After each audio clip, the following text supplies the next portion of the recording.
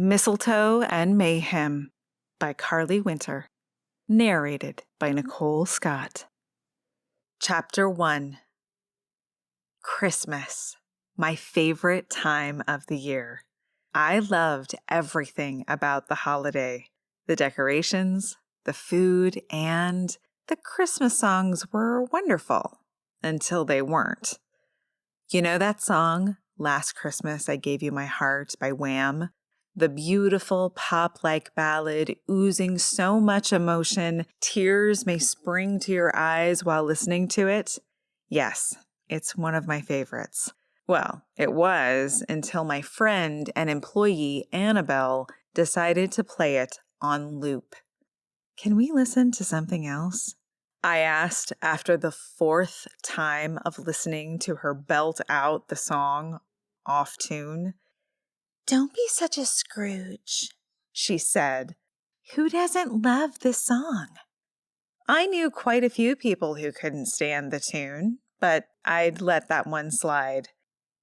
There are a million other Christmas songs, so let's go for some variety, okay? She ran a hand over her crimped blonde hair as I returned to my task of tying bows on the gift baskets of products made from my store, Sage Advice. With Christmas only a week away, we'd been working overtime to fulfill the online orders, as well as those from the locals of Heywood, Arizona, where we lived. But these particular baskets were for the Christmas Festival being held in a few short days. Finally, Bing Crosby's smooth voice filled the air singing White Christmas. I love George Michael, but not enough to listen to his song on repeat. Annabelle, however, had a dedication to the 80s I'd never seen in anyone before, and it wasn't just the music. Her hair, the way she dressed, her vintage t-shirts. Sometimes I wondered if it could be a little unhealthy and she should leave the past where it was. Did you ever meet him? She asked. Who? Bing Crosby? I'm not that old, Annabelle. I shook my head and rolled my eyes. No, silly. George Michael. Did you ever meet him? As a former Hollywood starlet, I'd had the opportunity to meet a lot of famous people. Yes, I said. She squealed and clapped her hands together. Although she was in her 50s, she sometimes acted childish, which I appreciated because it made me feel younger as well. Tell me everything. Was he as sweet as he seemed in interviews? I nodded and set down my scissors. I'd been invited to a dinner party at a producer's house. There were about 20 of us. He was very kind and soft-spoken, quite funny. I really enjoyed that evening. Oh my gosh, Annabelle said. I envy your former life so much. Smiling, I returned to my task. My former life had been great in some respects, like meeting George Michael, having rabid fans for my soap opera as the years turn, and being quite wealthy. But there were downsides as well. Hollywood could be a cruel place, and I'd suffered greatly at its hands when my husband had been murdered. All in all, I preferred my anonymous life in Heywood, running my herbal store. We just need to finish the bows on these, then they're ready to go, I said. Next, we better make some more sage soap. Those seem to be flying off the shelves. Agreed, Annabelle said. We should also put out more elderberry tinctures. Everyone's trying to stay healthy for Christmas. With the flu going around Heywood, people were getting sick faster than I could keep track. We should also get set up at the Christmas Festival, Annabelle said. Hopefully, they give us a prime table to show our gift baskets. We have to be there by 6. I hadn't been sure about participating in the festival, but Annabelle had convinced me it would be a great idea for business. I glanced at the clock. Gosh, where had the day gone? It was just after 5, and although I'd been working since 7 this morning, I'd been so busy time had flown by. I'd even skipped lunch. You're right, we better get moving. After loading the gift baskets in the back of Annabelle's car, saying goodbye to my cat, Catnip, and locking up the store, we drove a few blocks to the community center. Normally, I would have walked the short distance, but we'd received even more snow and the roads were slippery. There's supposed to be a dress rehearsal tonight, Annabelle said. The choir is going to work out their placement on stage. Santa and Mrs. Claus are going to practice their entrance. And the cheer team from the high school will also be going through their performance. I love watching it all come together before the big night. The big night, as she called it, consisted of the whole town gathering to watch the show, kids getting their pictures taken with Santa and Mrs. Claus, a Christmas pie and cookie bake-off, and singing carols. Not to mention people being able to complete their last-minute shopping from local vendors. Annabelle had told me stories of fists flying when one baker felt slighted in the judging portion of the night. I couldn't imagine getting upset over someone liking another person's cookies more than mine, but I also couldn't bake worth a darn. As we drove, I stared out the passenger window at the transformation of Heywood. Lights decorated every store. Most had wreaths hanging from their doors, and Christmas offerings showcased in their display windows. Small Christmas flags and garland decorations hung from the street lights, while Christmas music played from speakers around town I hadn't even known existed. The place looked like something out of a Hallmark Christmas movie, and I was still in awe of its beauty. It had all begun the day after Thanksgiving, and it seemed like all the merchants were working in coordination to get it done a few days later. How different this holiday was from my Hollywood years. First, I never decorated. My housekeeper and I came up with a theme sometime around Halloween, and then she contacted a professional decorator. I literally arrived home from work one evening and found my house transformed into a wonderland of beautiful, sparkly baubles. Every year, my husband, Gerald, and I held a catered Christmas party. All our so-called friends would come to the outdoor gathering where our backyard was also transformed into a winter wonderland, even though we lived in Los Angeles. Ice sculptures and piles of fake snow were placed strategically around our yard, while Santa and a live reindeer or two were available for pictures. A first-class buffet was tended to by servers in bow ties, bringing around trays of champagne from the open bar. This Christmas, I was headed to the Heywood Community Center to set out my handmade gift baskets with the hope people would buy them. And I was worried about how I would afford Christmas gifts for Annabelle and my friend, who might have been my boyfriend if I dated, Deputy Jordan Branson, as well as my other friend, Gina, the dog rescuer, ghostwriter, and owner of a local nail salon. Once we arrived at the community center, I exited the car and glanced upward as snow began to fall once again, the flakes hitting my cheeks. I wonder where everyone is, Annabelle asked, opening the trunk to her car. I thought more store owners would be here to set up their tables. Glancing around the parking lot, I realized we were the only ones there, but the footprints in the snow indicated some people had been in and out. Looks like they were here earlier, I said, pointing at the ground. I grabbed as many baskets as I could carry and carefully treaded through the calf-high snow. Unfortunately, the town's snowplow had had some mechanical issues and hadn't been able to clear the roads and parking lots in 2 days.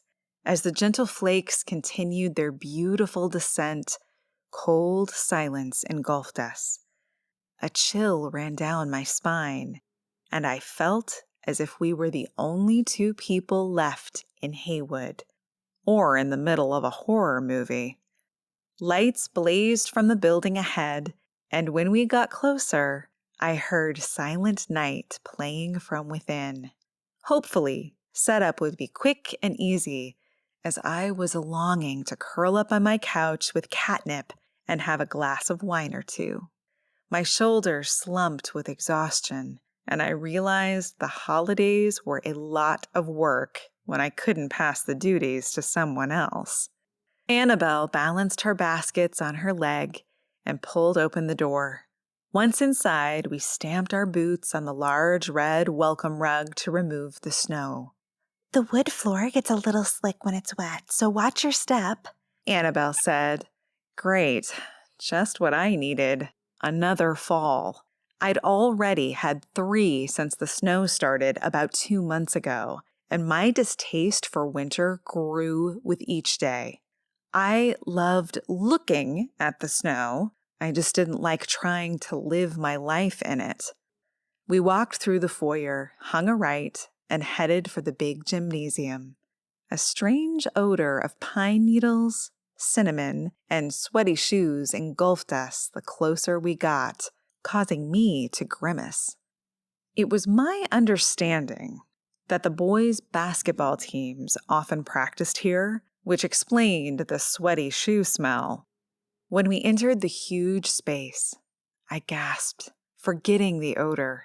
Never would I have imagined a gym could look so pretty. A large Christmas tree twinkled in the middle of the basketball court, while thousands of tiny lights had been strung across the ceiling and along the walls, all glittering and giving off enough illumination the harsh fluorescent lights weren't necessary. In a corner sat 2 high-back red velvet chairs with silver legs and gold and silver intricacies woven into the fabric, placed on a red and green rug. That's for Santa and his wife, Annabelle said, pointing at them.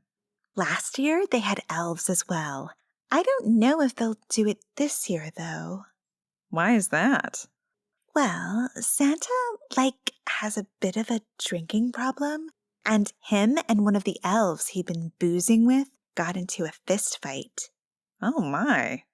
Yes, they were rolling on the floor with fists swinging, cursing at each other. It wasn't one of Heywood's finest moments. Why don't they get a new Santa? I asked. Wait until you see him, she said. You couldn't find a more perfect Santa. He's been playing the role for 15 years now and loves it. He plans for it all year long. Along the walls sat empty tables. I noted a few had been decorated with tablecloths and had goods arranged on them. See, I told you we weren't the first ones here, I said, pointing at them. Apparently not, Annabelle replied. Let's find our table. Hopefully we've got a good one close to the door. We found our spot along with a couple of fold-out metal chairs labeled Sage Advice, 4th in from the door, in between Gemisphere, the local jewelry shop, and Locked and Loaded, the gun store. This is great, Annabelle said as we set down our baskets and purses. Then I stripped out of my coat as a hot flash hit, while Annabelle kept hers on. Who's going to buy someone a gun for Christmas? I asked, pointing at the Locked and Loaded table. Your California mentality is showing, Annabelle muttered, rolling her eyes. I love getting guns and gear to go with them for Christmas. Huh. Well, at least I knew what to put under the tree for her. As Annabelle danced around to Rockin' Around the Christmas Tree, coming through the gymnasium speakers, we set out our own tablecloth, green with red and silver trim, bearing the store's name to cover the old worn table. Our gift baskets were tied with red or green bows, a sneaky idea we'd come up with while preparing them. A red bow meant one price, a green bow meant another. That way, we'd know on site how much to charge the customer. Genius, if you ask me. We arranged the display, adding a few embellishments, like the candy dish full of candy canes and a few bows we pinned on the front of the tablecloth surrounding the store's name, as well as a string of small white lights to go around the table. We then placed our inventory underneath and stepped back to admire our work. "That looks fantastic," Annabelle said. Glancing around at the other tables, she leaned in and whispered, "Much better than the other ones that have been set up."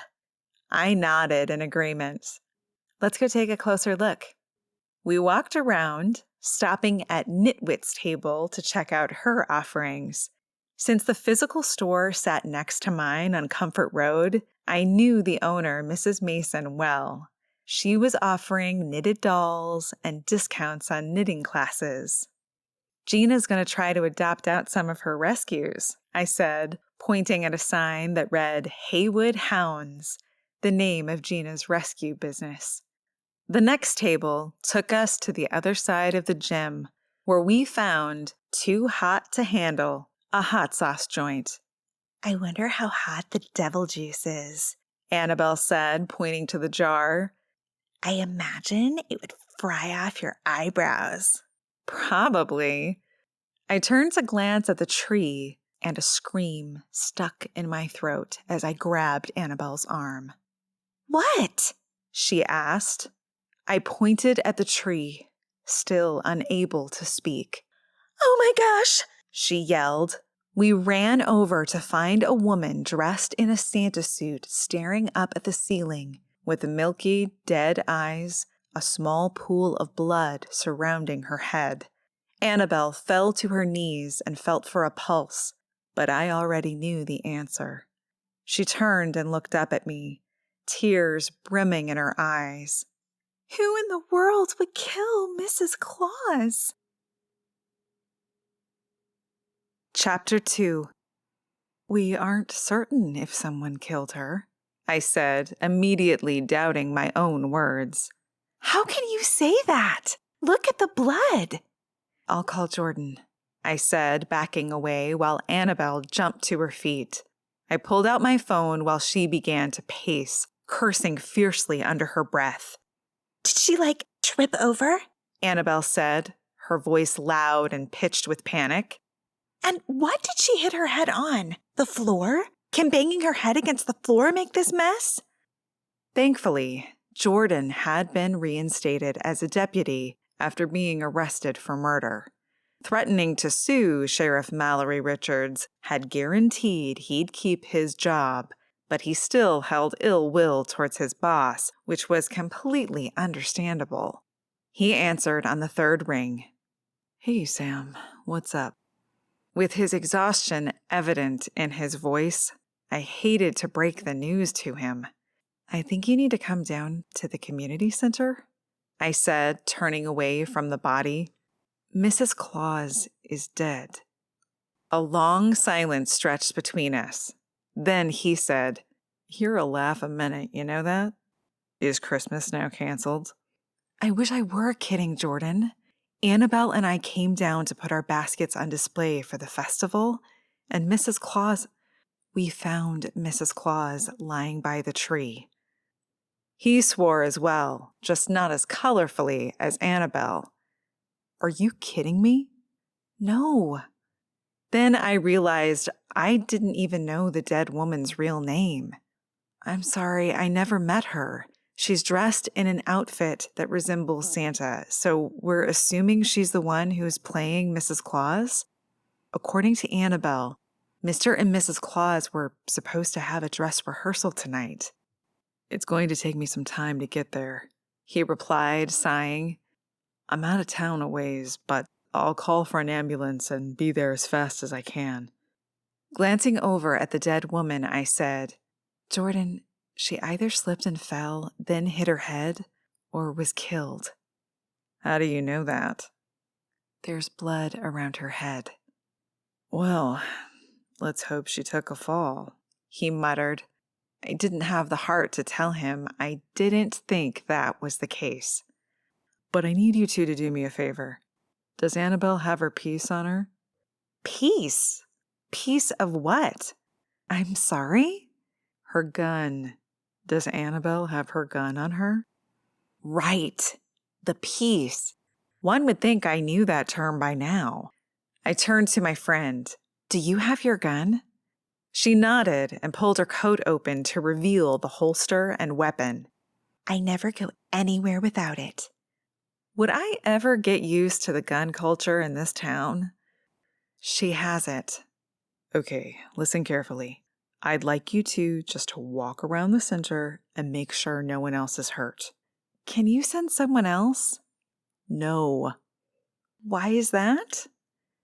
It's a long story. I'm the only one on the payroll tonight. Just do a quick search of the building and also stay away from Mrs. Claus. Don't go near the body. Well, we already did.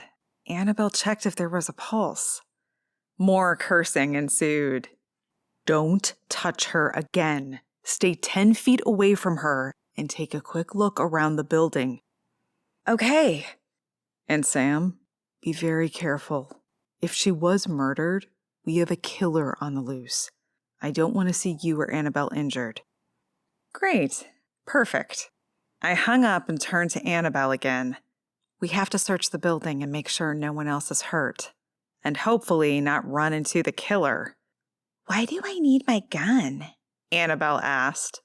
I sighed, wishing we'd never come to the community center. Jordan said he wants us to have it while we search to see if anyone else is hurt, in case this is a murder. So I can shoot the killer? She asked. That would sure save him time investigation-wise. I guess so. Goodness, I hoped we didn't run into anyone. Well, this evening turned out far more exciting than I could have imagined, Annabelle said, her gaze scanning the room. I kind of feel like those two guys from Miami Vice. As we left the main room and followed the hallway down to another area, I stayed a couple of steps behind Annabelle. She walked with the gun at her side, her trigger finger hovering on the side of the weapon. I knew she had decades of experience with guns, but it didn't make me feel any safer. Hopefully, if Mrs. Claus had been killed, the murderer had fled long ago. She held up her hand and we came to a halt. Do you hear that? She asked. Furrowing my brow, I listened intently. The wind had picked up outside and a whistling sound moved creepily through the building, causing my heart to race. But I had a feeling that wasn't what she meant. No. Must be my imagination, she muttered. I thought I heard a door close. Let me check out these rooms. When we entered the first one, Annabelle flipped on the lights and raised her gun in front of her, sweeping the room while a shudder of fear went through me. Obviously, she watched a lot of cop shows. Chairs sat in a circle, the brick walls bare except a few posters touting the benefits of sobriety. This is where AA meets, Annabelle whispered. I hadn't even known there was an Alcoholics Anonymous in Heywood. I imagined there was one in every town, but I just hadn't given it any thought. After glancing around quickly, I said, I don't see anyone. There wasn't anywhere to hide. Let's check the next room. We left, switching off the lights behind us. As we entered the second space and hit the light switch, it was much different. Kids' drawings and the ABCs covered the walls. A brightly covered carpet lay on the floor, and little chairs and tables had been lined up in a classroom style. After-school care? I asked. Annabelle nodded. A few years ago, I did a soap-making presentation for them. It was a disaster. What happened? 2 of them tried to eat it. I had to pull it out of one kid's mouth. Thankfully, the second spit it out. I turned off the lights. I'd have loved to hear more of the story and imagined I'd laugh until I cried, but all I could manage with my current state of anxiety was a small snicker. We went to the next room where we found collapsed tables and chairs lined up against the wall. Storage. And that wrapped our search. "There's 2 more places to check," Annabelle whispered. "the kitchen area and the bathrooms." Dang it, and I thought we'd been in the clear. I followed her as she headed back down the hall, past the main entrance and into another passage. Down this way, the carpets were a different color than in the other hallway, more worn, and I noticed some lights out. If this were a movie or television show, the killer would definitely be hiding in this area, and we'd be dead within minutes. I wiped my sweaty palms on my jeans and prayed real life didn't follow the predictable horror flick script. Annabelle seemed less afraid than me, which made me feel foolish and wimpy. As she pushed open the men's bathroom door, she hummed "Last Christmas," not seeming to have a care in the world. That ended when the smell of urine assaulted our senses. "Why can't they ever hit the bowl?" Annabelle muttered as I covered my nose. "And who's supposed to clean this place?" Upon inspection, it looked clean, but the odor told us otherwise. "No one in here," I said, happy to be exiting. "Let's check the women's, then head down to the kitchen. Hopefully Jordan will be here by then." We found the women's restroom empty as well, and I sighed with relief. "On to the kitchen," Annabelle instructed, holstering her gun. "I'm pretty sure, no one else is here. I mean, if Mrs. Claus was killed, I doubt the murderer is going to stick around and make coffee or anything. But when Jordan gets here, we'll at least be able to tell him we did what he asked." Agreed. He sounded pretty frazzled. "Did he say why?" I shook my head as we strode down the hallway. Just that he was out of town a ways, and he was heading in after he called the ambulance. As we entered the kitchen, we glanced around. The coffee machine had been left on, and the smell of brewing beans filled the room, along with the scent of bleach. Maybe the killer had needed a cup of coffee after his or her deed and cleaned their hands. 2 warming ovens sat empty, the stainless steel tables clean and sparkling under the fluorescent lights. "I wonder who started the coffee," Annabelle said. "Do you think it was the killer? Or Mrs. Claus before she died?" "Who knows?" I replied, shrugging. "But it makes sense. If tonight was a rehearsal, then they'd want to have coffee for everyone who wanted some. I refuse to believe a murderer would want caffeine after killing someone." Annabelle strode over to the stainless steel double-doored refrigerator and yanked it open. "They have cupcakes, too, and some cookies. Rehearsal was going to be one heck of a good time." "Not anymore," I said, crossing my arms over my chest as my stomach growled. The mention of cake and cookies reminded me that I hadn't eaten since lunch. I think we're in the clear. Just as we were about to leave, both of us stopped in our tracks, a noise catching our attention. For a moment, it almost sounded like some type of motor. I turned and looked around the kitchen again, trying to figure out where it was coming from. "A mixer?" Annabelle whispered. "Or is it a motorcycle outside?" I have no idea. We stood for a long moment, listening. "Over there," I hissed, pointing at a door I hadn't noticed beforehand. "It sounds like it's coming from in there." "Isn't that the pantry?" "I have no idea," I replied, rolling my eyes.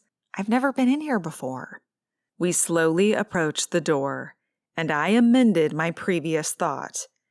If there was a killer, behind the door would be exactly where he'd be hiding. And of course, Annabelle and I were stupid enough to investigate the weird sound, and therefore stupid enough to die, according to the slasher movies. I grabbed her arm and put my mouth right next to her ear. Maybe we should wait for Jordan? She shook her head and pulled her gun out of the holster again, holding it in front of her. What was in there? It sounded like a bear. Maybe it's a coyote, Annabelle muttered. But how would a bear or coyote get into a community center pantry? Open it, She mouthed, her brow furrowed in concentration. After taking a deep breath, I flung open the door and turned my back toward her. Crouching down and wrapping my arms around my head, I waited for the shots to be fired. For a few seconds, all was quiet, except for the sounds from the pantry. As I glanced over my shoulder, I noted Annabelle lowering her gun, her eyes wide. Slowly, I stood and joined her. As I processed the sight before me, I realized I'd have been less surprised if it had been a coyote or a bear, or a coyote having tea with a bear. Instead, we found Santa slouched in a chair in the corner of the pantry, passed out and snoring, with a silver flask in his lap, the air reeking of whiskey. Chapter 3. Annabelle seemed just as shocked as I was. Why was Santa in the pantry? I hurried in, placed my hand on his shoulder, and gave him a good shake. He slowly woke, his eyes blinking as he tried to focus on me. "What? Is it time for rehearsal?" He mumbled. "Must have overslept." Mrs. Claus is dead, Annabelle shouted. Get up! The police are going to be here soon. She walked out of the pantry and came back moments later with a cup of coffee. Drink this. He took the mug, his brow furrowed in confusion. "What do you mean Mrs. Claus is dead?" She's dead. She doesn't, exist any longer. "What happened? Did she have a heart attack or something?" We aren't sure, I said. The police are on their way. What in the world were you doing sleeping inside the pantry? With a groan, he stood and we all exited. Santa placed the cup of coffee on the counter, untouched. "Joyce, that's Mrs. Claus' real name, was fighting with her sister. The two of them were screaming and yelling. It was awful. I kept telling them to take it outside or put a sock in it, but they wouldn't listen. So I found the one place in the building where I could sit in peace and quiet and have a little drinky-poo until rehearsal." For the first time, I really studied the older man. Standing at about 6 feet, his thick gray hair fell in soft waves down to his earlobes, while his matching beard was perfectly trimmed. With his rosy cheeks, twinkling eyes, and large belly, I could see why everyone wanted him to play Santa. The only costume required was the red suit. What were they arguing about? I asked. "Something about an inheritance?" Annabelle and I exchanged glances. Money was always a great motivator for murder. A second later, Sheriff Mallory Richards entered the kitchen, and I stifled a groan. I tried so hard to like the short, muscular woman, but failed at every attempt. I found her rude, condescending, and frankly, a terrible leader. "Well, what do we have here?" she said, glancing at all three of us with red-rimmed eyes, her hands propped on her gun belt under her open parka. When our gazes met, she rolled her eyes. "Why am I not surprised to find you here, Ms. Jones?" "Just my lucky day," I said, shrugging. "Annabelle and I will be leaving now that you've arrived." "No, you won't," Mallory said, then coughed into her hand. "You'll come out to the gym, sit down where I tell you to, and answer all my questions thoroughly and truthfully." She pointed at the three of us. "Everyone follow me." Annabelle handed me a zinc lozenge. "Suck on this," she whispered. "It sounds like the sheriff is sick." With a sigh, I bit my lip, then popped the cherry-flavored lozenge in my mouth, falling in line behind Annabelle, with Santa bringing up the rear. Annabelle and I had made the cherry-flavored zinc prophylactic, and I had to admit, they were very good. Santa tapped me on the shoulder. When I glanced behind me, he held up his flask. "Do you want a little nip?" he whispered. "No, thanks." If it had been wine, I may have considered it. When we entered the gym, the sheriff turned on the overhead fluorescent lights, then pointed at 3 collapsed metal chairs leaning against the wall and coughed again. "Each one of you take one. Sit right there." I sat in between Annabelle and Santa, hoping Mallory's germs had traveled away from me. My friend leaned over, whispering, "She's definitely sick. She shouldn't be out spreading all her cuties around." I nodded, noting Mallory wasn't moving too quickly, as though it hurt to walk or the basic function required a great deal of energy. She strode around to the other side of the Christmas tree where Joyce lay. Every now and then, she'd step into our line of sight as she studied the crime scene and snapped photos with her phone.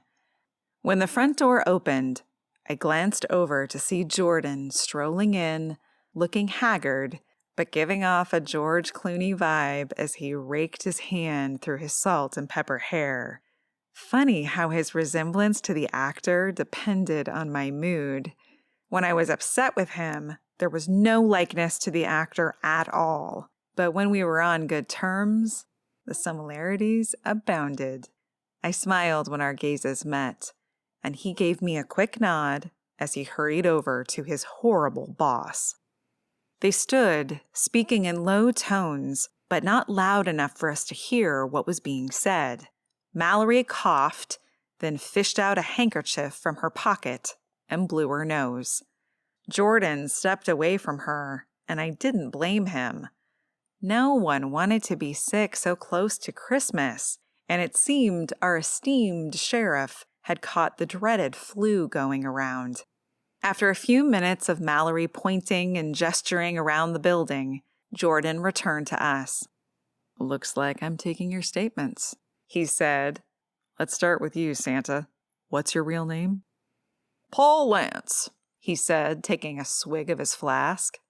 "Are you seriously drinking right now?" Jordan asked, grabbing a chair and sitting down. "Yep, now's as good a time as any." "Can you stop while I take your statement?" Jordan asked, rubbing his thumb on his forehead, obviously irritated with Paul's imbibing. "Sorry about that. I guess I'm a bit nervous." He screwed the lid back on the flask and set it down beside him. "Mind if I take off this coat as well? It's a little warm." "Help yourself," Jordan replied while he removed his own parka and pulled out a pen and paper from one of his pockets.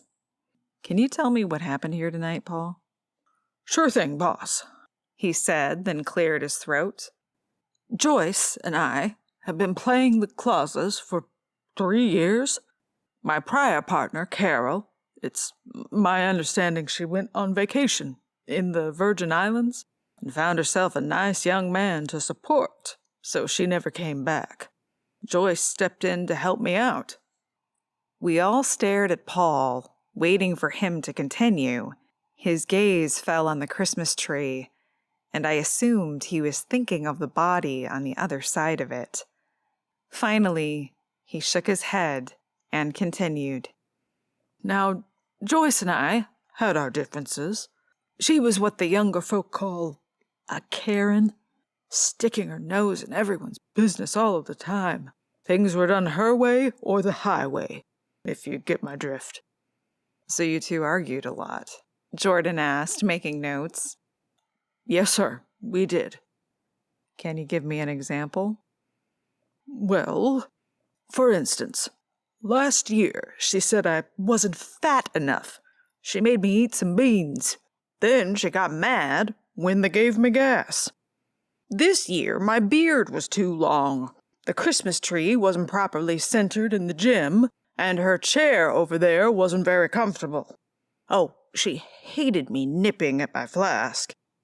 What did you say to all that? Well, I told her it wasn't a Broadway production. The tree looked fine. She only had to sit in the chair for a little while, and to mind her own dang business for once. Did you fight about all that today? Jordan asked. Yes, except the beans. That was last year. Can't remember if I clarified that or not. Jordan smiled and nodded. Of course. What happened then? I was just about to ask her not to talk to me until the rehearsal began. Then this other woman came in, screaming at Joyce like a banshee. I figured they were related just by looking at them and their general disposition.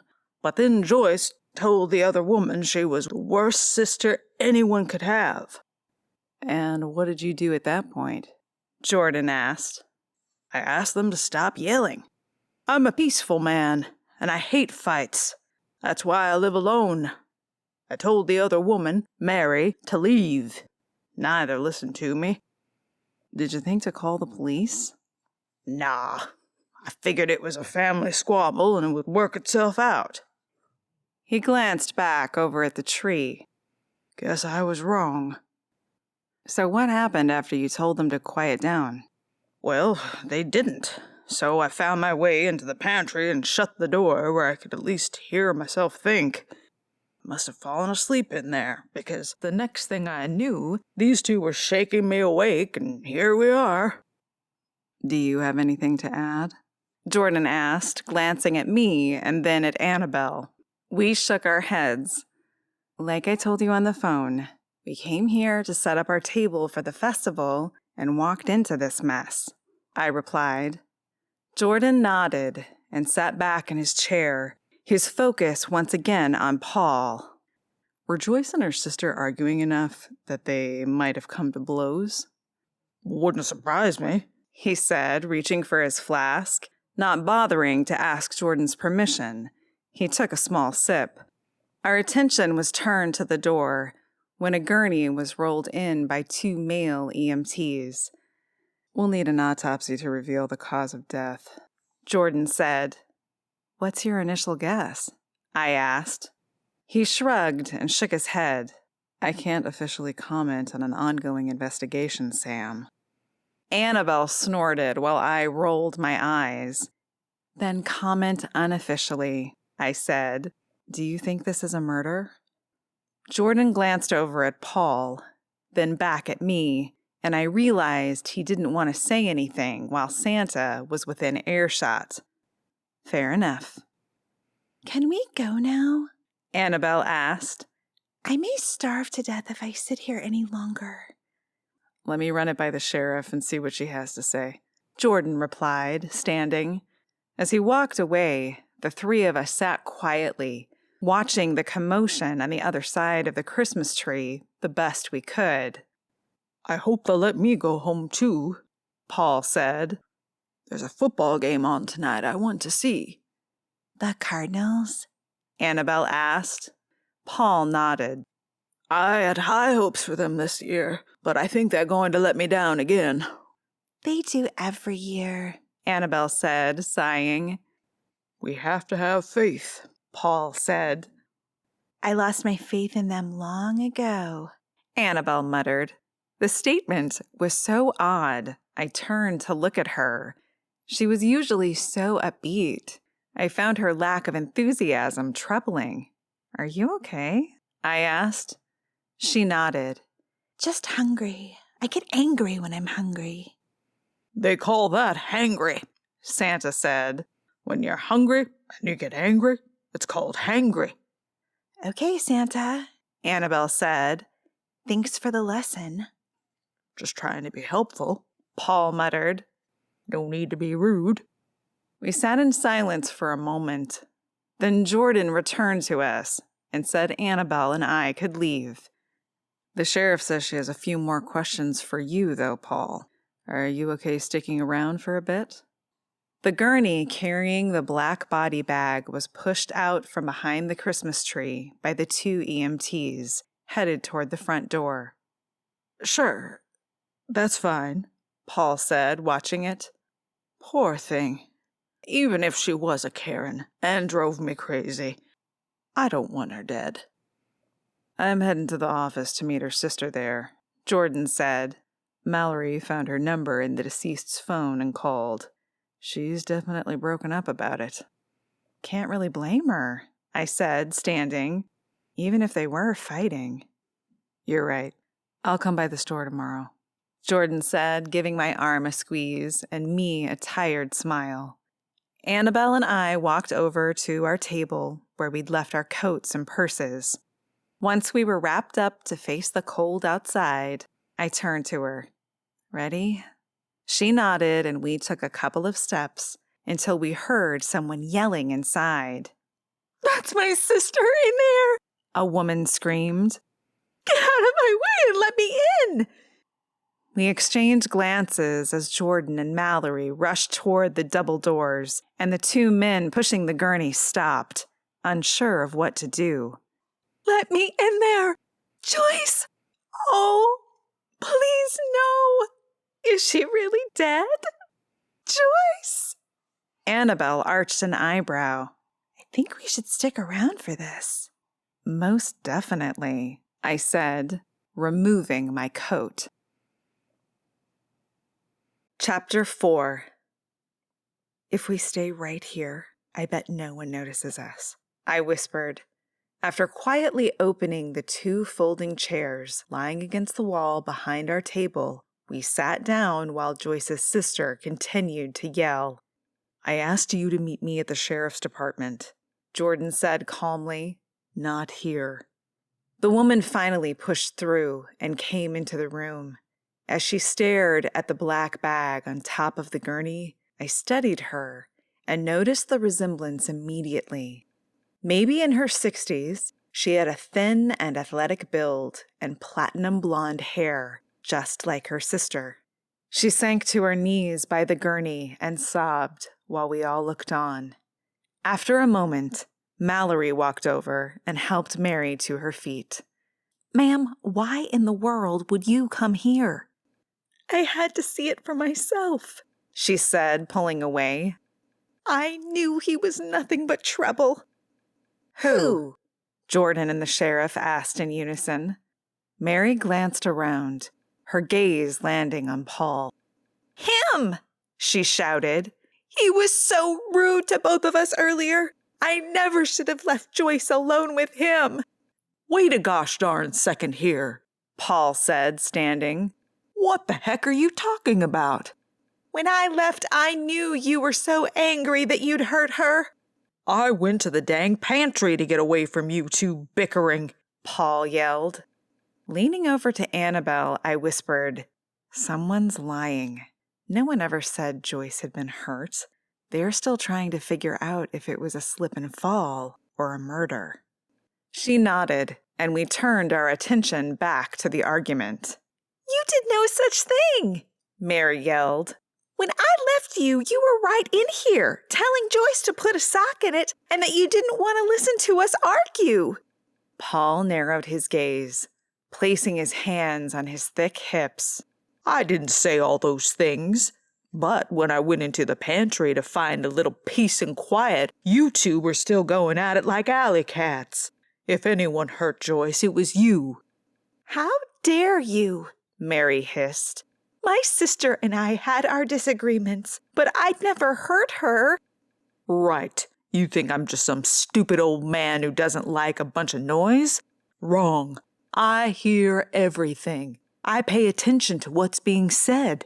You 2 were arguing about your father's passing. You said you wanted more of an inheritance because you took care of him, while she accused you of elder abuse. His face reddened as he pointed at Jordan. So put that in your pipe and smoke it. Sounds like a perfect reason to murder your sister, lady. Money. We don't know if it was murder, Jordan reminded them. Based on the tone of his voice, he was losing his patience. Oh, this is getting interesting, Annabelle murmured. Jordan looks like he's about to blow his top. How dare you even make such a suggestion? Mary yelled, sobbing once again. Because of my years in Hollywood, I could cry on the drop of a dime. However, most of the normal population couldn't. It required placing oneself in an unpleasant headspace and accessing the emotions associated with that bad experience. If asked, I'd simply remember my childhood, or when my husband was murdered and my life was burnt to the ground, both figuratively and literally. Some actors really had to work to get to that space. I could access it in seconds. Squinting, I tried to see if real tears were present on Mary's cheeks, but I couldn't tell from where I sat. I either needed to clean my glasses or a new prescription was in order. My guess was the latter. I took them off and rubbed the lenses on the hem of my shirt. She placed her head in her hands, the anguish rolling off her in waves. Or was it? Was this all an act? Something felt off. Her performance lacked authenticity. Mary, I'm sorry for your loss, Mallory said. I want to take you down to the station and get your statement about what happened tonight. Will you please come with me? I've just told you everything, Mary yelled. Didn't you hear a word I said? If my sister was killed, he did it. We can discuss all this at the department, Mallory said again, then sneezed 4 consecutive times, her face now as pale as an egg white. What's going to happen to my sister? Mary asked. The way the light hit her cheeks revealed dryness. If tears had been present, her skin should have appeared somewhat shiny. Interesting. Jordan glanced over at Annabelle and me, then did a double take, as if surprised to find us sitting on the sidelines watching the drama. Annabelle smiled and waved, and he shook his head. Come with me, Mallory said, taking Mary's hand. Let's go down to the station and allow everyone else to find out what happened to your sister. After they left, the EMTs waited a few moments, then rolled out the body as other cops wearing different uniforms than our sheriff's department came in. They hurried over to the crime scene as Jordan approached us. I thought you two were gone. We didn't want to miss anything, Annabelle said, standing. We'll leave now, though. Jordan chuckled and rubbed his face. What's wrong? I asked. Sighing, he placed his hands on his hips. My whole department has the flu. Mallory says she's fine, but I don't believe her, especially the way she's coughing and sneezing everywhere. He hitched a thumb over his shoulder. Those guys working the crime scene, we had to call them in from out of town. We literally have no one to assist me on this, especially if it is a murder. I wish I knew how to help. What I could do was put together some herbal remedies to prevent him from getting sick. Come by the store after you're done, I said. I'll give you some stuff to make sure you don't catch the flu. Or if you do, it will be mild enough for you to function and pass quickly. Thanks. I appreciate it, Sam. I'll be by later. When I had mentioned to Jordan to stop by the store, I'd imagined he'd be around in an hour or two. How wrong I'd been, and it showed how little I knew about police work.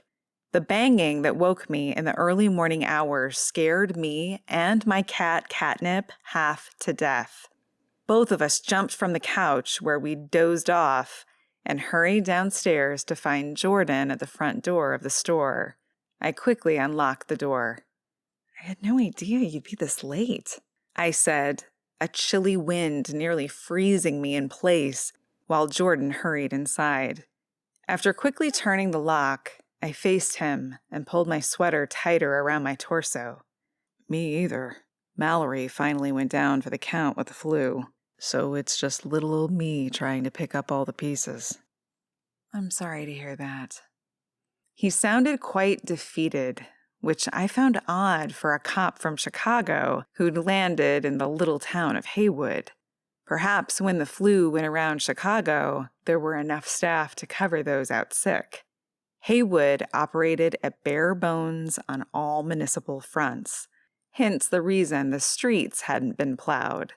Apparently, they couldn't locate a mechanic to work on the machine. Word on the street was they were trying to gather enough volunteers to move the snow, but I'd stay far away from that. So, what do you have for me? Jordan asked. Right. Herbal remedies to keep him healthy. I walked to the counter and pulled out a bag from under the register. This is your elderberry tincture, I said. Start this right away along with a teaspoon of fire cider. I set the second bottle down in front of him. These zinc lozenges will help keep the germs at bay, as will this nasal wash. Use it multiple times. If you've already been infected, then it will lower the viral load. I wrote out notes here so you don't have to remember everything. He smiled and met my gaze. Wow, Sam. Thanks a lot. I really appreciate this. You're welcome. As I packed everything into the bag, he asked, Aren't you curious what happened with Mrs. Claus? Of course I am. I glanced up at the clock. Dawn would be upon us soon. But did I want to hear about the drama or try to get back to sleep? Ha! Easy choice. Why don't you come upstairs and tell me about it? I'll make some echinacea tea to help boost both our immune systems. He followed me up the stairs to my apartment, where Catnip sat in the living room waiting for us, his black tail swishing back and forth as he studied the intruder through hooded green eyes. You remember Jordan, I said. Be nice, please. Hey, Catnip, Jordan said, sinking into the sofa. It's nice to see you, buddy. My cat sniffed his shoes, then his hand, and finally curled up on his lap. I don't even like cats, Jordan said a few minutes later as I handed him the hot cup of tea. That's probably why he's sitting on you. He senses your dislike and is determined to be the biggest pain in the butt you've had today. Jordan laughed, then took a sip. If this is your idea of being a pain in the butt, Catnip, you need to up your game. I sat down on the other side of the couch and took a sip of tea. I'm afraid I'm going to get you sick, Jordan said. Frankly, I'm surprised I'm not out of it. With everyone having the flu in my department, I figure it's just a matter of time before it hits me. Well, it is what it is, I said. Mallory was coughing all over tonight, so we'll see what happens. He nodded and drank more tea. Tonight was interesting. I found out more about Joyce Taylor, or Mrs. Claus, as she was known, than I could have ever imagined. Like what? That woman has more drama in her life than a daytime soap opera. My breath caught in my throat while my heart skipped a beat. I'd never shared my past life as a daytime starlet with Jordan, and that was the way I wanted it. I lived in Heywood under a different name, and without the help of Botox, fillers, professional makeup artists, and kind lighting, I didn't look like the same woman. Maybe a distant ghost of Samantha Rathbone, Emmy-winning star. Sometimes people thought I, Sam Jones, resembled Andie MacDowell with my long curly hair and thin frame, but my true identity hadn't been discovered by the masses quite yet. Hopefully, I'd be able to live the rest of my days in sweet anonymity in Heywood, keeping my deep grudges and hatred of Hollywood and my dead husband to myself. Because of all this, Jordan's comment about daytime soap operas caught me off guard. I took a long sip of tea to calm my nerves. Oh, really? Yes, it was crazy. Tell me all about it. Chapter 5. Well, the first thing we did was ask Mary that if someone did kill Joyce, who did she think it would be? Let me guess, I replied. Anyone but her? Pretty much. She had a list of people. First up was Joyce's stalker. Her stalker? I asked, now thoroughly intrigued. I'd once been the lucky owner of one, but studio security had assigned a couple of men to watch over me until he'd been caught.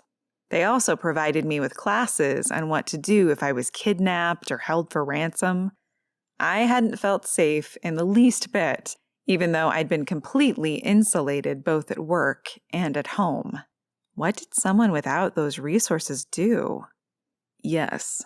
She's apparently a very active conservative on social media, and she's picked up a stalker who goes by Kill All Conservatives. Conservatives is spelled with a K, and the stalker goes by KAK for short. That sounds violent and unoriginal. She reported them many times, both to the social media platform and the police, but according to Mary, no one's done squat about it. They need to know the person's real name so they can serve a restraining order, and apparently no one's been able to track that down. I would think it wouldn't be that hard, I said. Police have all sorts of technology at their fingertips. It's not. My guess is that nothing's been done. These small-town cops are used to road accidents and helping people contain their loose cows. Cybercrime is a little above their abilities.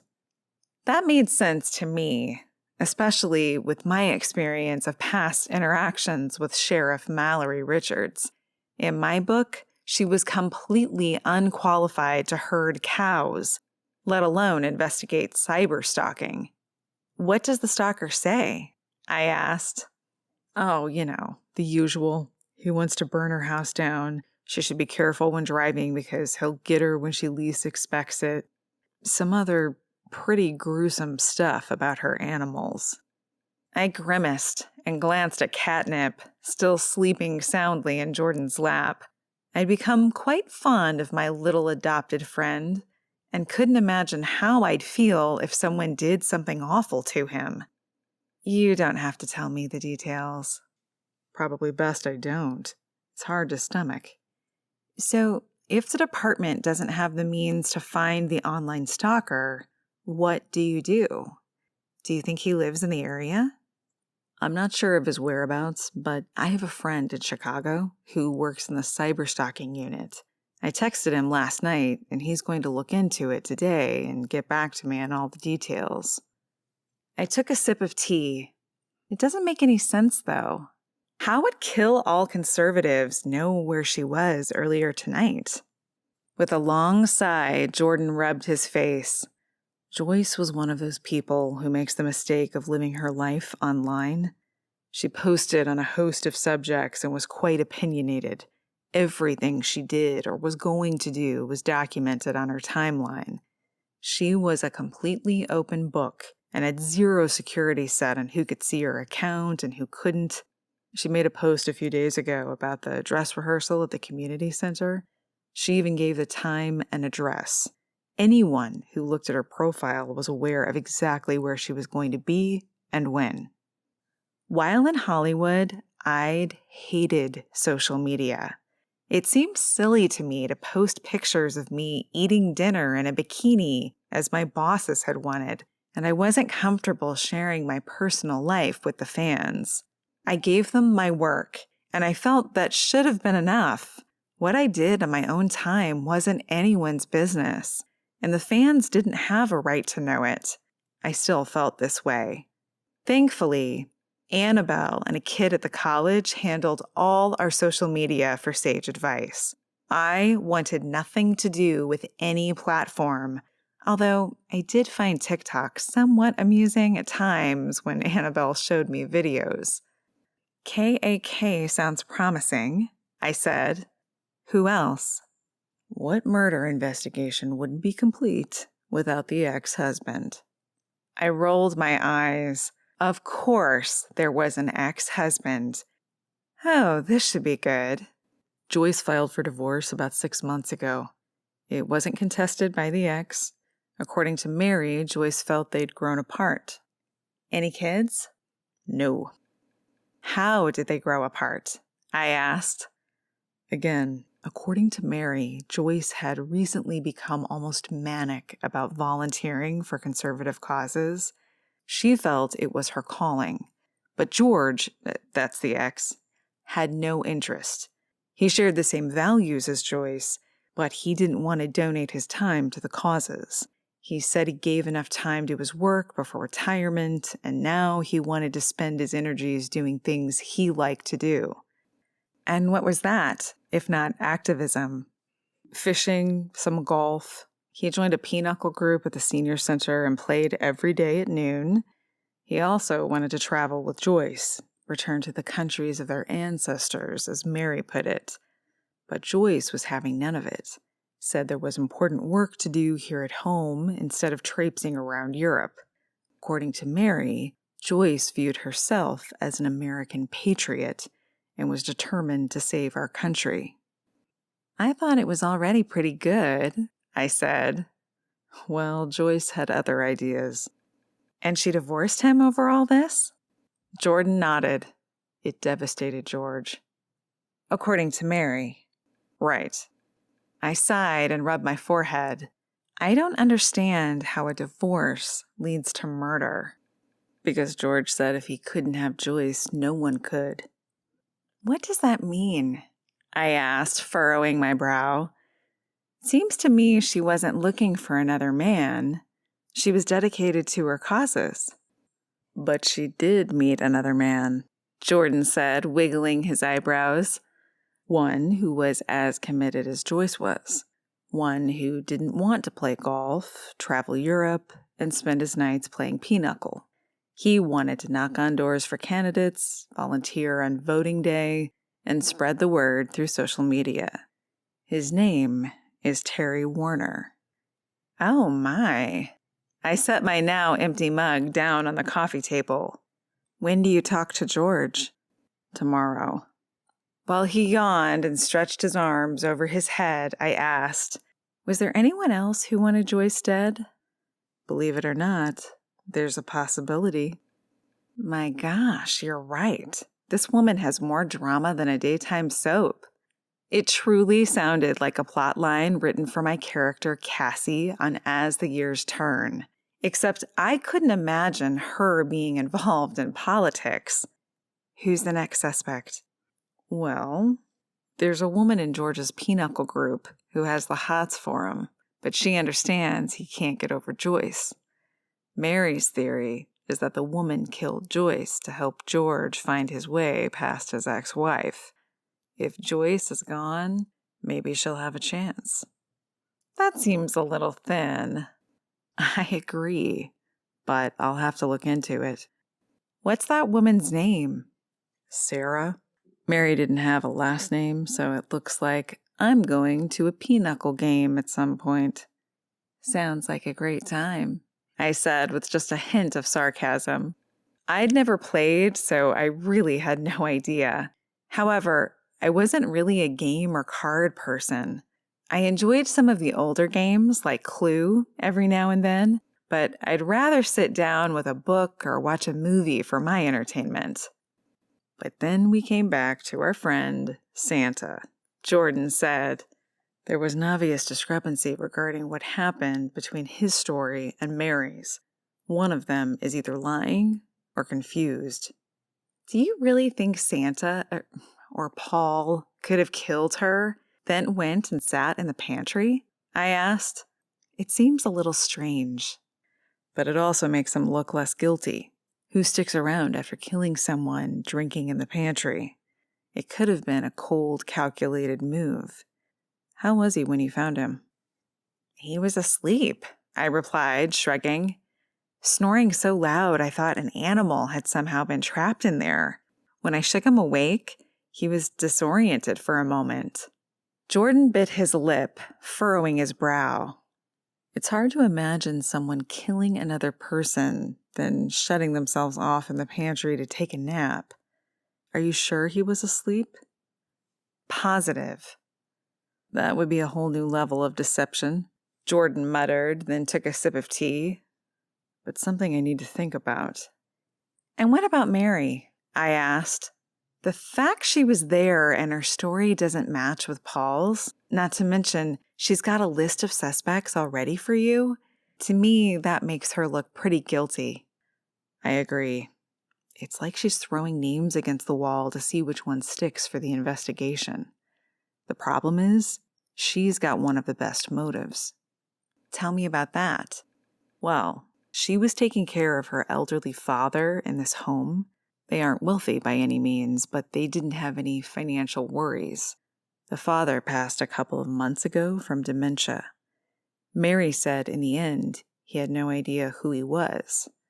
According to her, the will specifically spells out that everything was to be divided 50-50. But Mary thinks she should get more, maybe divide it 60-40, since she was the one who took care of him. I nodded, recalling the fight between Mary and Paul at the community center and what he'd overheard the two sisters yelling about. And Joyce said no and accused Mary of elder abuse. Exactly. With Joyce gone too, Mary gets everything she thinks she deserves, plus some, I said. Yes. I'm going to be digging into Mary's financial situation as well. If she's in trouble, that's another arrow pointing to her as the killer. You sure have a lot of work ahead of you, I said. I do, and that's why I need some help. Well, maybe someone in your department will get over the flu soon enough. I don't think so, Jordan said. I was hoping you'd be able to lend me a hand. Well, this conversation had certainly taken an unexpected turn. Me? What in the world can I do? Talk to suspects. Just poke around a little, ask a few questions, then report back to me. Jordan, I'm not a cop. It's never stopped you before, he said. People talk to you, and you'd be helping me out. What's that saying? A friend in need is a friend indeed. I'm drowning here, Sam. I'm not ashamed to admit it. The department is held together with bungee cords and duct tape, and right now, I'm on a sinking ship. It wasn't like I didn't have any experience solving murders. I'd done it before. My husband had been killed, and so had my boss, Bonnie, who once owned Sage Advice. I'd found both their killers because I'd had skin in the game. People were accusing me of murdering Bonnie, and I was trying to clear my name from my husband's illegal deeds. There'd been a few other dead bodies along the way, and I'd found those killers because my friends had been in the crosshairs. Then there was Sheriff Mallory Richards. I didn't want to tangle with her. We had a mutual dislike of one another, and she was the sheriff whether I liked it or not. While out and about in town, I actively avoided her, and now, if I decided to help Jordan, I'd be stepping directly into her domain. Did I really want to get involved in this mess? I stared at my friend, who was fighting to keep his eyes open. It wouldn't hurt for me to ask a few questions here and there. Maybe I'd unearth something that would help him put a killer behind bars. Besides, it was almost Christmas, and I was feeling charitable. All right, Jordan, I said with a sigh, regretting my decision almost immediately. I'm in. I guess I'll have to take a crash course on how to play pinochle. Chapter 6. After Jordan fell asleep on my couch with catnip, I fished out a blanket from the closet. I gently removed the protesting feline from his lap, then covered him up and placed the cat back. I waved at Catnip as I left the apartment and went downstairs to start a pot of coffee in the back workroom. Considering the sun wasn't even up, it was going to be a long day for me. While the coffee brewed, I stared out at the white flakes falling in front of the streetlight. As I admired their beauty, I also decided I hated winter with a passion. Maybe things would be different if the town's snowplow could be kept functioning, and if I could just adjust to the cold. It had settled into my bones during the first snowfall in October, and I often wondered if I'd ever be warm again. According to Annabelle, I'd be complaining about the summer heat in a few months as well, which was probably true. I didn't really like being hot either, but while the furnace groaned to warm the space, I'd gladly take a blast of oppressive summer heat. Except when it started fires. After my husband had swindled millions and died for it, then I'd been blacklisted from Hollywood, and our house had burned to the ground. I hadn't really liked the home, so it wasn't that big of a loss for me. Gerald had designed it, and the sleek white lines had never really suited me, because I prefer a cozy decor. And because it was his baby, I didn't mind it burning to the ground, because he'd done the same to my life. Figuratively, of course. As I drove away from the flames engulfing my house, I'd considered the fire a good thing. It provided me cover to get out of town unnoticed and start my life again, away from the cameras and trappings of Hollywood, a phoenix rising from the ashes. A shiver traveled through me as the coffee pot hissed at me, and I went to pour a cup. I added a little cream and greedily sipped the hot liquid, feeling the caffeine take hold of my internal systems, giving them a jolt of energy. After mopping the floor, dusting the display tables, checking the online store orders, and comparing them to the inventory we had, the sun had risen. And it was time to unlock the front door. I flipped the sign to open and peeked at the main street, Comfort Road. A few people milled about, but the snow was keeping most inside. Another slow day, I muttered. Although with the way the flu was going around, we'd certainly have some people in looking for relief. After returning to the counter, I took a seat on the stool and waited. I hated being idle. It gave me a chance to ruminate on things that were better left in my past. I disliked the bitterness that emerged when I did give my dead husband and his embezzlement some thought. Honestly, I kept hoping it would simply fade into a bad memory instead of the traumatic event it had been. Just as I was about to mop the floor again to have something to do, Annabelle sauntered in wearing her calf-length neon pink parka with a black scarf wrapping her face, leaving only her eyes visible. "Good morning," she chirped as she stamped her feet on the welcome mat. "Good morning." Today she had red and green ribbons braided within her hair. No one could accuse her of a lack of Christmas spirit. I hoped Jordan would be up and out the door before Annabelle arrived. She desperately wanted us to become a couple, but it simply wasn't going to happen. When Jordan emerged, she'd have a lot to say, and I wasn't sure I possessed the patience to deal with it. "That was crazy last night, wasn't it?" she asked, shaking her head as she peeled off her coat. "I can't believe Mrs. Claus is dead. I mean, it's terrible that someone died, but it seems doubly evil that someone might have killed Mrs. Claus just days before Christmas. It's like they want to ruin the holiday for the whole town or something." "I don't think her dying had anything to do with her playing the character," I said. "Most likely someone in her personal life was responsible if she was killed." She narrowed her gaze on me as she hung her coat. "You sound like you know something." "Jordan came by last night, and we talked about who could be responsible if it was ruled a homicide." "Does he think it could be anything else? Like a slip and fall?" "It doesn't sound like it." A small smile turned her lips. "He was here last night? So, does that mean you two are dating?" I shook my head and sighed. "Of course not. I don't date Annabelle. Jordan and I are friends." That's it. She rubbed her hands together and blew on her fingers. It's just that you spend so much time with him. I don't know why you don't consider it dating. Just as I was about to answer, footsteps sounded down the back stairs. Annabelle's eyes widened as she glanced around the corner, then to me. He spent the night here? She hissed. You are definitely dating. Good morning, Jordan said, coming into the front of the store, carrying his parka and gloves. As he yawned, he ran his free hand through his salt and pepper hair. How are you feeling? I asked. Tired, but I don't think I'm getting sick. Yet.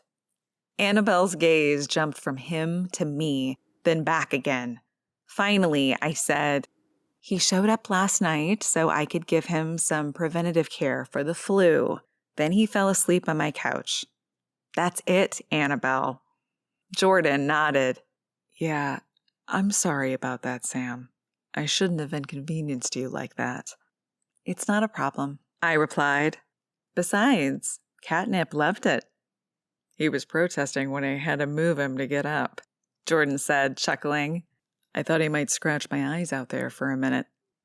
I smiled, not doubting his fear. My cat didn't like to be moved when he'd found comfort. I'm glad you were able to rest for a few hours, I said. There's coffee in back if you want a cup before you go. I shot Annabelle a glare as he turned and walked into the back room, hoping to convey the conversation about me dating the deputy was over.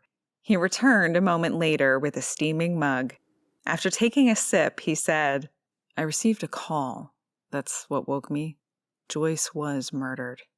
Annabelle and I both gasped, even though the news shouldn't have come as a surprise. Blunt force trauma, Jordan continued, which is a nice way of saying someone beat her on the back of the head with something. Oh my goodness, Annabelle whispered. Do they know what the weapon was? I asked. Something metal. I'm going back over to the community center to try to locate anything that fits that description. We did a preliminary search, but now I know what I'm looking for, so I have to go over the place again. Maybe you'll get lucky and it will have fingerprints on it, Annabelle said. Wouldn't that be nice? Jordan chuckled. I could have this whole mess wrapped up before Christmas. And the town could have the Christmas festival, Annabelle said. You need to solve the case of who killed Mrs. Claus, Jordan. He glanced over at me, then grinned. I'm hoping to get a little help. You still up for some pinochle? What does that mean? Annabelle asked. Jordan wants me to ask around, talk to some people, and see if I can help him solve the murder. I replied. I've got to head out, Jordan said, setting down his cup on the counter. I hope to hear from you soon, Sam. Annabelle waited until he exited before turning to me. Tell me what is going on here. Last night, Jordan interviewed Joyce's sister, Mary. She gave him a list of people who she thought could have killed her sister. Everyone at the sheriff's office has the flu, so Jordan asked me to talk to those people and report back to him on anything I may learn about the murder. Oh, so you're looking for clues? Exactly. Can I come? She asked. I was hoping you'd ask, I said. Even though Annabelle was ditzy at times, she did carry a firearm everywhere she went and had decades of training on using it. If I was going to poke around and ask people about a murder, I definitely wanted some protection. Oh, this is exciting, Annabelle said, rubbing her hands together. Where do we start? I gave her a quick rundown of all the names Mary had thrown out to Jordan the previous night and their motivation for wanting Joyce dead. Well, we can't confront kill all conservative since we don't know where he or she is, Annabelle said. They're off the list. And it may be best to let Jordan handle that one, I said. That stalker is pretty creepy. You're right, Annabelle said. I was thinking we should leave Mary alone for a few days, I replied. If she didn't kill her sister, I'd want to give her space. If she is the killer, then maybe her story will change with a little time in between the murder and us speaking with her. Great idea. I think we should start with the husband. Or ex-husband, I should say. Jordan said he was going to talk to George today. Do you think we should visit the boyfriend, Terry Warner? Is he even a suspect? Not really, but maybe he can give us some insight into Joyce's life. Annabelle nodded. That would be a good place to start. We can get an idea of what Joyce's life is like now. And then we can also talk to George and find out what she was like when they were together. Great point, I said. We should be able to find Terry's address pretty easily. Annabelle picked up her phone and typed away for a minute or two. Here it is, she said. Public records have his address on Blue Ridge Road, just out of town. I peeked over her shoulder and memorized the address. What time do you think we should go? I glanced out the front of the store. No one had even walked by this morning, and the snow was still falling. People were hunkered inside, which meant we'd probably find Terry at home as well. Let's go now, I replied. Maybe when we get back, the snow will have stopped and the plow will have come by. Sounds good, Annabelle said, reaching for her coat. Let's go catch ourselves a murderer. Chapter 7. Annabelle drove slowly, the snow crunching under her tires and the windshield wipers swishing back and forth. I glanced at the heating control, noting it was turned up all the way. When in the world would I feel the warmth? Wrapping my parka tighter around me, I shivered while my teeth chattered. Next winter will be easier for you, she said, keeping her eyes on the road. You get used to it. As we came to a stop sign, Annabelle stepped on the brakes, but we kept going and skidding through the intersection. I closed my eyes and gripped the seatbelt, my memories taking me back to shortly after my arrival in Heywood, when I'd wrapped my car around a tree while trying to avoid a deer. I hadn't been hurt then, but my car had been totaled. I hoped nothing similar happened with my current situation. Thankfully, the roads were fairly empty, and we sailed through without kissing anyone else's fenders. As we rounded the corner, the back end of the car fishtailed, but she was able to get it quickly under control. Soon enough, we arrived at Terry's. My nerves so frayed I considered walking home, until I stepped out of the car into shin-deep snow. Winter was awful. Okay, let's make this a quick conversation, or we're going to have to dig the car out, Annabelle said as we approached the porch. Blue paint was flaking from the house, and the rusted gutters needed replacement. After ringing the doorbell, I realized it didn't work, so I knocked, hoping Terry would answer soon, and that he kept his house extra warm. A spry man in his 70s answered with a bright white smile. Well, isn't this a pleasant surprise? What can I do for you two beautiful young ladies? Thick gray hair, twinkling brown eyes, and physically fit, Terry was a man who took care of himself and was obviously a player into his old age. Terry Warner? I asked as he met my gaze. No doubt about it. He had been a lady killer in his younger days. That's me. We were wondering if we could talk to you about Joyce Mercer. What about her? He asked, furrowing his brow. Annabelle and I exchanged glances. Was he going to be difficult, or would he help us out by answering our questions? We understood that she was your girlfriend. He chuckled and waved his hand in front of his face. Heck no. She wasn't my girlfriend. As Annabelle cleared her throat and I studied the man who stared at my chest, I was left speechless. Had I misheard the story details Jordan had shared in the early morning hours? So you didn't know her? Annabelle asked. I was intimately acquainted with Joyce, he said, but I wouldn't call her my girlfriend. Were you aware she's dead? I asked. He nodded, then stepped aside and waved us in. Come where it's warm. I'll explain everything. Thank goodness. Even if I found the gentleman a little creepy, I'd sit with Ted Bundy himself for a little while to warm up a bit. As I followed Annabelle inside, a shiver traveled over me, giving me goosebumps. Was it the cold or Terry's incessant stare? He led us through the entryway into a living room with worn black leather couches, which I stared at with distaste.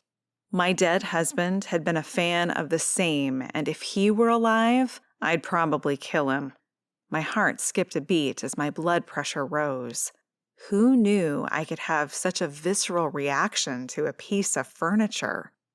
Annabelle and I sat on the sofa, while Terry took the lounger across from us and turned off the news blaring from the television.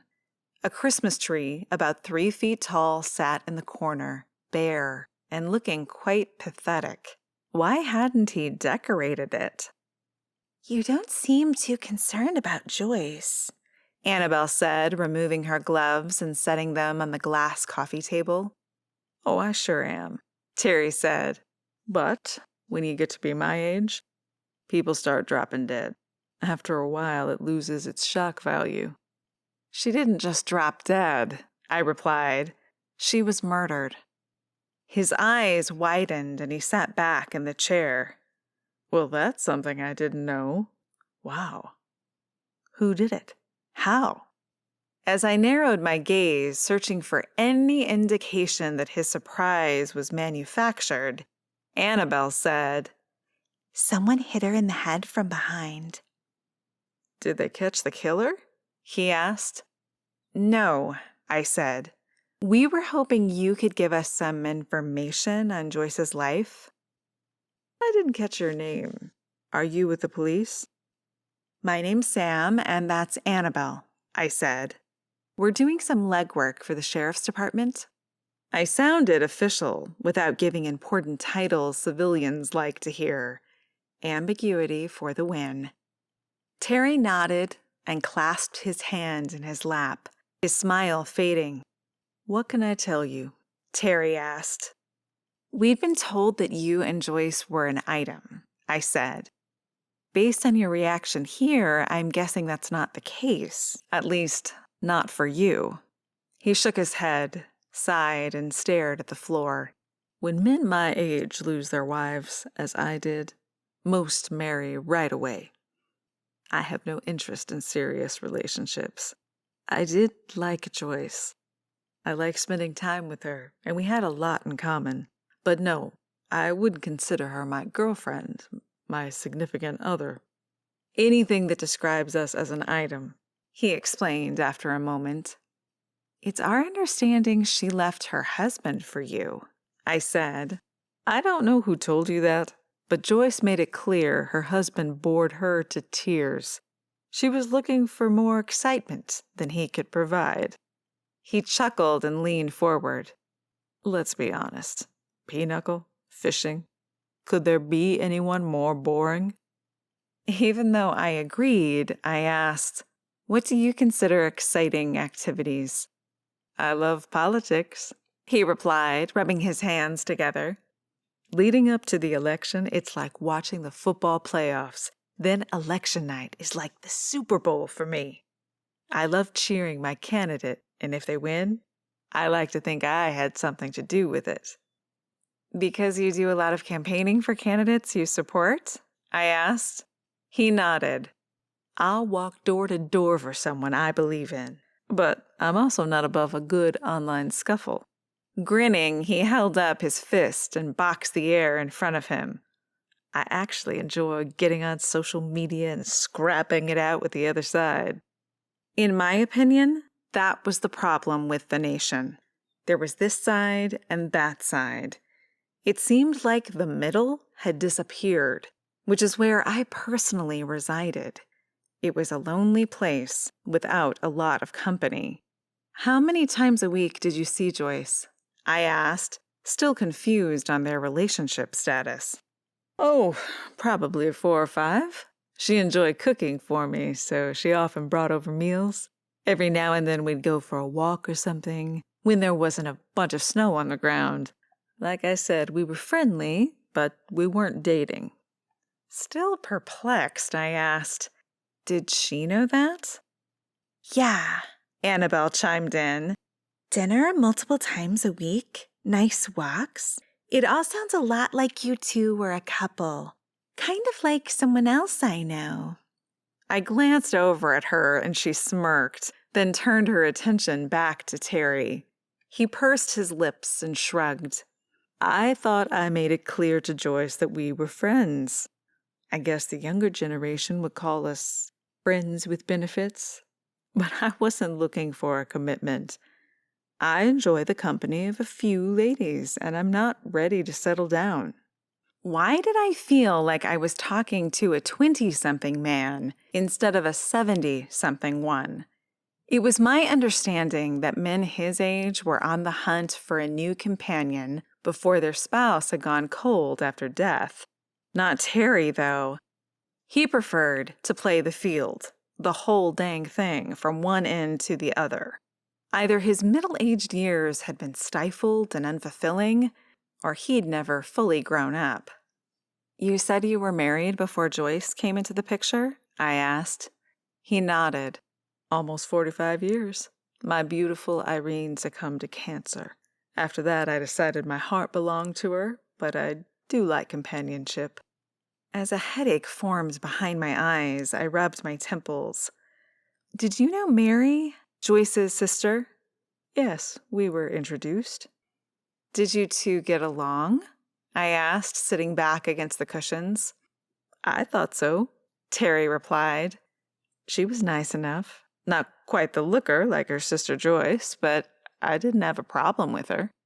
Did you ever hear the two of them fight? Annabelle asked. Terry shrugged. About what? Anything. Annabelle replied. Politics, life, the color of their nails. At first, Terry shook his head. Then he snapped his fingers. I did. Over their father. He passed a few months ago, and Mary was moving in on the inheritance, claiming that because she took care of the man, she deserved more than 50% of the will. What did Joyce say to that? I asked, finally feeling as if we were moving into seemingly familiar territory, or at least a place that didn't contradict everything I'd been told beforehand. She said they'd keep at 50-50 because Mary had been a horrible caretaker who didn't do much caretaking. In fact, she mentioned elder abuse a time or two, but I steered away from any of that conversation. It's too dark a topic for me. Apparently, this guy could accept meals from Joyce, take walks with her, and I assumed sleep in her bed. But discussing her sister's actions and her father's death was too heavy of a subject? Okay, then. I was dealing with an old man-child. If Joyce suspected elder abuse, why didn't she do anything about it? Annabelle asked. Why didn't she take over the care? You'd have to ask her, Terry said. Well, I'd like to, but she's, dead. Annabelle shot back. Okay, not exactly the most agreeable answer, but hopefully we could work past it. I think it's time for you two to leave, Terry muttered. No, not quite. May I use your restroom? I asked, springing to my feet. Something was off with Terry, and I wanted to look around. Sure. Right down the hallway. First door on the right. I shot Annabelle a glare, hoping she'd tone down her line of questioning and keep Terry occupied while I illegally invaded his space. So tell me about canvassing for a political candidate, Annabelle said as I walked down the hall. How many hours do you put in? And how do you know they're telling the truth while they're trying to get elected, then not become the status quo once in office? Good question, and one I wish I could listen in on, but there was a murder to solve. I crept past the bathroom down to the bedrooms and counted 3 of them. 2 guest rooms and the master. A quick glance at the guest rooms indicated they hadn't been used in a while. The master, also done in sleek black like the living room, housed an unmade king-sized bed, some clothing thrown over a chair, a treadmill, and dresser. As I entered, I scanned the area for something that would make all of Mary and Terry's contradictions make sense. One thought he was seriously dating her sister. The other thought they were bed buddies without commitment. Where did the truth lie? Unfortunately, I found nothing out of the ordinary upon my first inspection. I hurried out of the room and into the hallway bathroom, where I used the facilities. After washing my hands, I opened the cabinet to study its contents. "What have we here?" I whispered, pulling out a prescription bottle apparently belonging to Mary, Joyce's sister. Why in the world would she have her pills here? I recognized the prescription as one used for arthritis. After taking a picture of the label, I set it back into the cabinet, my thoughts spinning. Was two-timing Terry having an affair with Mary? Or was it something as simple as Joyce borrowing her pills and leaving them at Terry's house? Could the sisters have shared arthritis pain medication? Even if I claimed serious gastronomical distress, I'd overstayed my unsupervised time in Terry's home. I hurried to the front of the house and beamed at them. Annabelle glared at me, while Terry stared as if he wondered if I clogged his plumbing. "Thanks for answering our questions," I said, reaching for my scarf and gloves. "We appreciate your time." "I'm sorry I couldn't be more help," Terry said, standing. "Like I said, I knew Joyce. I liked her, but we weren't that close." After saying our goodbyes, Annabelle and I waved and smiled as we carefully made our way down the snowy walkway. When we were both inside the car, Annabelle turned to me. "What were you doing back there?" "Just looking around." I glanced back at the house to see Terry standing at the window with his arms crossed over his chest, staring at us. "Let's go. He's watching." Annabelle pulled away, and I told her about the drug bottle belonging to Mary. "What does it, mean, though?" she asked. "Why are Mary's drugs in Terry's house?" I figured it's either an affair or Joyce borrowed them. It was arthritis pain medication. Annabelle drove slowly, her forehead furrowed as she watched the street. "That man's a player, Sam. I wouldn't be a bit surprised if he was sleeping with both Mary and Joyce." I nodded. Me neither. And if that were the case, the question became, did he kill Joyce to be with Mary? Chapter 8. Oh, how I wanted to speak with Mary and find out why her prescription was in Terry's bathroom vanity, but I decided to hold off. Instead, I set my sights on George, Joyce's ex-husband. Yes, Jordan had said he was going to interview him, but he'd been right about one thing. People talk to me, and I'd probably get more out of the man than the cops would. I phoned Jordan when we returned to the store and asked if he'd had a chance to interview George.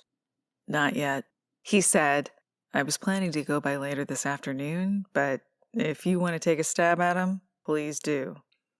"Okay, I'll let you know. Do you have his address?" As I jotted it down on a piece of paper, I felt Annabelle's stare. "See you later, Jordan." I set my phone on the counter and turned to my friend. "I think we need to speak to George. Do you want to go with me?" "Yes, I do. But I think it might be best to keep the store open the rest of the day. My neighbor texted me and said the plow is up and running, so we may have some customers once it clears the streets." "Customers are good," I said. With all the snow, our sales had dipped. Thankfully, the online store was chugging right along, but we also needed to get the orders out as soon as possible. With only a few days until Christmas, we were cutting things pretty close. Listen, I'll stay here and take care of everything, Annabelle said. You go see George. Text me when you get there and then when you leave. She turned and rummaged through her bag, pulling out a set of keys. Take my car. Just don't crash it. Without making any promises, I swiped the keys from her grasp, then grabbed my own bag. Just as I exited the building, the plow drove by, leaving the roads clear but wet. I could handle damp, and my chances of not totaling her car rose substantially. I recognized the street George lived on because I had a customer who resided a few doors down from him, and I often delivered her herbal remedies when she requested it. Finding George's house was a breeze, and his street was plowed. Things were looking up. After I parked and slid out of the car, I made my way up the shoveled path. George was on top of his winter game, and I appreciated it. What would make my day was if he offered me hot chocolate and led me into his living room, where a fire danced in the fireplace once I introduced myself. But I didn't get my hopes up. I rang the bell and waited. A man in his 70s answered, but he didn't have Terry's vitality. Hunched at the shoulders, bald with basset hound eyes, he smiled sadly. Can I help you? He asked. Frankly, if I dated, I'd rather have stepped out with George than Terry, but thankfully, I didn't date. My name's Sam, George. I was wondering if I could talk to you for a minute about Joyce.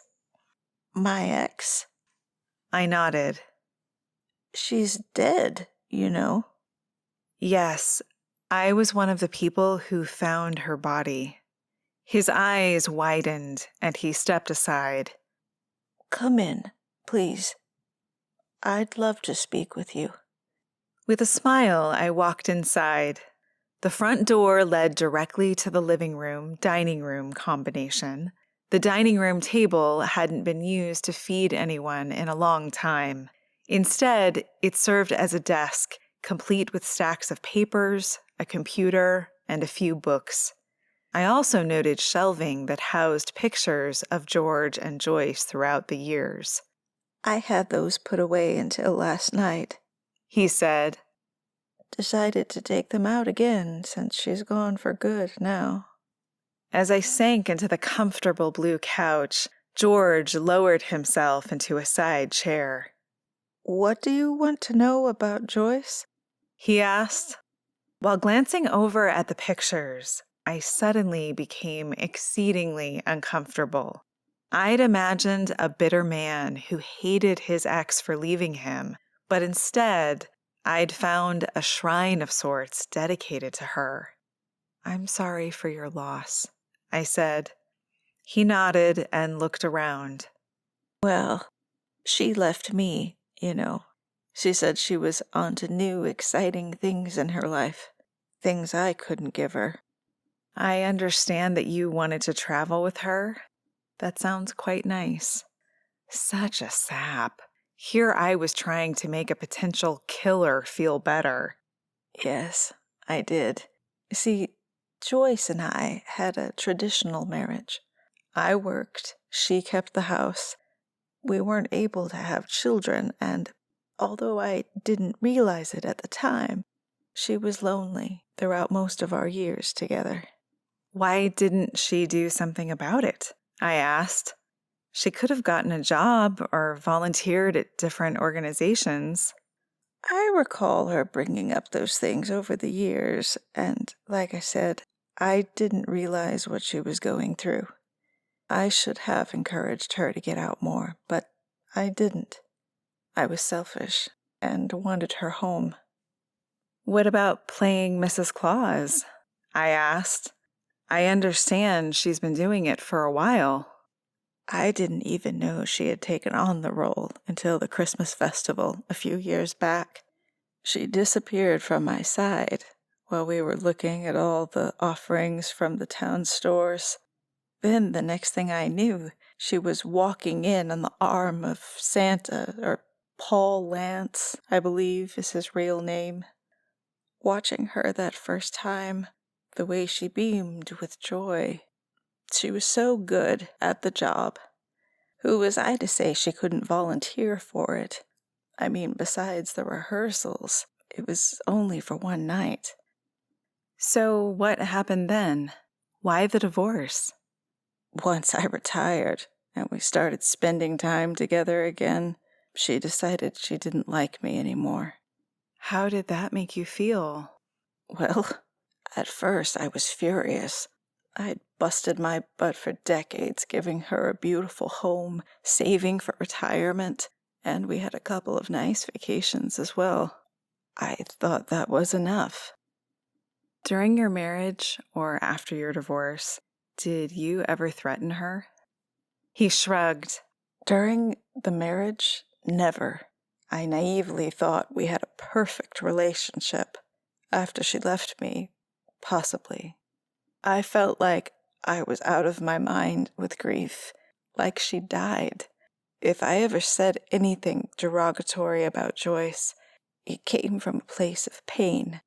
I'd never hurt her, though. Once again, I felt sorrow for the man sitting across from me. Based on what he'd told me, if he murdered his wife, I'd be shocked. I loved her with every fiber of my being, and honestly thought the years after my retirement would be the best we'd have. He continued. I wanted to travel back to Europe and see our homelands. I'm of Irish descent, and her ancestors came from Germany. I imagined us going to the senior center and having cocktails or playing cards with other couples. I'd worked so hard my whole life and wanted to enjoy my remaining years with Joyce, but I ruined it. He glanced over at the pictures.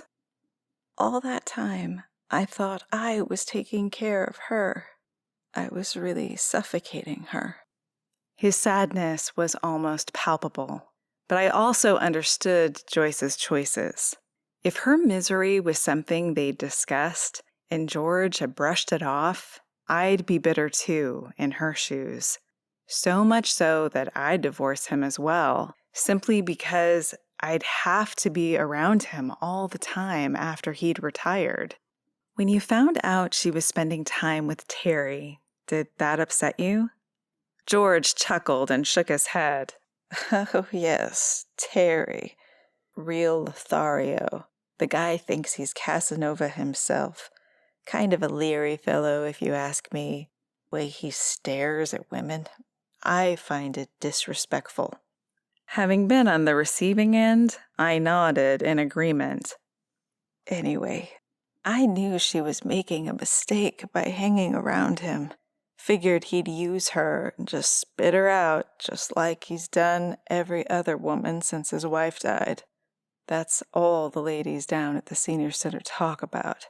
How he's dedicated to the memory of his wife, but that doesn't mean he won't have the ladies cook for him and share his bed. All of that comes with a strict clause. No commitment from him. At least Terry was honest and didn't lead anyone on, though. Everyone seemed to know right up front where they stood with him. What about Joyce's sister Mary? I asked. Were you two close? He sighed again and glanced back at the pictures. After a few long moments, he said, During my whole marriage, I tried to like Mary, but I never quite got there. I'm sure she'd say the same about me. I think the best description of our relationship is that we tolerated each other. Did you ever argue? Not that I recall. We were pleasant to each other, the way people who don't really like each other are, so they don't cause trouble at family functions. He sighed and rubbed a hand over his bald head. I should call her.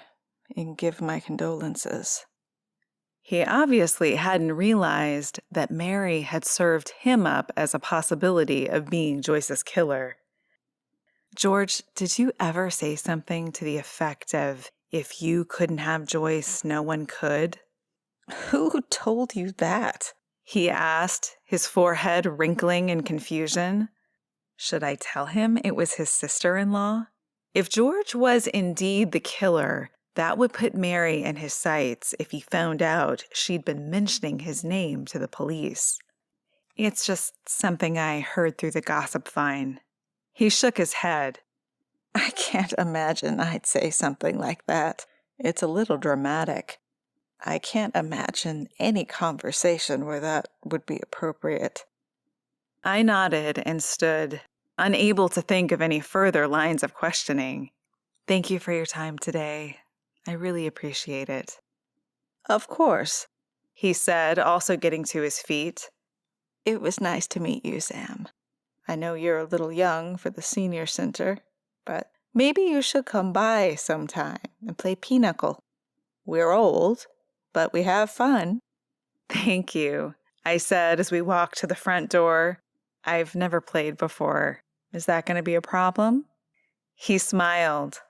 We play to win, but we take it easy on you for a while until you get the hang of things. I appreciate the offer. Maybe I'll take you up on it. Look forward to seeing you soon, Sam, He said, opening the door. A blast of cold hit me square in the face. Take care. As I hurried to Annabelle's car, I considered the conversation.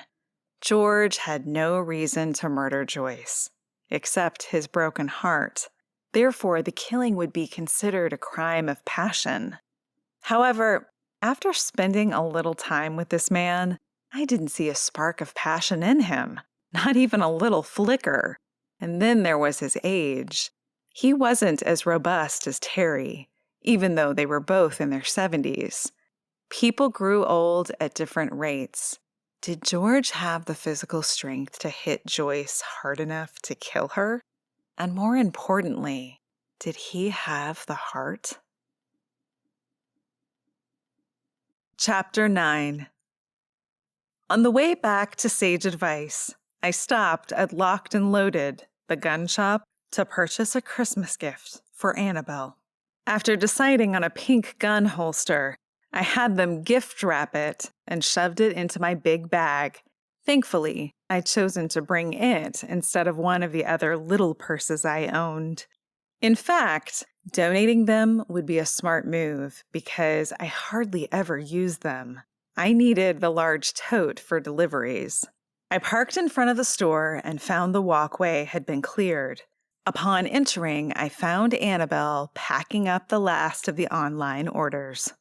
Who cleared the sidewalk? I asked, shucking my parka and hanging it up. Some kids came by looking to make some extra cash, so I gave them 20 to do it. Where have they been all season? I asked, thinking of all the times I'd done the shoveling myself. I'd gladly pay for that service. I told them to come back after it snows again. Hopefully they will. As I stared at all the boxes ready to be shipped, a huge wave of gratitude washed over me. What in the world would I do without Annabelle? Thanks so much for taking care of all this, I said. I'd be lost without you. With a grin, she placed the label on the last box, then gave me a hug. You're welcome, she said. I just love working here, and I love you like a sister. Thank you for everything, Sam.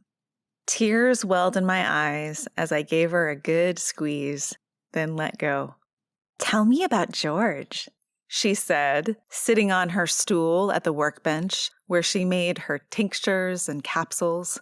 Do you think he killed Joyce? After recapping the conversation, I replied, I'm not sure. I don't know if he's got the physical ability to hit her hard enough to kill her. Doesn't sound like he's mad enough about their breakup either. I agree, but who knows? I shrugged and sat down next to her. I have to report back to Jordan and see what he says. He's got the final call on all this. My long day suddenly took its toll, and exhaustion ripped through me and settled in my bones, making it a battle to keep my eyes open as my shoulders slumped. Geez, Sam, Annabelle said. you look like you're about ready to go to sleep. I am. I just became really tired. I've been up for too many hours. Suddenly, Ho, ho, ho! Merry Christmas! sounded through the store. Jumping to my feet, I glanced around, trying to figure out where it was coming from, while Annabelle burst into peals of laughter. I programmed that while you were gone. She said, "How?" Through the alarm system, it indicates someone just came through the front door. Why didn't I hear it when I came in? I asked. Because it only sounds in the workroom. Who's here, Sam? I glanced around the corner to see Jordan strolling in, removing his gloves. As our gazes met, he grinned and waved. Who is it? Annabelle asked again. Jordan. Okay, I'm going to take these packages to the post office, then head home. I'll see you in the morning. I hurried into the main store. Did you catch Mrs. Claus' killer? Jordan glanced over his shoulder, then pointed his thumb at his chest, his eyes wide. Who, me? You are the police, I said, biting back a smile. That is your job? I thought I tasked that to you. Ha ha, deputy. I'm just along for the ride. With a chuckle, he shook his head. No, I haven't pinned the killing on anyone, but I wanted to hear what you learned today. I sighed and glanced at the clock. Almost dinner time. What I really wanted was to go upstairs, kick off my boots, and curl up with catnip. Can I give you the information tomorrow? Nope, he said. I can see you're almost as tired as me. Grab your coat, herb lady. Did I really want to go out? No. Was I curious about what Jordan had to say? Yes. Where are we going? It's a secret, and I promise you'll feel much better afterward. Also, you'll most likely have the best sleep of your life. The best sleep of my life? Well, wouldn't that be something, as I barely remembered what sleep felt like with the menopausal hot flashes crashing through me multiple times a night. Do what the deputy says, Annabelle yelled from the back. I'll lock up. Without further argument, and seeing I was completely outnumbered, I grabbed my parka and bundled up with my scarf and gloves, then followed Jordan out to his truck. He held the passenger door open for me, then shut it once I was settled in. As he slid into the driver's seat, my teeth began to chatter. You really aren't cut out for winter, are you? He asked, firing up the engine. No. He pulled away from the curb and turned the heat to high. Within seconds, the warmth engulfed me, and I leaned my head against the seat. Don't you fall asleep on me, Sam, he said. Sleep is for the weak. Ignoring him, I rested my eyes as we drove down Comfort Road. A short time later, when we parked, I opened them to find us at On the River, a lovely little restaurant resembling a log cabin inside that served wonderful sandwiches and soups in the winter and beautiful salads during the warmer months. How is food going to make me sleep better? I asked. Trust me on this, he said, exiting the car. I followed him into the restaurant and studied the pictures on the wall while waiting for the hostess to come seat us. One photo always caught my eye. A bear walking the shoreline of the river right below the restaurant, with two cubs trailing behind her on a bright, sunny day. I tried to imagine what had happened. Had everyone eating on the deck, enjoying the sunshine, run inside, or had they stayed to watch? Where had the bear gone after?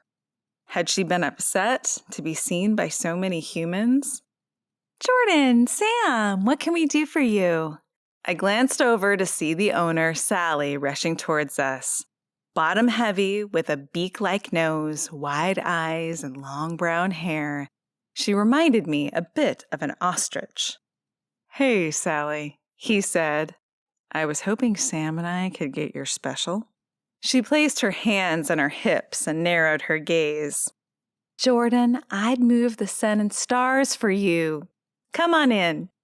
As she led us to a table near the front of the building, instead of by the windows overlooking the river, I admired the huge Christmas tree in the middle of the restaurant, the lights strung from the rafters, and the little holiday knickknacks throughout. Heywood and its citizens really got into the Christmas spirit, and my fatigue lifted just a little bit to witness the cheer. When we sat down, I was grateful not to be near the windows. I knew from experience those seats could be quite drafty and cold during the winter months. Sally pointed at me as I shucked my parka. This is a secret between me and Jordan, so please don't go around telling people about it. It's not on the menu this time of day, okay? I nodded, now more intrigued than ever. After she left, I asked, "What are we eating?" "You'll see," he said. "Tell me about your day before the food comes out." I quickly gave him the rundown of my chats with Terry and George, only stopping when Sally placed 2 hot chocolates piled high with whipped cream on our table. "How's all this sugar going to help me sleep better?" I asked, eyeing the delicacy. In my Hollywood years, I'd never have touched such a waist expander. As I considered it now, my mouth salivated. The heck with it. I wasn't in Hollywood now, and I never would be again. If I gained a few pounds, no one was going to care or berate me for it. I took a long sip, whipped cream dotting my nose.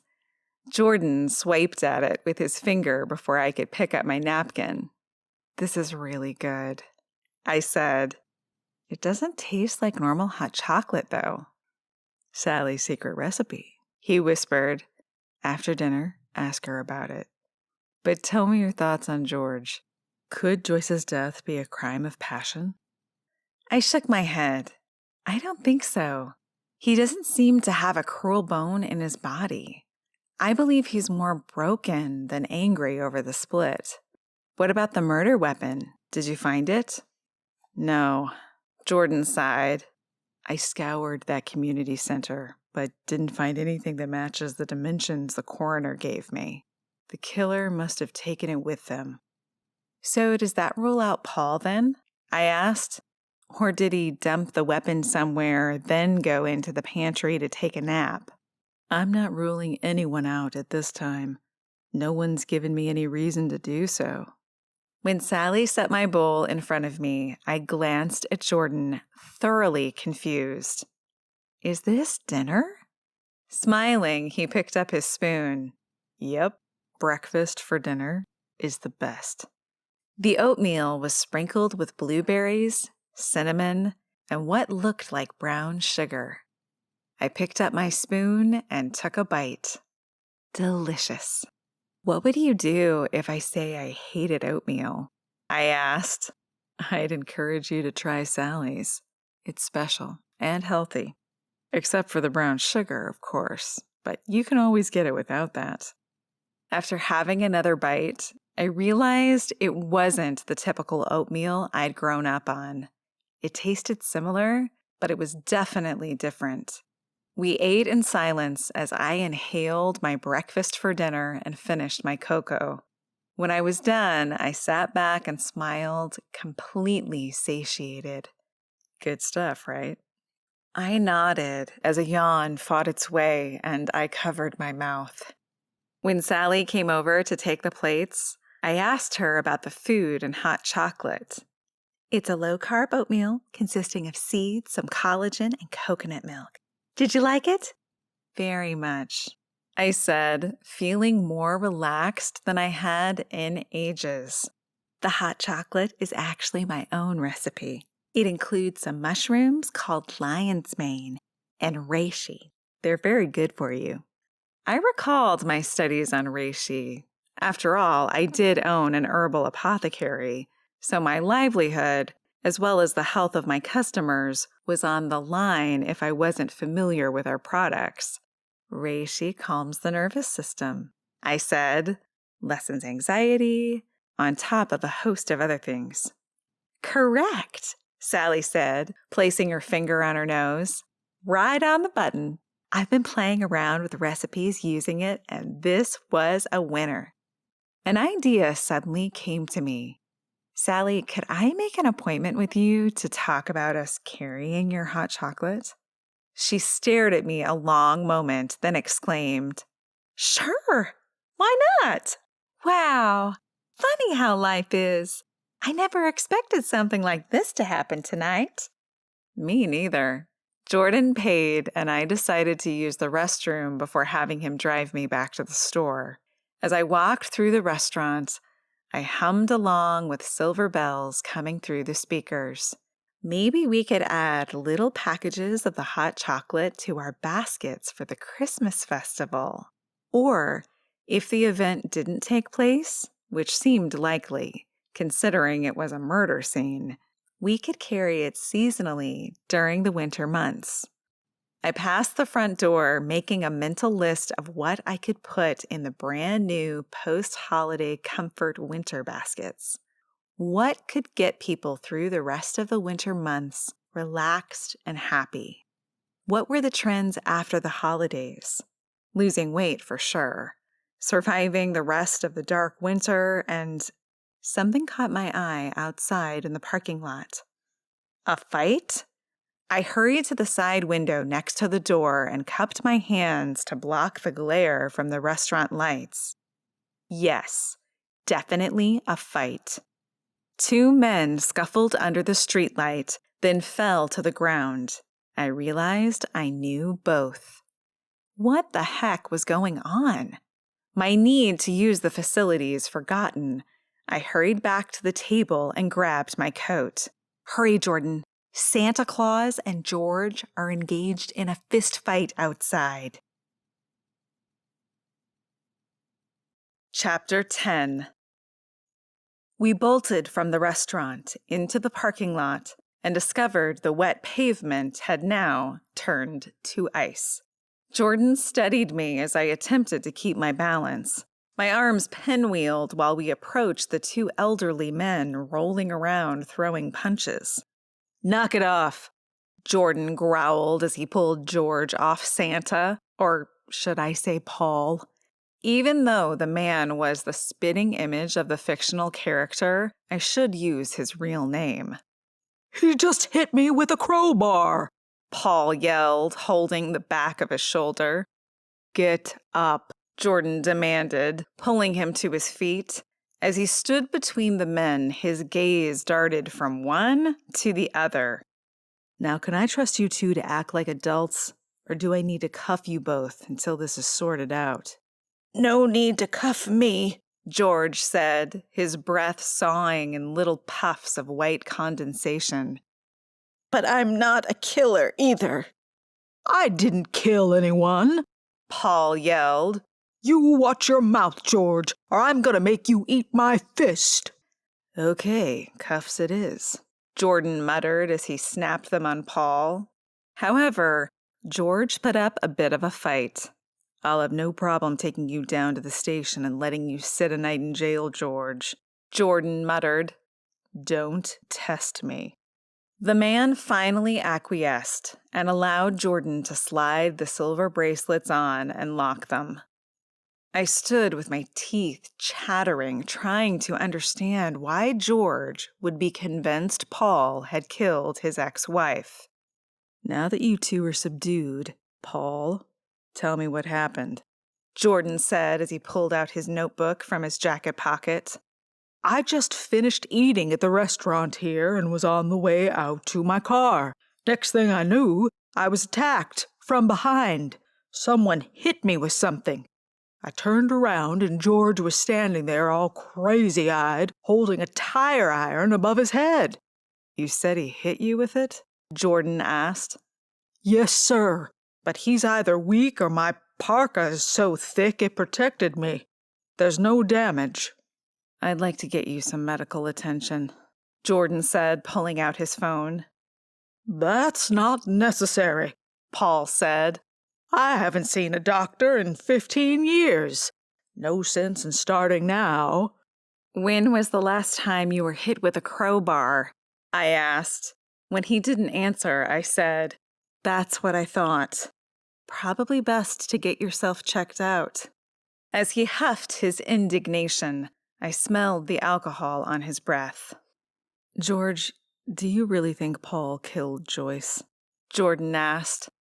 "Yes, I do," he said, straightening his shoulders and staring daggers at his foe. "Why is that?" I asked. "Because he was there," George spat. "Joyce and Paul hated each other. I'd seen them fight in prior years before and during the Christmas festival. Joyce was always trying to make things better, and Paul fought her every step of the way." "She wasn't trying to make anything better," Paul yelled. "She was trying to henpick me to death." "Joyce never henpicked anyone in her whole life," George shouted. Paul simply shook his head and pursed his lips. There was something he wasn't sharing. "George, you can't go around beating people with crowbars," Jordan chided. "I understand you're angry, and you've suffered a great loss, but you can't assault people you think may be guilty of the crime." He nodded and stared at the pavement. "Where is it?" Jordan asked, glancing around. "Where's the crowbar?" "Under that car," Paul said, nodding toward a jeep. "I got it away from him and threw it over that way." Jordan strolled over, not slipping once. When would I master the finer points of surviving winter, like making it across an icy parking lot without falling? He bent over and pulled out the weapon, then returned to us. "I'm going to hold on to this," he said. "Paul, do you want to press charges?" He stared at George for a long while, then finally shook his head. "Nah, I know he's upset about Joyce's passing. I just wish he wouldn't have taken it out on me. I had nothing to do with it, George. Joyce drove me nuts, but I'd never kill her." George did meet his gaze, but I noticed his shoulders slumped a bit. Relief he wasn't going to prison? Shame for what he'd done? "Okay then," Jordan said. "The less paperwork I have to do, the happier I am. George, if Paul's not going to press charges, then I'm going to let you go, with the condition that you stay away from Paul. I don't want you looking at him, talking to him, or breathing on him. Do you understand me?" George nodded and remained quiet. "Paul, let's get you out of these cuffs first," Jordan said. "Are you sure I can't call you an ambulance?" "Yes, I'll go to the clinic in the morning if there's something wrong." "Do you know the signs of concussion, Paul?" Jordan asked, removing the handcuffs. "My brain's oozing from my ears," Paul replied, rubbing his wrists. "Nothing quite that dramatic," Jordan said. "If you experience a bad headache, pressure in your head, or blurry vision, call an ambulance." As Jordan listed more symptoms, Paul nodded, but I could tell he wasn't listening. Yikes. The man should be seen by a medical professional immediately. I had my suspicions that he was mentioning a visit to the clinic in the morning to placate Jordan. "Let me take a look at you," Jordan said, after pulling out the flashlight. He studied the back of Paul's head, fingering his way through the thick gray hair. I looked as well, seeing nothing out of the ordinary. "I think your parka took the brunt of the hit," Jordan said. "Do you want me to look at your back and shoulders?" "No," Paul growled. "I want to go home and watch MASH reruns." "I'd prefer it if you got checked out," Jordan said, "but I can't drag you to the hospital." "I'm going home," Paul insisted. "And George, if I see you again anywhere near me, I won't be unprepared next time. Do you understand me?" The two had a brief stare down, and I wondered if they were going to come to blows again. Finally, Paul said, I'll wait until he's gone before I head home. I don't want to be ambushed. Jordan turned to George and unlocked his handcuffs. If I catch you assaulting people with any weapon, you're going to jail next time. I don't care how much paperwork I have to complete. Do you understand? The man nodded and shoved his hands in his pockets. Without another word, he turned and walked to his car parked at the far end of the lot. After a moment, the car lights came on, and he drove away. Can I give you a lift home, Paul? Jordan asked. Or better yet, to the hospital? Thanks, Deputy, but I'm fine. Are you sure? He nodded, still rubbing his wrists. You had those on a little tight. Sorry about that. You know, I've got a theory on Joyce and George, Paul said. Would you like to hear it? I'm all ears, Jordan said. Fire away. Joyce and I have been playing Mr. and Mrs. Santa for a few years now, so I've seen her interact with George many times. He's not a bad man, but I noticed him ignoring her or dismissing her more than once. It's like she was there, but she didn't really exist for him. Does that make sense? Based on what George had shared earlier in the day, it did. What's your theory? I asked. Well, I've been thinking about this a lot since she died, and I wonder if she was so dang bossy with me, always nitpicking about everything, because I heard her. I may have argued with her, but at least I listened. As I stared at Santa, I understood what he was saying. People needed to be heard, and George had made it very clear he hadn't been the best listener. He fully admitted it had cost him his marriage.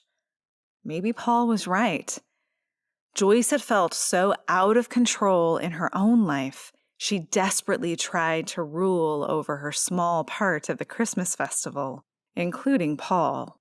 I wonder if there will even be a festival this year, Paul mused. Joyce drove me nuts, but I can't imagine it without her. Every Santa needs a Mrs. Claus. A wave of sadness broke through my bitter coldness and settled in my heart. Even though I'd never participated in the Heywood Christmas Festival, I knew it was important to everyone in town. It was a time of coming together and celebrating the holidays. From what Annabelle had told me, the night was truly magical. It's going to happen, I said as Jordan arched an eyebrow in my direction. We're going to make sure of it. Paul nodded and smiled. I hope you're right. His gaze darted between Jordan and me. If there's nothing else, I'd like to get home to my MASH reruns. Sure, Jordan said. Have a good one. Don't slip on the ice. We watched until he was out of the parking lot and down the street. That's a pretty bold promise there, Sam, Jordan said. Taking my elbow, he escorted me to the car. Hopefully, I wouldn't freeze to death before we made it inside. And I was grateful chivalry wasn't quite dead yet. I know, but we need to catch this killer, I stuttered from the cold. The festival has to happen. It's too important. Once Jordan had tossed the tire iron in the back truck bed, we entered the cab, and he turned up the heat again.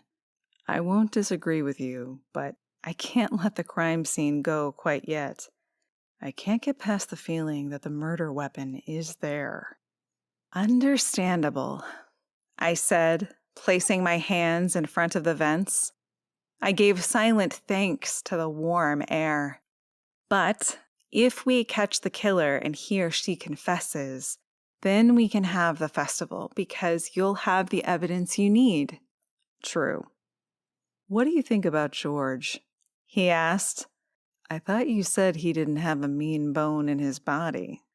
Well, obviously I was wrong about that, I said.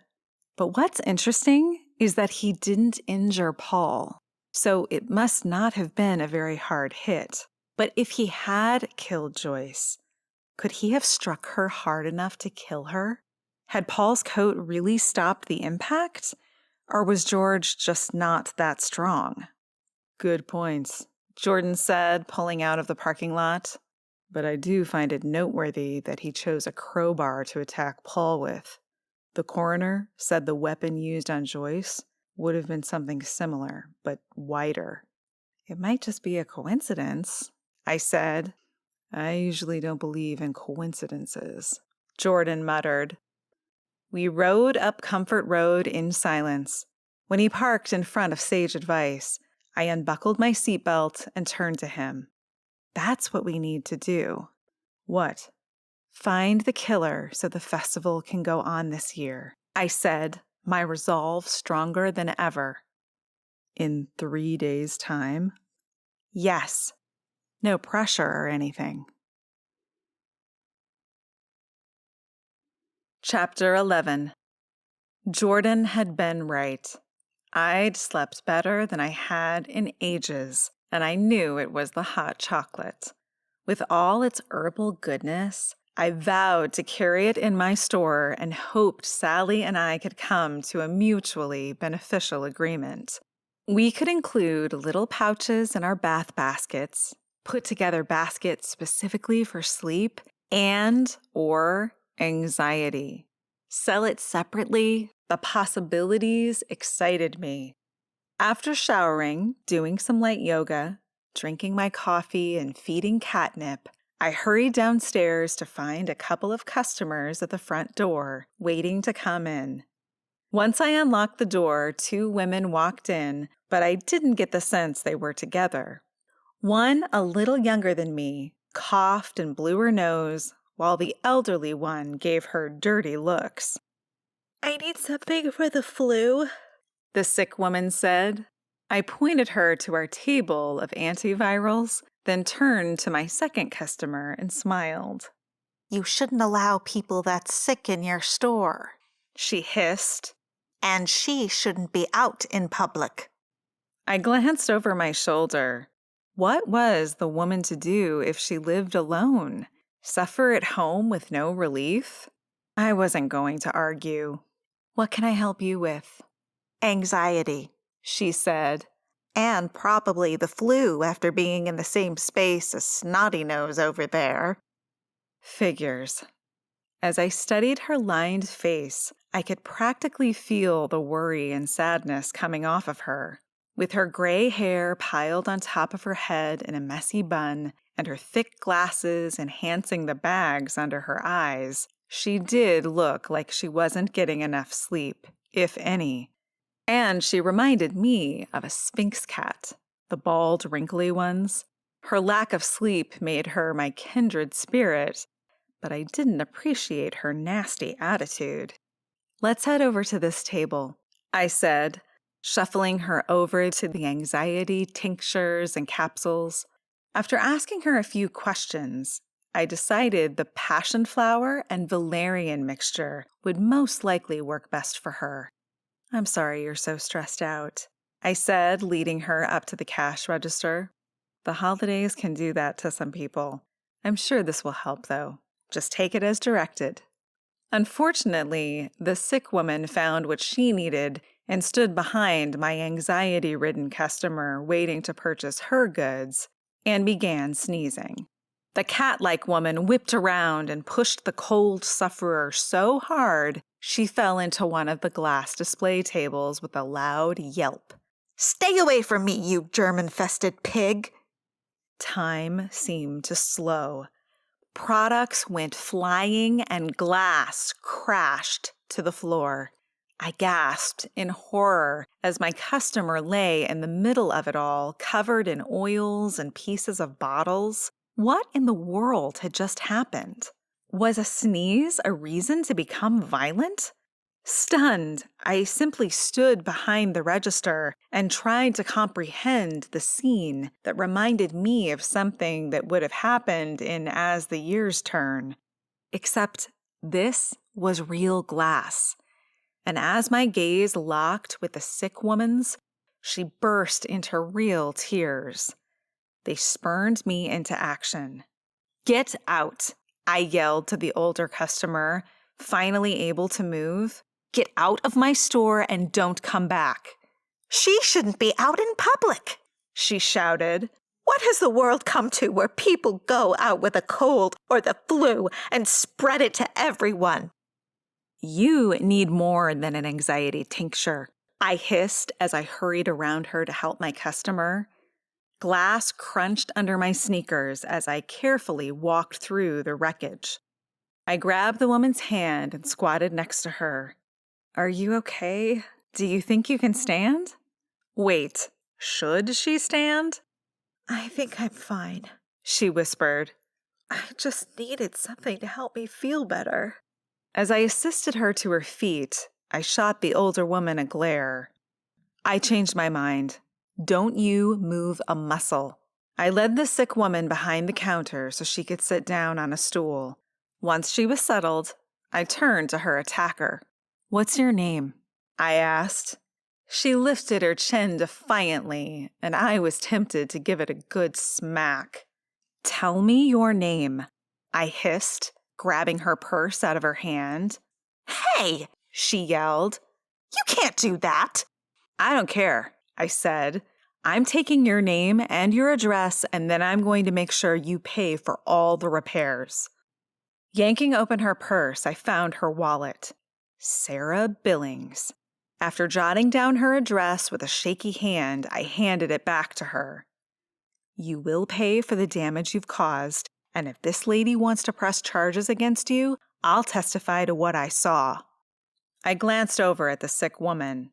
"Do you want me to call the police?" She shook her head. "I really want my medicine and to go back to bed."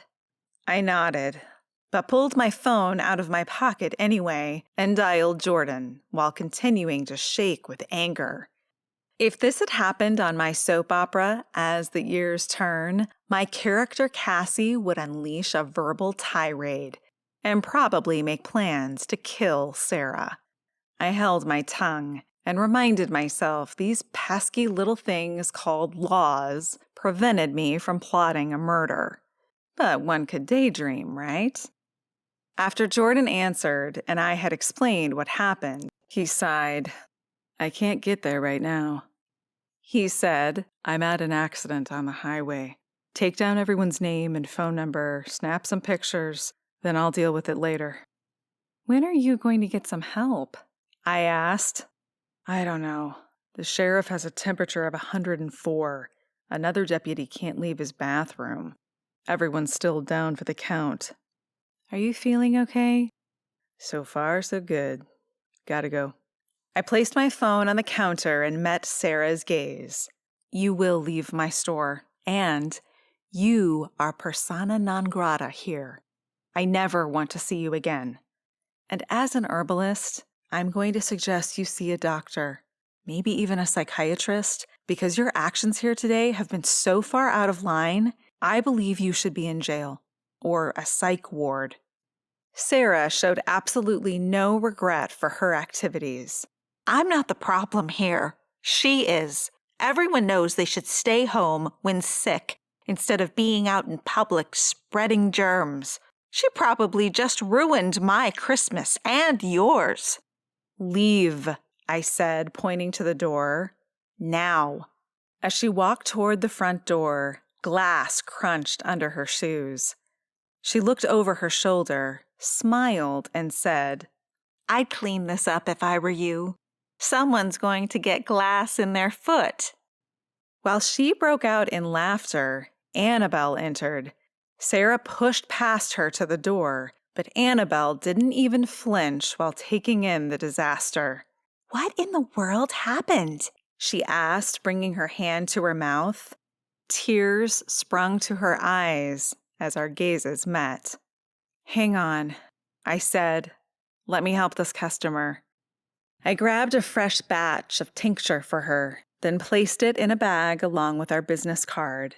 After handing it to her, I said, "If you want to press charges, let me know. My number's in the sack. Thank you, she said. Let me pay for this, though. I shook my head. Go home and feel better soon. She smiled and slowly made her way through the carnage. Then I focused on Annabelle, who was hanging up her coat. After explaining the whole debacle, I said, Sarah Billings is never to step foot in this store again. Annabelle nodded, then sprayed the room with a lemon-scented disinfectant she'd formulated. That girl was really sick, and her cooties are floating around everywhere, she muttered. I get why Sarah was upset, but dang, talk about an overreaction. I took the pictures as Jordan had suggested, while Annabelle went into the back room to fetch the broom and dustpan. Then we both carefully gathered the larger pieces of glass and set them into the garbage can. Cleanup took longer and was more difficult than I imagined. The oils had begun to settle into the hardwood floors. The glass was slippery. Annabelle cut her finger, and the blood pooled with the oils. After a while, both of us had taken to swearing. Okay, I think we're good, she said over an hour later. I have a feeling there's going to be a stain on the floor, though. I sat cross-legged on the hardwood and nodded. Maybe we should move some of the other tables, reconfigure the whole store so this spot is covered. Then I remembered my exciting discovery the previous night. Yes, we'll have to do that because I found us a new product. As I told Annabelle about the hot chocolate, her enthusiasm levels reached mine. Oh my gosh, I can't wait to try it. I didn't know she had that on the menu. She doesn't. It's a special recipe she's been perfecting. It was so tasty and my sleep was amazing. When are we going to carry it? I'll have to make an appointment to meet with her to discuss it, but she seemed as motivated as me about the arrangement. Ho, ho, ho! Merry Christmas! Sounded from the back room. Annabelle and I glanced at the front door to find a gentleman staring at us. Of course he would be. We were sitting on the floor, and the whole store smelled overwhelmingly of essential oils and herbs due to the debacle earlier. As we scrambled to our feet, I took the garbage can to the back room while Annabelle assisted him in finding a gift for his teenage daughter. I looked at the clock on the wall. Almost noon. Should I go to the senior center today or skip it? It could very well lead me to clues on who the murderer was, so I decided to head over. After donning my boots and parka I kept by the rear door, I went to the front of the store to share my plans with Annabelle. I found the gentleman customer leaving with not one, but 2 big gift baskets. One for his wife, too, Annabelle whispered as she waved at him. I told him she'd be jealous if she didn't get one as well. I'm sure you're right, I replied. You probably just saved him from an embarrassing scene on Christmas morning. Annabelle glanced at me from head to toe. Where are you off to? The senior center. After that, I thought I'd stop by on the river and talk with Sally about carrying the hot chocolate. I'll hold down the fort here, Captain, she said, giving a salute. If you can, bring me a sample of Sally's offerings. I could use a little hot cocoa right now. As I strode out the door, I gave her a quick wave over my shoulder. And don't you worry about Sarah Billings, Annabelle called. I'll make sure she gets hers. I paused for a moment, unsure if I wanted to know what revenge Annabelle had in store. The last time someone had crossed her, she'd hid a dead fish in his car. Before that, she'd stolen a bunch of money that was due to Gina and given it to her. Did I really want to be let in on what she planned next? Maybe. But honestly, I had enough to worry about, so I pushed through the door. Since the sun was shining above and the pavement was clear but wet, I decided to walk. When I arrived at the overly decorated senior center, I took a moment to take in the Christmas embellishments. Twinkling lights and red and green streamers hung from the ceiling.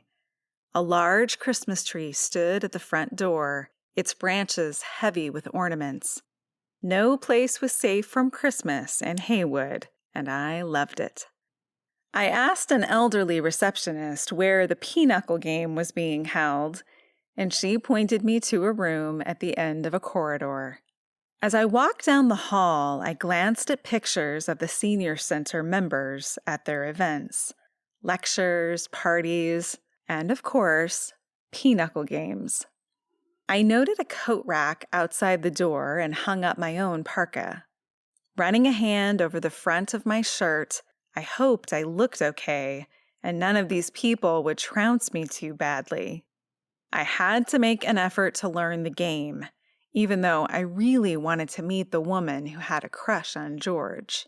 Stepping into the room, I noted the tables with cookies and coffee to my right. I found George as he smiled and waved, his antics from the previous night forgotten. Thank goodness he wasn't going to make things awkward. My grin faded when I saw the woman standing next to him. No, George wasn't going to make this afternoon awkward, but chances were good Sarah Billings would.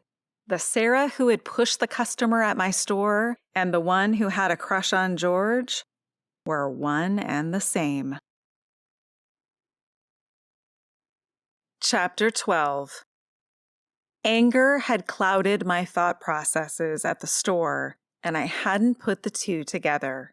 Jordan had shared the woman who had a crush on George was named Sarah.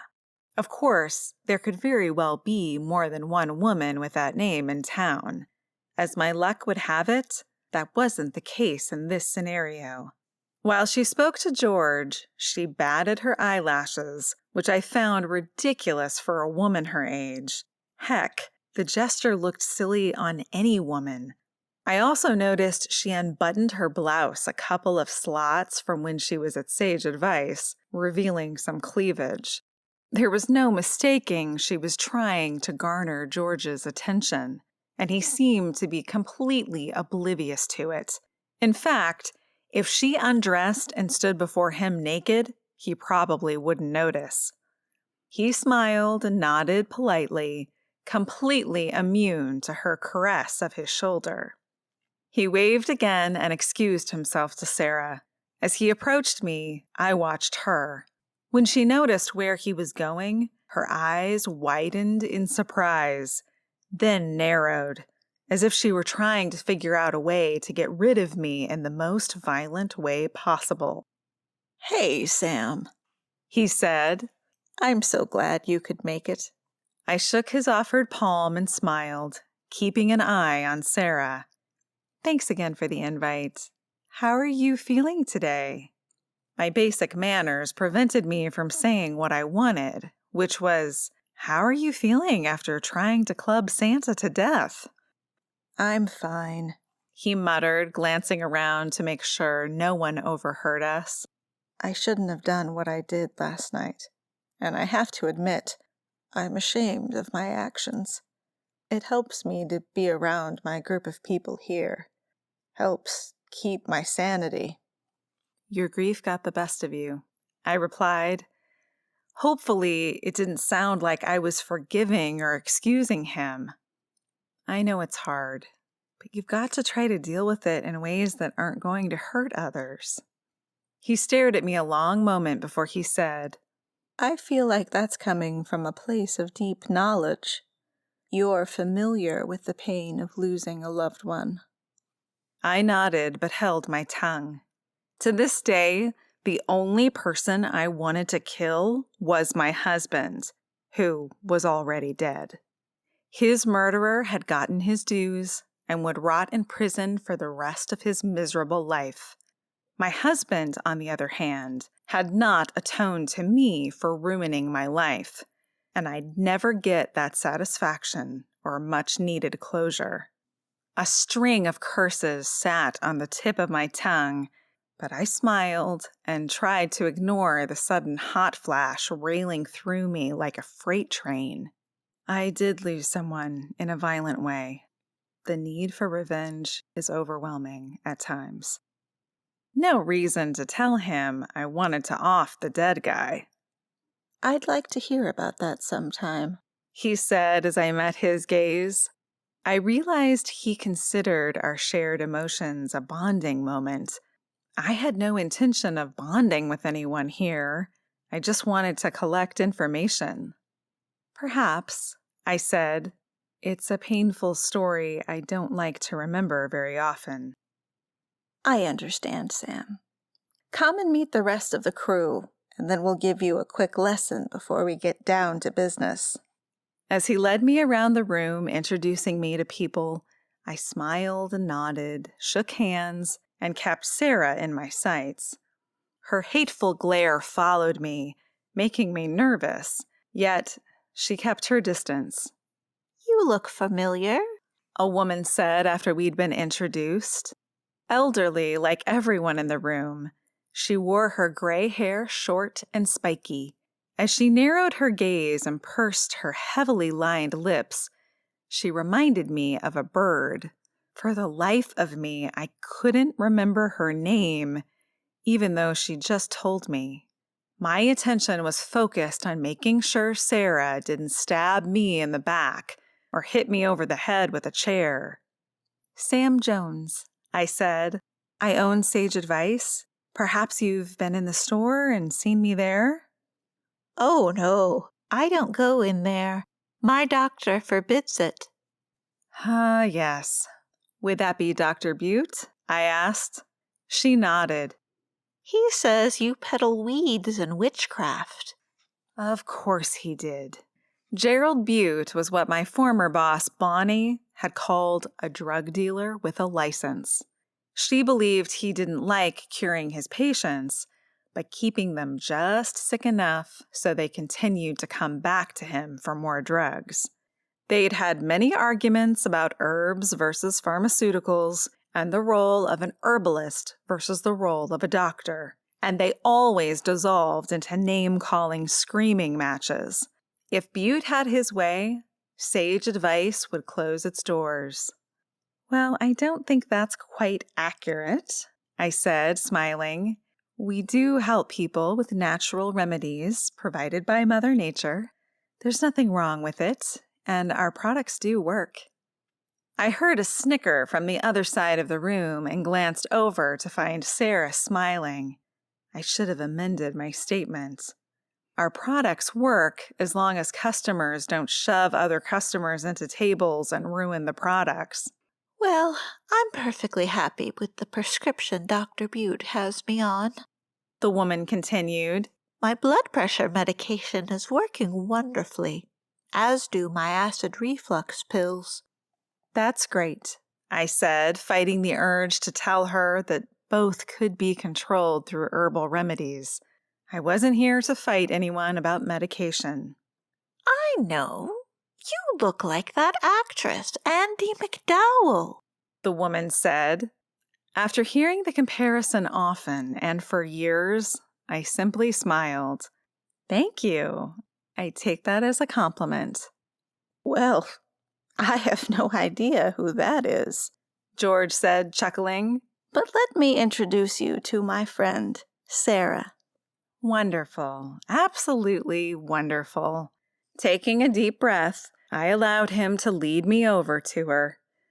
Our stares locked and her gaze brought back an unpleasant memory. One day during the spring, I'd been strolling along the Riverwalk.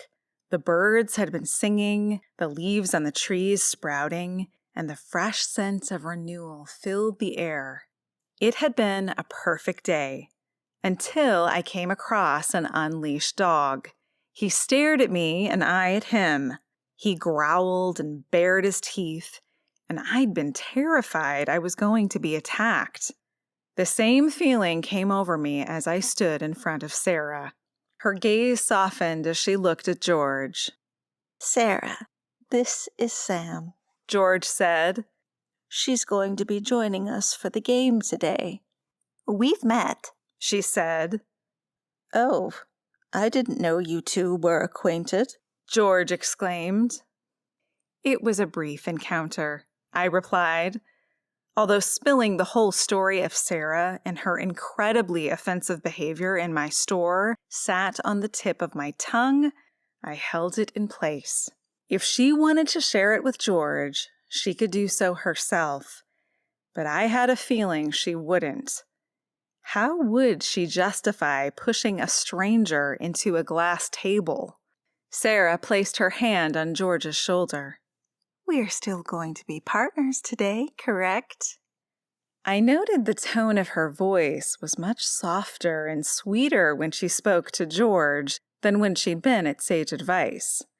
Then she might as well have been possessed by Satan himself. Not today, George said. I figured I'd partner with Sam and help her learn the game. A blush crawled from Sarah's forehead, down her cheeks and neck and into her shirt, as her hands fisted at her sides and her mouth drew into a fine line. A jolt of fear pierced my heart. After her hateful glare and what I'd seen her do at my store, I wondered if I could be staring at a murderer. If she was this upset about George trying to teach me a game, her fury would be off the charts at him being unable to get over his ex-wife. And I didn't want to be in the same room as her. George, I think it's best if I go, I said. I had an incident at Sage Advice today, and I'm needed there. That's too bad, he said, furrowing his brow. I was looking forward to playing with you and getting to know you better. Yes. Well, I wanted to drop in and say hello because I said I would, but I really can't stay. I can walk you out, Sarah said. As she placed her hand on my forearm, her fingers dug into my skin just enough to convey that I didn't have an option. Gosh, she was really starting to make me uncomfortable. I can see myself out, I said, yanking my arm away. Thanks, though. I hurried from the room, grabbed my coat from the rack, and headed down the hall. When I heard footsteps behind me, I turned to see Sarah following. What was wrong with this psychopath?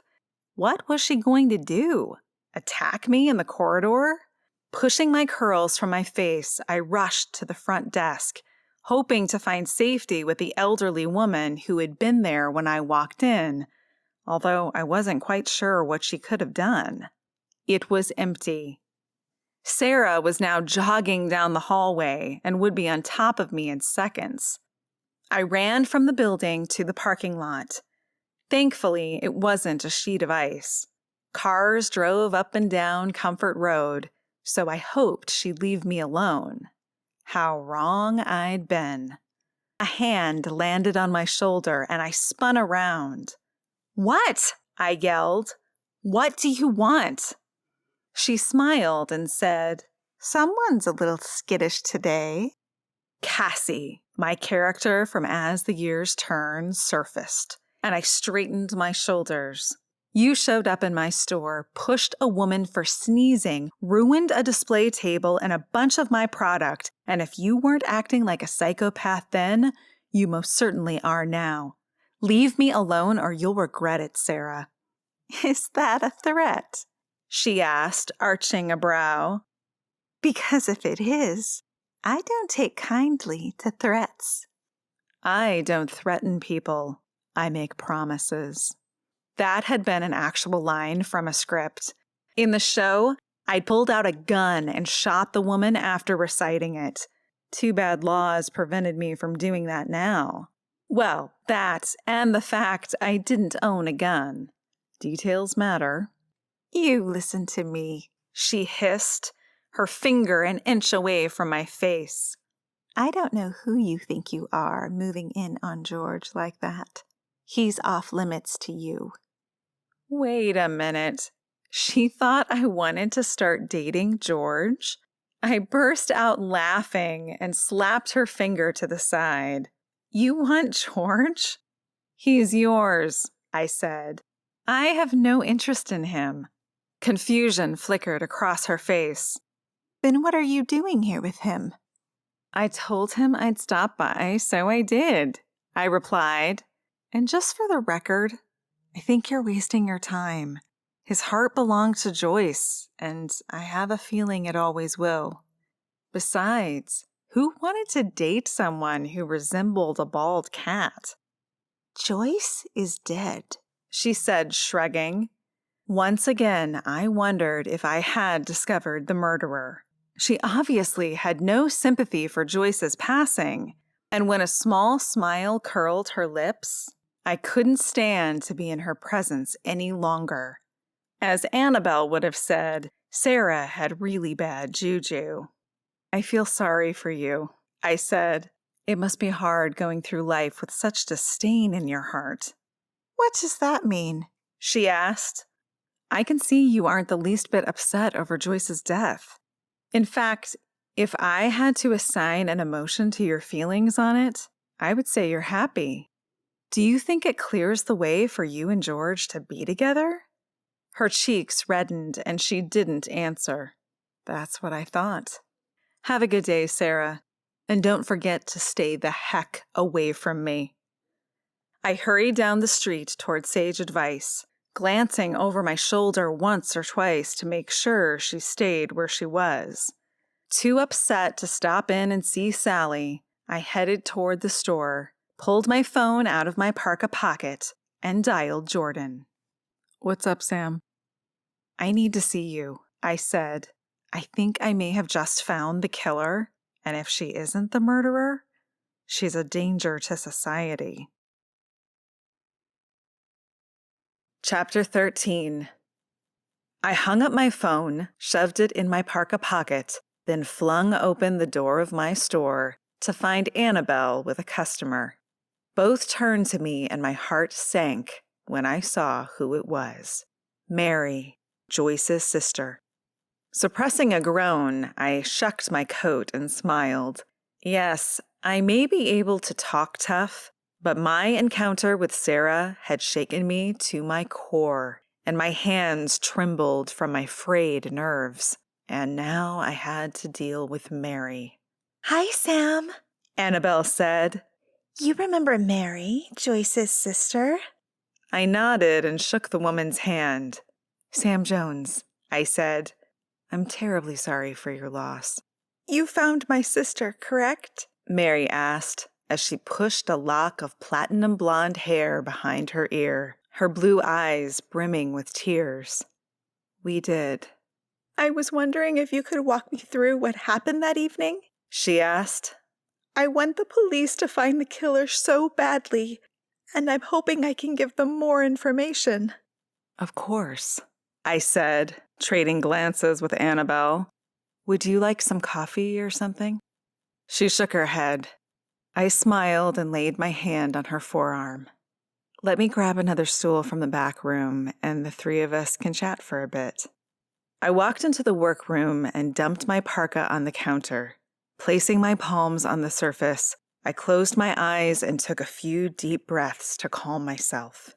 When visiting the senior center, I had expected sweet old people, not a woman who resembled a bald cat with a derangement syndrome. As anger overtook my fear, I whispered a curse. Sarah had gotten under my skin, and now I was furious I'd allowed her to do so. I never should have run from her or shown any other sign of weakness. She seemed to be the type to thrive on it. Glancing at the doorway to the main store, I sighed. I was happy to talk with Mary. I just wished I'd had time to recuperate from Sarah first. After a moment, I felt slightly better and grabbed a stool. Annabelle was already perched on one behind the cash register, another one at her side. I brought it out to Mary and then sat next to Annabelle. Thanks so much for speaking with me, she said. Of course. What can we tell you? Just how your whole evening went? What were you doing there? How did you find Paul? What are your thoughts? Well, we want the killer caught just as much as you do, Annabelle said. It was terrible what happened to Joyce. Thank you. I've given the police a few ideas of who did it, so they can look into them. But I'm hoping to provide them with more details. We've talked to them too, I said. We've already told them everything that happened that night. I appreciate that, Mary said, smiling. I'd just like to hear it for myself. We went there because we were setting up our table for the Christmas festival, Annabelle said. Our table was close to the main door. Once we were done, we walked around to see who else was offering their products. The Christmas tree was in the middle of the gym, so our view was blocked. I said, when we got to the other side of the tree, that's when we found Joyce. Then you called the police? Mary asked. Yes, of course. How did you stumble on Paul? You found him in the pantry, right? Annabelle nodded. When we called the police, they asked us to take a look around and see if there was anyone else injured. Then we found Paul because he was snoring so loudly in the pantry. We actually thought an animal had been trapped in there, I said, smiling. He was loud. Mary grinned but narrowed her gaze. So no one else was there? Annabelle and I exchanged glances, both of us shaking our heads. It was just us. Do you think Paul was faking his sleeping? She asked. I don't, I said. He was pretty out of it when we woke him, just like he'd been deep in dreamland. And you didn't find anyone else in the building? No, we didn't, I said, having a bad feeling the conversation was leading somewhere I didn't want it to go. So you two could have easily have been the killers, Mary stated. Thick silence fell over us. Annabelle stared at her slack-jawed while I froze in place. After a long moment, I asked, Are you accusing us of killing your sister? Mary shrugged. I'm saying it's a definite possibility. What would our motive be? I have no idea. Joyce could be difficult at times. For all I know, you three could have had some type of argument, and you lost your tempers, killed her, then claimed to find the body. You're out of your mind, Annabelle said, shaking her head. Neither of us knew Joyce. Well, who do you think killed her? Mary asked. There are quite a few suspects, I said, without mentioning she was one of them. We'll have to let the police sift through all their clues and give them a chance to figure it out. Then I remembered a question I needed answered. Can you tell me what your prescription bottle was doing in Terry Warner's house? She furrowed her brow in confusion. What are you talking about? I was at Terry's speaking with him the other day. I found a prescription bottle for arthritis painkiller with your name on it in his medicine chest. What were you doing looking in there? Mary asked. I had a cut on my finger that was bothering me and decided to see if he had a Band-Aid while I was using the restroom. I lied. She shook her head. Joyce was always forgetting to fill her pain meds, so she often took mine. Drove me nuts. I pursed my lips in disappointment, but it was just as I'd expected. Have they questioned you? Mary asked, her voice holding an accusing tone. As a matter of fact, they have, I said, very thoroughly. We don't appreciate you coming in here and blaming us for your sister's death. I'm trying to find out who murdered her, Mary said. I understand that, but you can't go around blaming people like this, I said. I think it may be time for you to leave. We stared at each other for a long moment. You know, defensiveness only makes you look guilty, she finally said. I'd worked my tail off trying to find out who killed her sister, but she didn't know that. It may have been something I'd share with her, except between my confrontation with Sarah and now Mary, anger railed through me, and I fisted my hands at my sides. I didn't have the patience to explain myself. Instead, I needed some peace and quiet, and not another woman in my face blaming me for something I didn't do. Like I said, I think you better leave. Cassie's in the house, Annabelle muttered, referring to my character on As the Years Turn. Funny how I could adopt her persona when I felt threatened. I'll be speaking to the police about you, Mary said, standing. Movement at the front door caught my eye. Jordan strode up the walkway. You won't have to go far, I said. Help yourself. As he entered, everyone stared at him. After wiping his boots on the welcome mat, he glanced up and smiled. The grin quickly faded as the tense vibe hit him. What's going on here? He asked. Mary's accusing us of murdering her sister, Annabelle said, her voice dripping with sarcasm. Isn't that sweet? Jordan rolled his eyes and unzipped his coat as he strode over to us. You've got to be kidding, Mary. I've asked you to allow me to handle this investigation, remember? Yes, I do, and the killer still hasn't been caught, she yelled. I want justice for my sister. Everyone does, Jordan said gently. He placed a hand on her shoulder. But you can't go around accusing people of murder like this. Then do your job, she hissed at Jordan. Turning, she strode to the front door, then glared at all three of us before leaving. Well, wasn't that something else? Annabelle said. What a witch. She's been calling me multiple times a day to check if I've caught the murderer yet, Jordan said, running his hand over his beard. Obviously, he hadn't bothered to shave in a few days, and the facial hair was growing in more white than black. Another couple of days, and he'd be able to play Santa in the Christmas festival, if the town had one this year. I've been ignoring her. How's the investigation going? I asked. Okay, but first, tell me about Sarah. He sat where Mary had been, and I began my tale. Now that some time had passed, I was able to look at the encounter with a little less emotion. She was trying to intimidate me, I said. There's no doubt in my mind. Did you feel unsafe? Jordan asked. Do you think she could hurt someone? I do. She's got the disposition for it, and she certainly has the physical strength. She proved that this morning when she pushed the woman through a glass table to the floor. That could have been very messy, he said, wincing. I'm glad no one was seriously hurt. Annabelle raised her hand, showing him her bandage. The cleaning crew took the brunt of it, she said. Ouch. Do you need stitches, Annabelle? Jordan asked. She shook her head. It's deep, but I think it'll be okay. I'm using some of my herbal salves to promote healing.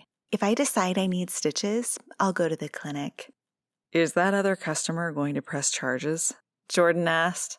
She said she wasn't, I replied, but we shall see. I banned Sarah from the store, though. Smart move, Jordan sighed. Are you going to press charges against her? I haven't made up my mind yet. The vengeful part of me wanted to sick my lawyer on her, but another part didn't want to deal with any of it. You've had quite the day. Jordan reached across the counter and squeezed my fingers. The gesture comforted me, and I smiled. Tell me about it. I've been blamed for a murder and also accused of trying to steal George from Sarah. Both are absurd allegations. So George isn't your type? Annabelle asked. I shook my head. She stared at Jordan, wiggling her eyebrows. Well, I wonder what your type would be. I glared at her, hoping to convey that Jordan and I were friends and we would remain that way. Jordan's gaze wandered around the store, oblivious to Annabelle's hints. You know, if she's making threats like that to you, I don't see any reason why she wouldn't kill Joyce, so that hopefully George would focus on her. I agree, I said. Sarah was very territorial over him. I think she needs to be investigated further.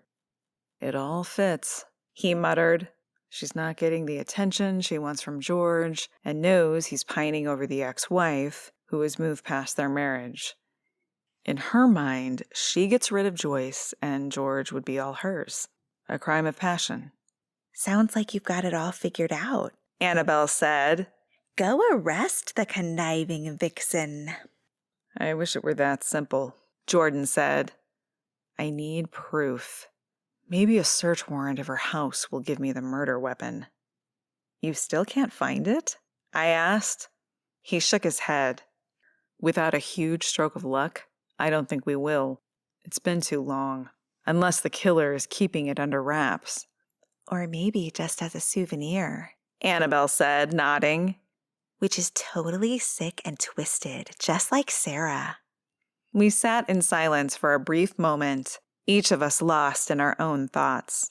But then I remembered Jordan was going to give us updates on the investigation. Hopefully, something we didn't already know. Do you have any news on your end? I asked. He nodded. Yes, I almost forgot to tell you. We found out who the online stalker is. Annabelle gasped. What was his name again? K-A-K? Yes, short for kill all conservatives, Jordan replied. Well, don't keep us in suspense, I said. Who is it? Who is Crazy K-A-K? Chapter 14. Is K-A-K in town? I asked, holding my breath.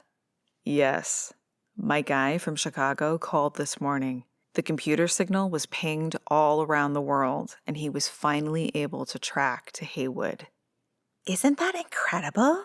Annabelle asked. Technology is so amazing. Who is it? I asked, tapping the counter. Don't keep us in suspense. It's George, Jordan said. The signal was pinpointed to his house. Stunned, I sat in silence and Annabelle gasped. George? She yelled. George, as in Joyce's husband? He was hassling his own wife online? Jordan nodded. Don't forget the ex there, Annabelle. She'd left him and they were divorced, but yes, I haven't talked to him about it, but it's been formally traced back to his house. George is the person behind Kill All Conservatives. I recalled the dining room table being used as a desk, the papers and computer littering the surface. Do you think he killed her? I asked. If he threatened to online, would he actually go through with it in real life? I don't know, Jordan said. He's got the motivation and the opportunity. He knew exactly where she was going to be, I said. She posted it online. Yes, he did. And, as he said, if he couldn't have her, no one else could. My heart thundered as I stared at him. Do you think you've caught him? Maybe. Annabelle pulled out her phone and began typing. A moment later, she had the screen face toward us. He's on there right now, arguing with Terry about immigration and taxes. Shouldn't George be at Pinnacle? I glanced at the clock. Over an hour had passed since I had been at the senior center. Where had the time gone? Squinting, I read the exchange. Kill all conservatives. You idiots are so dumb you couldn't find your hand if it was in front of your face. Don't you know we're all people of this planet? There aren't any borders. Terry Warner. And you libtards are idiots for thinking that way. Of course there are borders, and the people flooding them are sucking our resources dry, forcing all of us to pay more taxes. The fight continued, but I didn't want to read anymore. I hated politics. I imagined George hunched over his computer in the dining room, typing away, maybe laughing at the argument. But why hassle his ex-wife the way he had? It just made no sense to me. Well, we all know George isn't as harmless as he looks by the way he took a swing at Paul, Jordan said, rubbing his forehead. And maybe He's going after Terry, studying his online habits, and getting ready to kill him as well. A point I hadn't considered. Jordan stood and stretched his hands over his head, then yawned. I think I better head over there and make an arrest for cyberstalking. At least that will get him offline. Then I can focus on questioning him about the murder. I want to go with you, I said. Civilians aren't allowed to accompany officers on an arrest, Jordan replied. I rolled my eyes. I think all the rules are out the window at this point. You sort of deputized me when you asked me to talk to the suspects. Jordan sighed. I knew that was a mistake, but I was between a rock and a hard place. I shrugged and went to the back room to fetch my coat. When I returned, Jordan said, George could turn dangerous if he feels threatened, Sam. I'm not going to put you in harm's way. He's not going to hurt me, I replied. In fact, I think he probably wants to date me. Annabelle snorted, then burst out laughing while Jordan's nostrils flared. Did you tell him you don't date? Jordan asked. I mean, that's what you told me, remember? No, I didn't specifically say that to him, but I have no intention of getting together with George. He's practically old enough to be my father. Annabelle wiped the tears tracking down her cheeks. Oh my goodness, this is too funny. Let's head out, Jordan, I said, ignoring her. I'm going with you. His shoulder sagged in defeat, and he finally nodded. We walked out the door in silence, entered his truck, and drove to George's house. I'm glad the snow has stayed away, Jordan said. But look over the mountain there. I think we're going to get hit again. The white peaks were shrouded in thick, heavy clouds. Maybe it will bypass us, I said. The thought of more snow made me want to cry and scream all at once.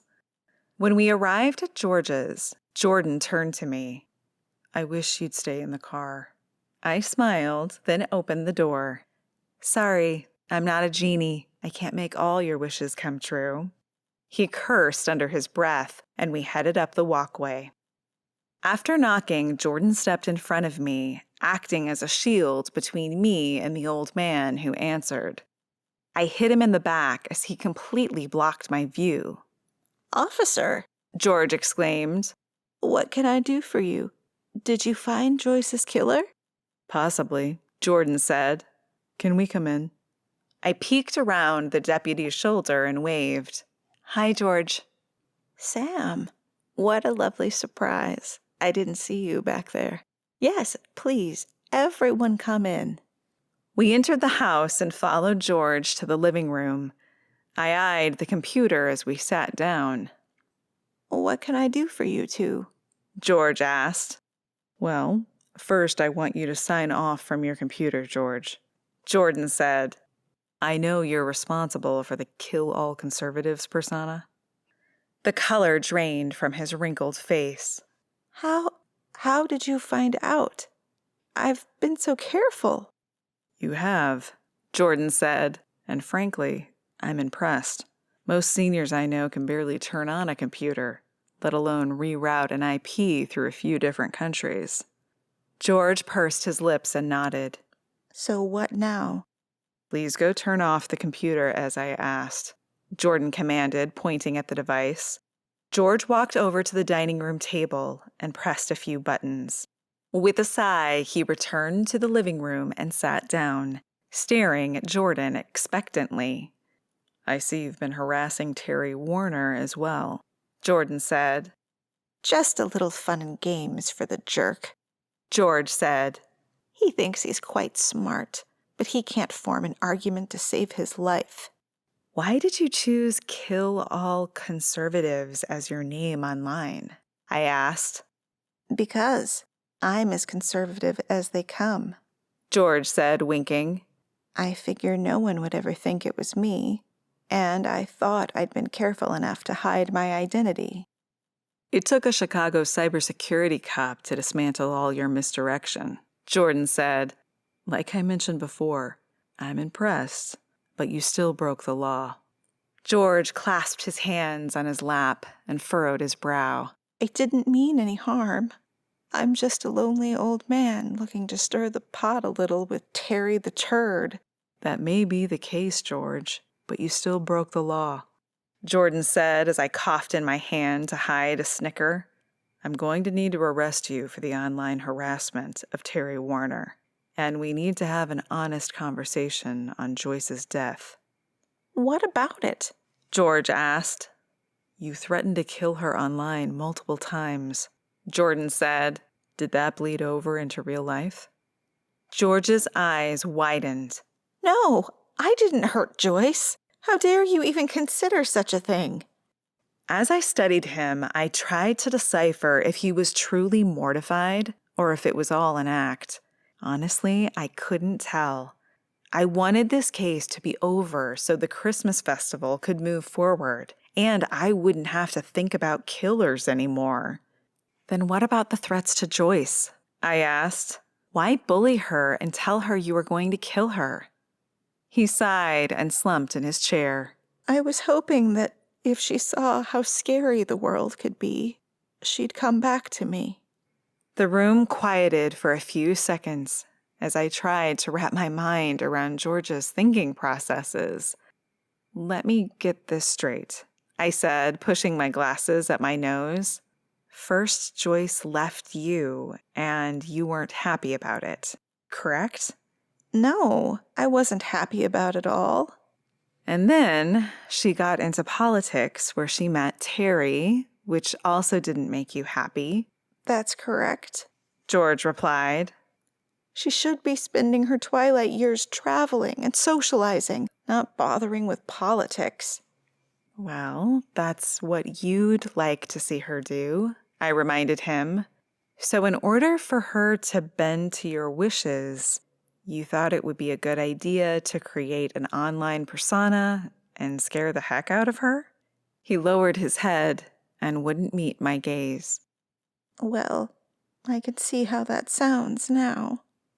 You were online threatening to kill your ex-wife, I said, so that she'd come back to you?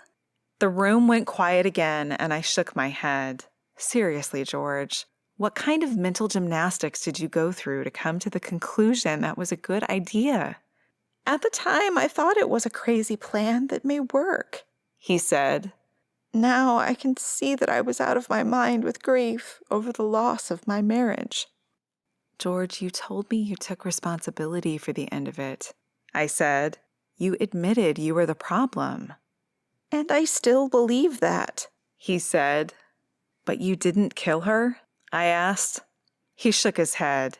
I'd never do anything to hurt Joyce.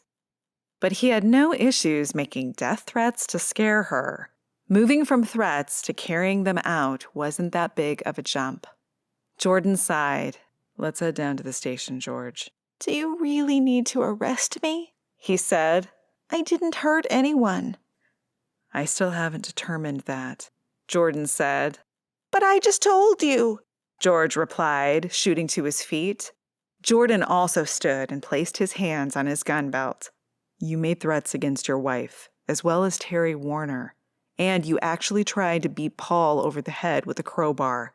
What you say right now isn't that convincing with the evidence piling up against you, George. The two men stared at each other, the elderly man's hands fisted at his sides. We can do this the hard way or the easy way, Jordan said. I personally prefer the easy way. I'm feeling a bit tired and lazy today. Finally, George nodded, and Jordan led him out of the house. I trailed behind, feeling a little sorry for the old man. He'd admitted to being an online stalker and jerk, but had denied killing Joyce. Had we found the killer, or was he or she still out there? Chapter 15. The next morning, I woke early and wrapped Annabelle's gun holster, still unsure what to get Jordan or Gina. I'd have to ask Annabelle for some ideas when she came in. In my Hollywood days, Gerald and I hadn't exchanged gifts. What did you get someone who had everything they wanted, and if they didn't have it, could buy it at any time? In my Hollywood life, I found my Christmas joy by writing out checks to different charities I supported. Despite the murder, this year was different. My soul felt unlike any other time in my life, full of happiness and love. And I had none of the blessings, or maybe I should say trappings, of wealth that I'd had before. In fact, I would say our money had gotten in the way of the true meaning of Christmas. My Hollywood life during the holidays had been about big parties and dressing in the most elegant gowns I could find, not about spending quality time with friends and family. This year, I had worried and was quite depressed about being alone on Christmas Day, but Annabelle had assured me that wouldn't be the case. What that entailed, I had no idea. She definitely had something up her sleeve, and I'd go along for the ride without question, happy to be included in her plans. Once I finished wrapping the holster, I set it under my little tree, which only stood about 2 feet high. I regretted not getting a larger one, refraining because I was afraid catnip would tear it down. For the same reason, I also hadn't bought any other decorations for my small apartment, but next year would be different. Surprisingly, Catnip had left everything alone. Either he wasn't interested, or things weren't flashy enough for him to put the effort in to destroy. Next year, I'd put as much energy into decorating my personal space as I had the store. The lights and baubles warmed me from the inside out. No, gosh dang it! The yelling downstairs caught me by surprise, but I wasn't concerned because I recognized the voice as Annabelle's. I opened the apartment door and called, "Everything okay?" It's fine, she said, her sigh loud enough for me to hear. It indicated things weren't fine, as she suggested. I hurried down the stairs. "What's up?" I asked, finding her in the back room. Today, she wore a knitted red and green sweater, featuring Billy Idol's face and famous sneer wearing a Santa hat, a pair of jeans, and black boots. Where in the world had she found that sweater? I just got a text from my friend and they said the Christmas festival is canceled. Oh no, I said, furrowing my brow. Why? Is it because of the murder? There's that. But then Santa showed up at the emergency clinic in town last night. He's got something wrong with his head. They took him in an ambulance to the hospital in Sedona. We can't have the Christmas festival without Santa. So Paul had been hit in the head when George took a tire iron to him in the parking lot. The fact George had hurt him placed the man a few slots up on my list of potential murderers. Maybe he wasn't as physically or mentally weak as I had originally thought. If I hadn't seen the commotion between the two in the on-the-river parking lot, perhaps he would have been successful in bashing in Paul's skull.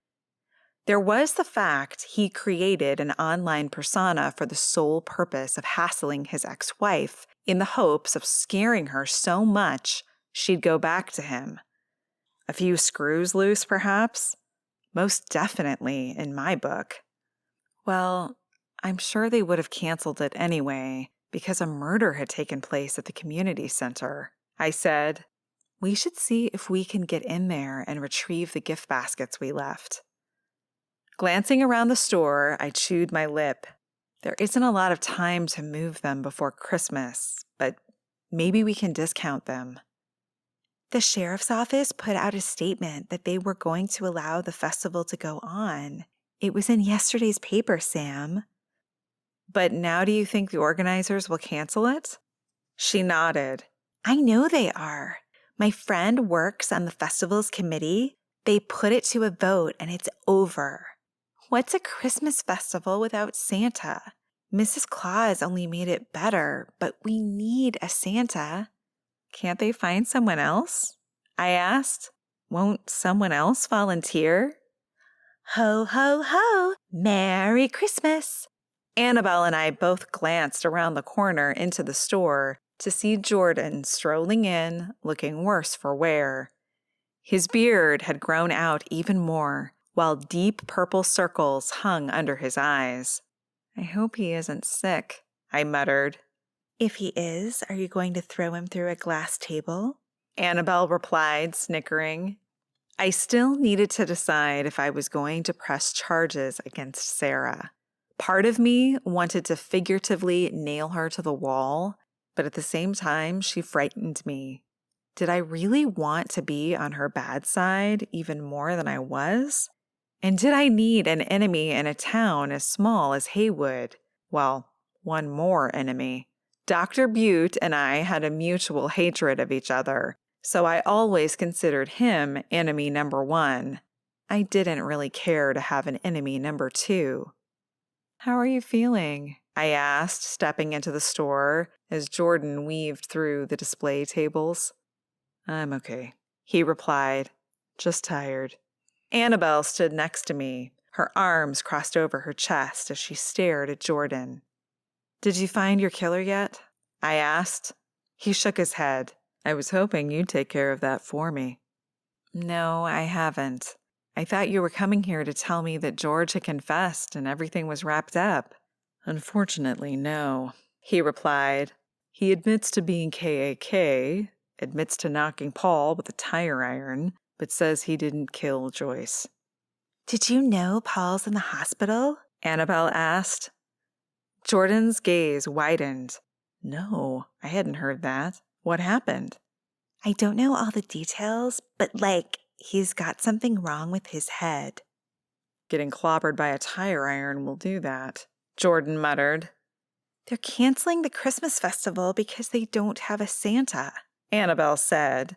She was obviously much more upset about the festival not happening than Paul's potential brain damage. That's too bad. I think they should have it regardless, Jordan replied, scratching his beard. But what do we tell the kids? Annabelle asked. That Santa decided he didn't want to visit Heywood this year? Tears welled in her eyes. It's better to cancel the whole event unless we come up with a new Santa. Oh, Annabelle, please don't cry, Jordan begged. Please. It's just so unfair, she sniffed. It's the best day of the year and it's ruined. Her gaze darted between Jordan and me. Unless what? I asked, my heart anxiously skipping a beat. I didn't like the way she was looking at us. You two could play Mr. and Mrs. Claus. A long beat of silence engulfed us. Then Jordan and I both responded in unison. No.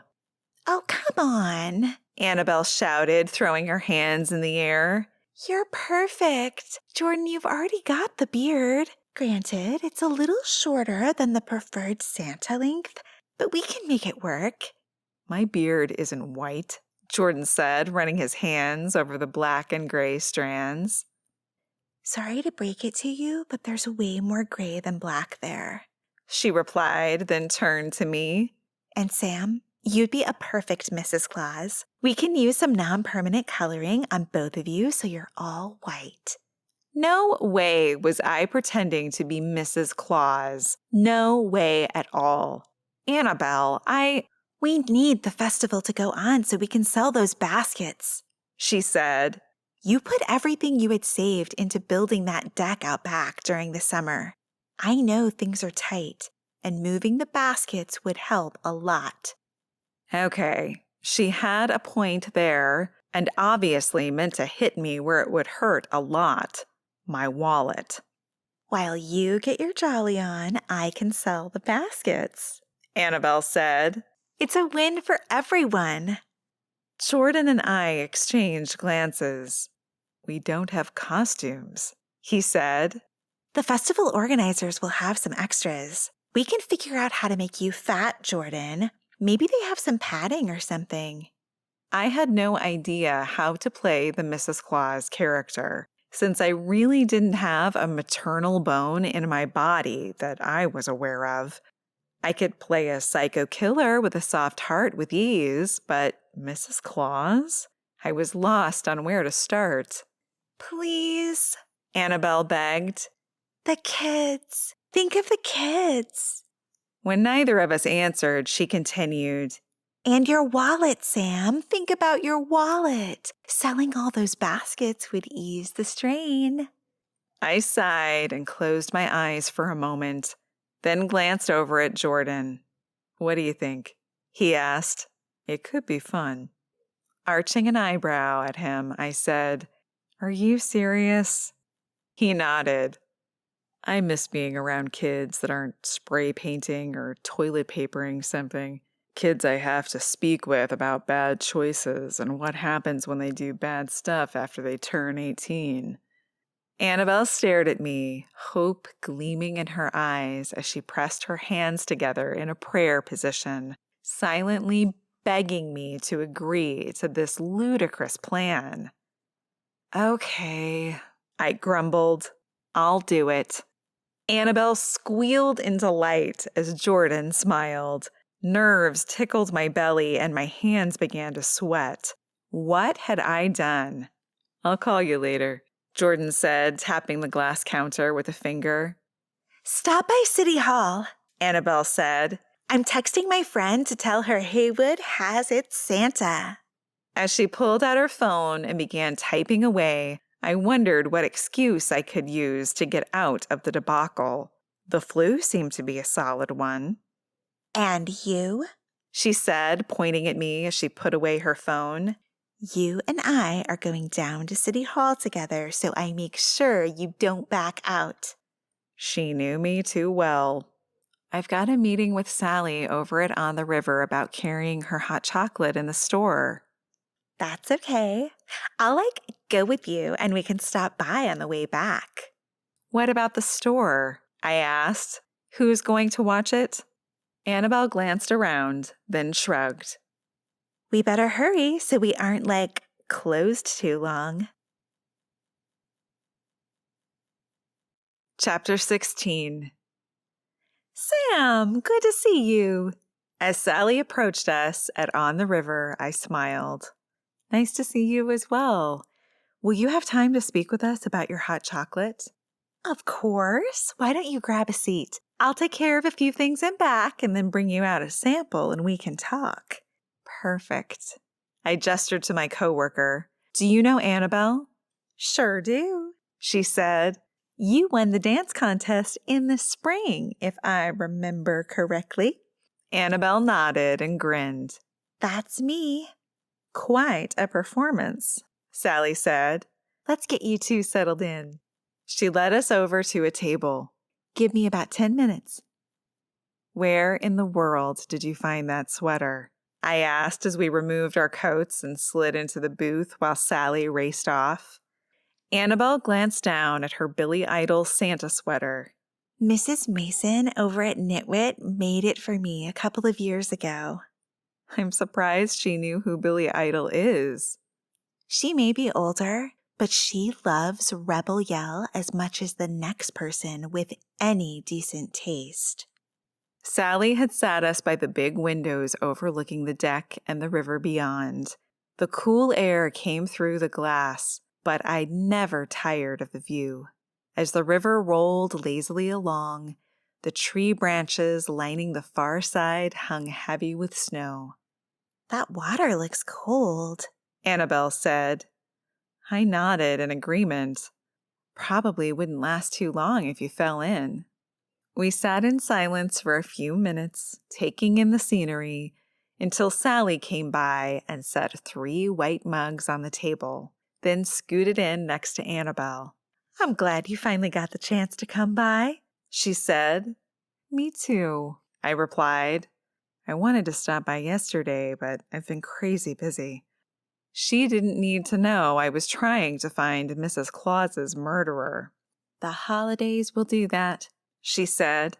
Just when I think I have everything under control, I remember a bunch of stuff I need to do. Which reminded me I still hadn't picked up anything for Jordan or Gina, nor did I have a clue on what to get them. Time was running out, So I made a mental note to get that mess sorted immediately after my meeting with Sally and my fitting at City Hall. Ugh, why had I said yes to Annabelle's crazy plan? Is this the hot chocolate Sam was telling me about? Annabelle asked as she wrapped her hands around the cup and sniffed. Yes, it is. I hope you like it, Annabelle, Sally replied, taking a sip. It's my favorite go-to in times of stress. Like I said, I had the best sleep after drinking this. I blew on my hot chocolate, looking forward to it being cool enough for me to taste. Finally, I was able to take a sip, and my taste buds tingled as I sighed. Oh, I like this, Annabelle said, setting down her mug. Not too sweet, but very comforting and super delish. I'm so glad, Sally said, shifting her gaze to me. What kind of deal did you have in mind for carrying it in your store? Well, let's talk about production, I said. How much do you think you can produce in a week? How long does it keep? As Sally talked about her production schedule, the ingredients, and we tossed around ideas for packaging, the time flew by. When I finally disengaged from our conversation, I realized the sun had almost fully sunk behind the trees lining the river, and our hot chocolate was long gone. I think this is a great collaboration, Annabelle said. If you have the product made now, we should get a few packets and put them in the baskets for the Christmas festival, and also add it to the store as fast as we can. I nodded in agreement. I only wish we had thought of all this a few months ago. We could have had a big push on it as a comfort food item that relaxes during the holidays. Well, now we can market it as the comfort item that melts away the stress left over from the holidays, Annabelle said. We can push it through the winter months. I'll leave you two to discuss marketing strategies, and I'll go package up some for you, Sally said. With a wink, she grabbed our empty mugs and hurried back to the kitchen. We better go, Annabelle said, pulling out her phone. City Hall is going to close soon, and we still need to get you a costume. I sighed and crossed my arms over my chest, regretting my decision to be Mrs. Claus with every fiber in my being. Annabelle, No, she said, holding her hand out between us. The conversation is over. You promised me you'd do it. And you, Sam Jones, aren't the type of person who backs out of a promise. You're a good human who honors her agreements. What an expert manipulator. I didn't know whether to be angry or impressed. Here you go, Sally said as she sat down a plastic bag full of hot chocolate pouches. I glanced in to find plain brown wrapping. Not exactly festive, but we could dress them up with a fancy label. Thanks, Sally. I stood from the table and gave her a quick hug. Can you send me over the invoice via email? Of course. I still have your business card, so I'll take care of that tomorrow. Wonderful. You two sit and stay as long as you need, she said. We aren't too busy, so you don't have to leave. Annabelle also stood and said her goodbyes to Sally. Just as I was about to suggest we head out to get my stupid Mrs. Claus fitting over with, two people in a far booth caught my eye, George and Sarah. I grabbed Annabelle's arm and motioned for her to sit down, then asked Sally for another hot chocolate. She hurried to the kitchen to oblige. We have to get you fitted, Annabelle hissed. They're at City Hall waiting for you. What are those two doing here? I whispered, gesturing over to the table. I thought George was in jail. Annabelle turned to gander a glance, then shrugged. Maybe Jordan let him out? Or the sheriff is back on duty and she did? Sarah reached across the table and squeezed George's arm. I strained to read their lips as they spoke. What are they saying? I mumbled as Sally walked over to them and blocked my view. They're probably discussing how Sarah is now receiving hundreds of emails a day for services and contests she never signed up for. What? For a moment, I had no idea what Annabelle could possibly be talking about. But then it hit me. I stared at my friend for a long beat. You didn't. Yes, I did. I took her email address and spent 2 hours the other night signing her up for all sorts of things she doesn't want. Information on cruises, every department store I could think of, and loads of contests. Her inbox is a mess, just like she left our store. I groaned and placed my elbows on the table, my head in my hands. You took her email out of our database, right? Yep. That's illegal, Annabelle. Who cares? She hissed. We need to go. Right. Back to the issue at hand. I had a fitting to attend, but I also desperately wanted to know what George and Sarah were discussing. Just a minute. We'll get there. Text your friend and tell her we'll be there in 10 more minutes. Annabelle swore under her breath as she pulled out her phone.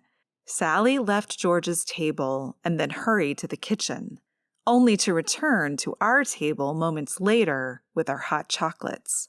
I hated dragging someone else into a murder investigation, but I did feel Sally and I had become friends. If not friends, then really affable business partners.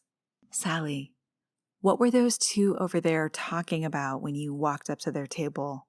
She glanced over her shoulder, then turned back to me and lowered her voice while placing the mugs in front of us. That's George and his friend Sarah. Apparently, George just found out his wife never took his name off a very large savings account that was supposed to be hers in the divorce. He's getting it now. And after giving me a wink, she whispered, "But you didn't hear that from me. Running this place in such a small town, I have to keep the conversations I overhear to myself." Annabelle gasped as I nodded absently, my gaze once again wandering over to George and Sarah. Sally left to go seat another couple waiting by the door, and I wondered how many steps she got each day. It had to be way over the recommended 10,000. What if he knew that before she died? Annabelle whispered. I nodded, then took another sip of hot chocolate. Yes, indeed. What if he had known his name hadn't been taken off the savings account? We arrived at City Hall to find Jordan also being fitted for his costume. His smile indicated he was far more excited about this than I was. Are you ready for this? Jordan asked. I wanted to ask him about George's release and tell him about the savings account, but I didn't feel comfortable with the other people in the room. As ready as I'll ever be. Maybe it was because Santa was such an easy character to play, but what did Mrs. Claus do? Sit around and smile? Bake cookies? I wasn't up on my Christmas movies, so maybe I'd have to sit down and watch a few. If I recalled, Goldie Hawn and Kurt Russell had made a couple where she played Mrs. Claus. That would be a good place to start, and it would be nice to see some old friends again on the screen.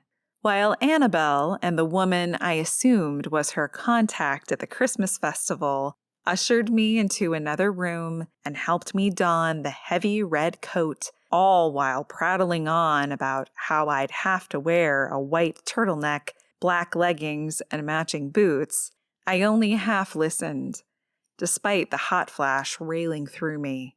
The coat wasn't any help. I tried to piece together the plot line of George being the murderer. Done with her husband's controlling and demeaning ways, Joyce divorced him. When he couldn't win her back, he tried to scare her to return to him by hassling her online, as someone named Kill All Conservatives. Originally, I hadn't considered him a suspect for a crime of passion, but what if it all came down to money? How much? I wondered out loud. How much what? Annabelle asked. I shook my head. Nothing, sorry. A trickle of sweat made its way down my face. I'd never survive playing Mrs. Claus unless the temperature in the community center hovered around North Pole numbers. Take a look, Annabelle said, turning me toward the mirror. See? I'll color your hair fully gray, and maybe we can pull it up so it knots at your neck. She gently palmed my curls and wrapped them in a bun at the nape of my neck. A little blush and your glasses. You're going to be a perfect Mrs. Claus. Ho, ho, ho. I turned to find Jordan in the doorway, also fully dressed and smiling. Looking good there, wifey. I snorted as he joined me in front of the mirror. As I stared at our reflection, I tried to imagine his beard and my hair fully white, and suddenly I couldn't wait for our act to begin. "We're going to kill this," I said, turning to him. Without thinking, I threw my arms around his neck.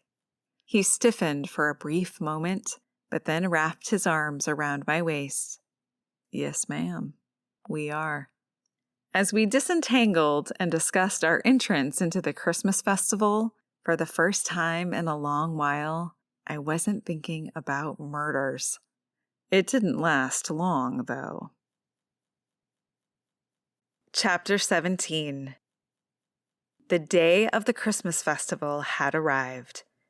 Despite there being a murderer on the loose, the air in Heywood crackled with excitement. Annabelle and I remained busy throughout the day, and almost every customer mentioned the festival and how much they looked forward to it. I found the whole day quite fascinating as the town rallied around another event. First, it had been the annual dance contest, and now the Christmas festival. It was like nothing I'd ever seen before, and I found my heart beating a little faster as I became caught up in the enthusiasm. None of them knew I was going to play Mrs. Claus, which gave me a little bit of nervous jitters on top of the anticipation. All day I felt over-caffeinated, and I wasn't sure why. I was an Emmy-winning actress. I needed to smile. To my utter delight, Sally's hot cocoa sold out, except for the packages we'd kept behind the counter to add to the baskets at the Christmas festival. After an evening of watching the Christmas Chronicles with Kurt Russell and Goldie Hawn, I'd come down early to prepare the fancy labels and display tables for the batch of hot chocolate. I created a small flyer about the benefits of the mushrooms used to make it, prepared some samples, and it had been gone before noon. The movie had warmed my heart, and I wasn't sure if the tears in my eyes were from the film or because I missed my two dear friends. I considered calling them, but was afraid they'd cast me aside as the rest of Hollywood had. But I knew exactly how I was going to play Mrs. Claus. I'd mirror Goldie Hawn's character with my own added flair. If only my smile was as bright and warm as hers. After Annabelle rang up the last hot chocolate packet, I put a sold-out sign on its display table and a sign-up sheet to be emailed when the product came back. Then I texted Sally and told her we needed more, and she said she'd get right on it. Well, are you set to go, Mrs. Claus? Annabelle asked. We should head over to the community center so we can get you ready. That hair dye may take longer to work into your hair than I originally thought. Sure, I said, hoping my nervous butterflies didn't show in my voice. I was once again back to wondering why I'd volunteered myself for the role, and that's what I had to remember. It was simply another character to play. I had to smile and be nice to kids, which shouldn't be too hard. I may not have a lot of experience with children, but most seemed quite decent, except that one kid in Hollywood. I couldn't remember who he belonged to, but I'd met him when I accompanied a friend to a party. Somewhere around 5 years old, he'd spent the night screaming at his parents while the nanny tried to corral him upstairs. I felt a little bad for him because his mother and father basically ignored him, as if he didn't exist. Had that been typical throughout his young life? Or was it because his parents were entertaining Hollywood's elite that night? Once we locked up the store, Annabelle drove us over to the community center. The bitter night air sniped at my cheeks as we entered. I was told we were going to be getting ready in the after-school daycare room, Annabelle said, nudging me down the hallway. We opened the door, turned on the light, then stepped inside.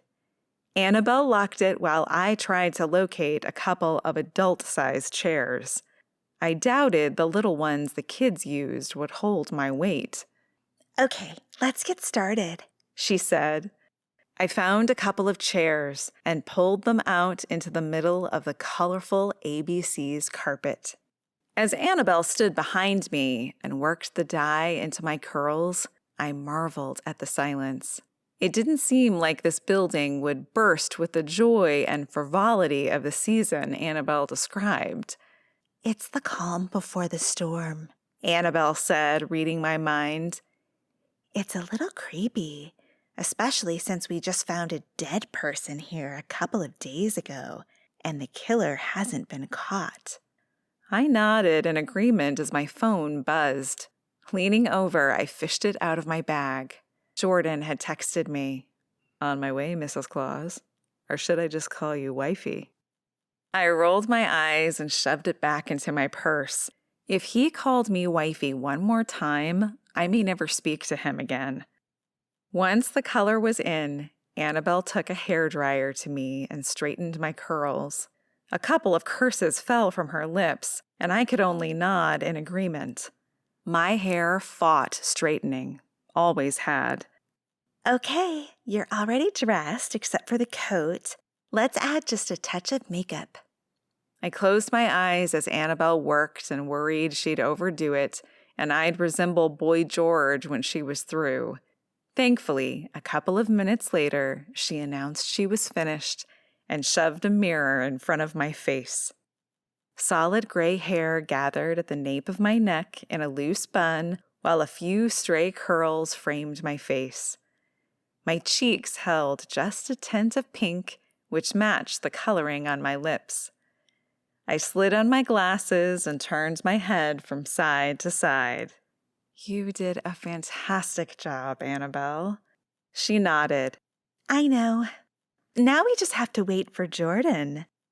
On cue, the door swung open, and in walked the man himself. Sorry I'm a bit late, he said, his gaze never leaving me. You look really pretty, Sam. The gray hair suits you. A slow blush crawled up my neck. Annabelle pointed at her chair and ordered, Sit down, buddy. You can admire her later. We need to get your beard whitened, and I'm running out of time. They're going to open up the gym for the vendor sale soon, and I've got to run the sage advice table. Yes, ma'am, he said, shucking his coat and hurrying over to the chair. We chatted as Annabelle painted the dye into his hair, then onto his beard. It had grown in thick, but wasn't as long as Santa's. However, it would have to do. The sound of voices rang down the hall just as Annabelle finished. Okay, I have to go, she said.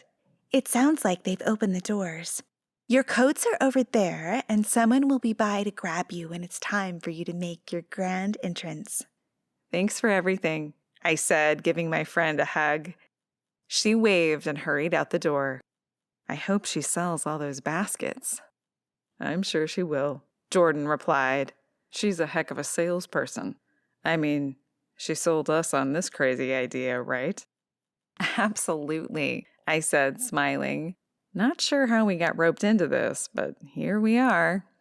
A knock sounded at the door, and a woman I didn't know rushed in carrying 2 plastic cups.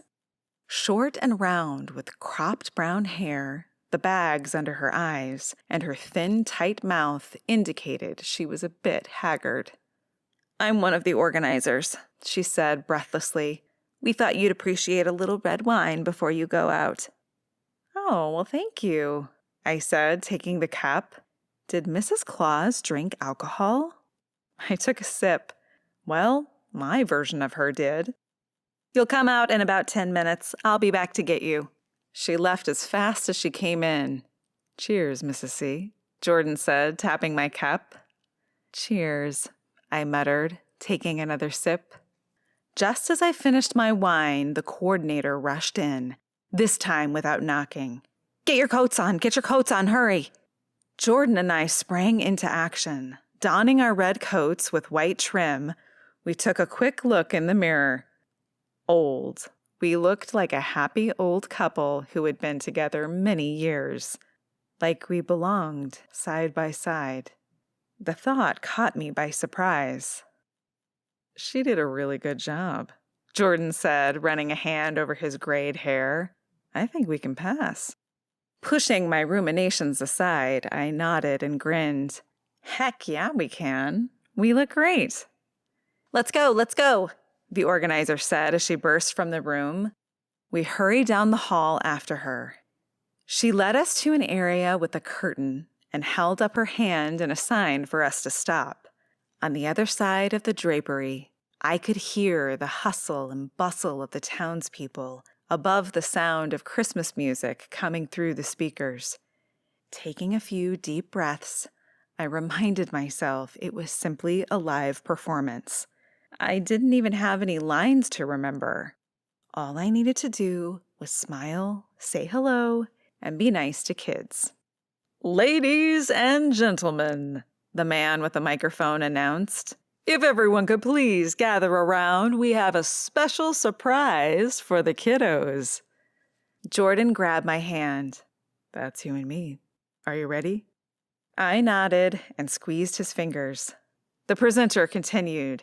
Everyone, all the way from the North Pole, please welcome Santa and Mrs. Claus. The curtain rose and everyone cheered. The energy in the room rushed toward us like a gust of wind, causing me to take a step back. Jordan and I waved and smiled as the children screamed. In the audience, I found Annabelle applauding and jumping up and down, just as excited as the kids. Everywhere I looked, I found a familiar face. Dr. Butte smiled and clapped until he realized who I was. Then he shook his head and sneered.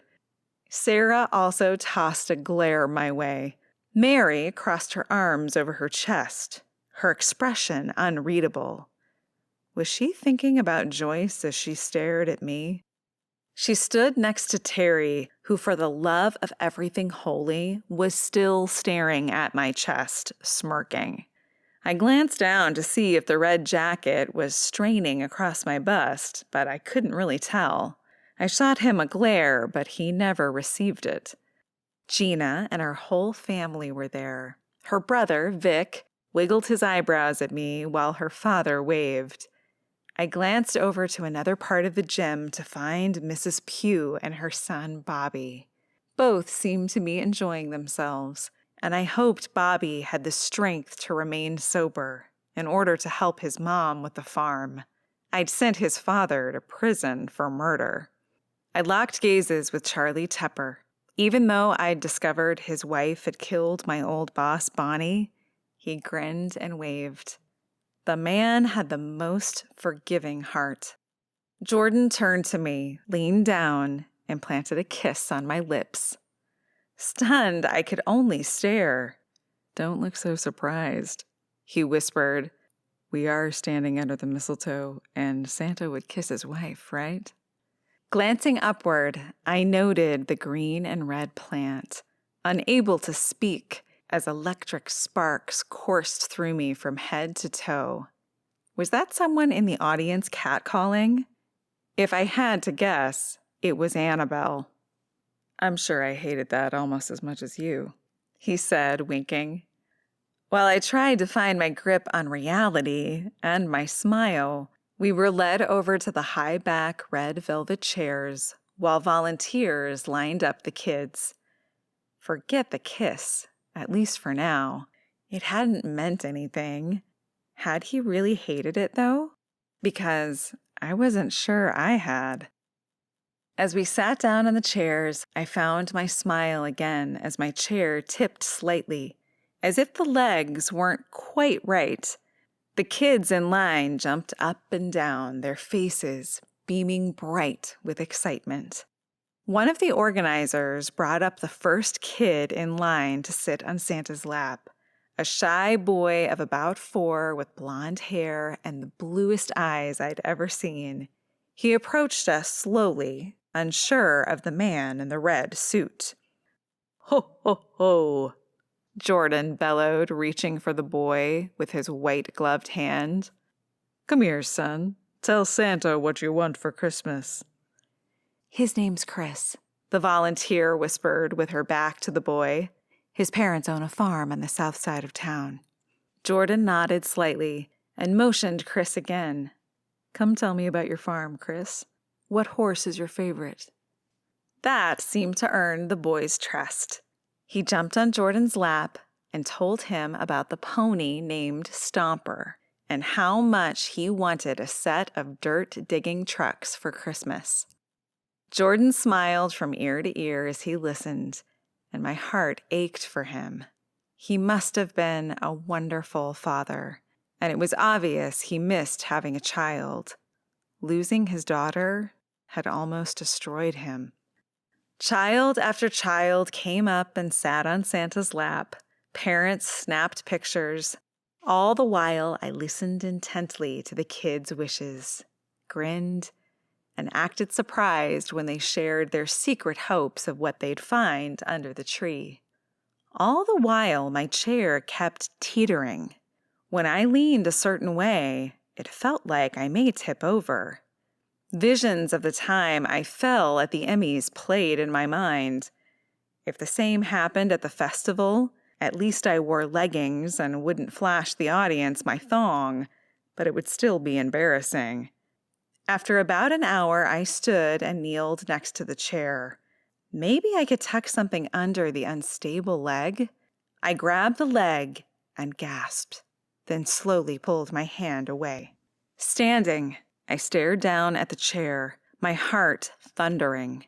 On the side of the metal leg that wasn't visible to the audience, blood had crusted. And was that a hair? Jordan had a brother and sister on his lap. The 3 smiled and posed for the parents taking pictures. He radiated joy, and I didn't want to burst his bubble, but darn it, I was pretty certain I'd just discovered the murder weapon. I turned around and sat down, careful not to rock the chair too much. Glancing around the crowd, I placed a smile on my face. I studied everyone, searching for my suspects. George had arrived, or I hadn't seen him earlier. Sarah had attached herself to him, linking her arm with his. They chatted with a few men and women I recognized from the senior center. Why did I feel as if I were being watched? "Smile, Mrs. Claus," one of the parents called. Turning to the camera, I flashed my best grin. The children stepped down, and a mother brought up a baby. Obviously, the little one couldn't vocalize their Christmas desires, but Mom wanted a picture. The infant didn't. Howling ensued while I took stock of the audience again. There. Terry stared at me, our gazes locked. After a long moment, he turned and hurried toward the exit. I shot to my feet, my pretty chair toppling backward. "Stop him!" I yelled, not sure if anyone would hear me over the din. Chapter 18. "Grab him!" I yelled, hurling myself off the small stage and into the crowd. As I shoved through, people did move, but just not fast enough. Some received elbows from me, others I outright pushed. With my heart thundering, I continued to yell for someone to stop Terry, but I was met with confused stares. I finally reached the table by the door. "What are you doing?" Annabelle shouted, grabbing my arm. "Terry! We have to stop him. Why? Why, indeed. He hadn't done a darn thing to make me want to chase him except try to leave. But because he's running. It didn't mean he was guilty, but the fact I'd found the blood on the leg of the chair and he watched me do so, then tried to leave the building, had me feeling as if he were hiding something, like a murder confession.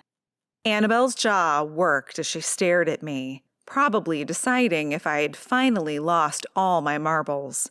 After a quick moment, she ran ahead of me toward the door.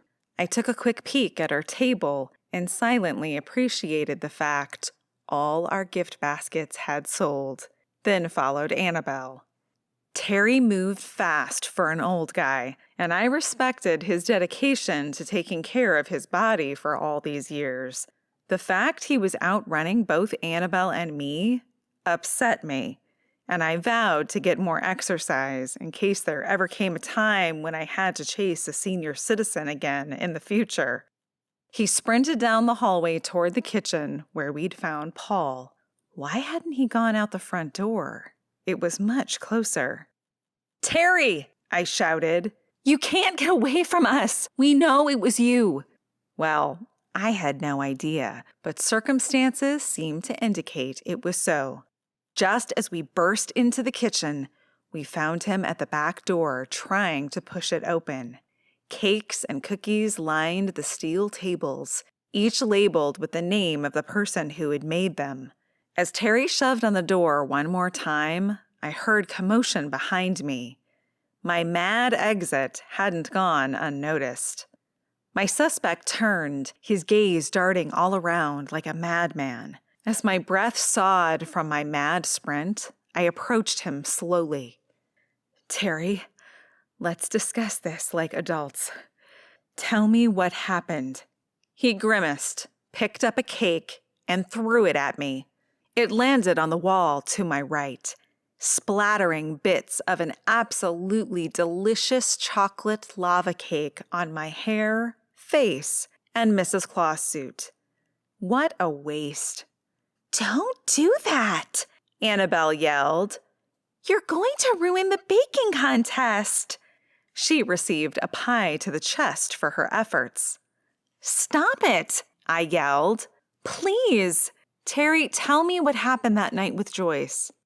"I don't know," he replied, trying the door again. "I wasn't here." "Then why are you running?"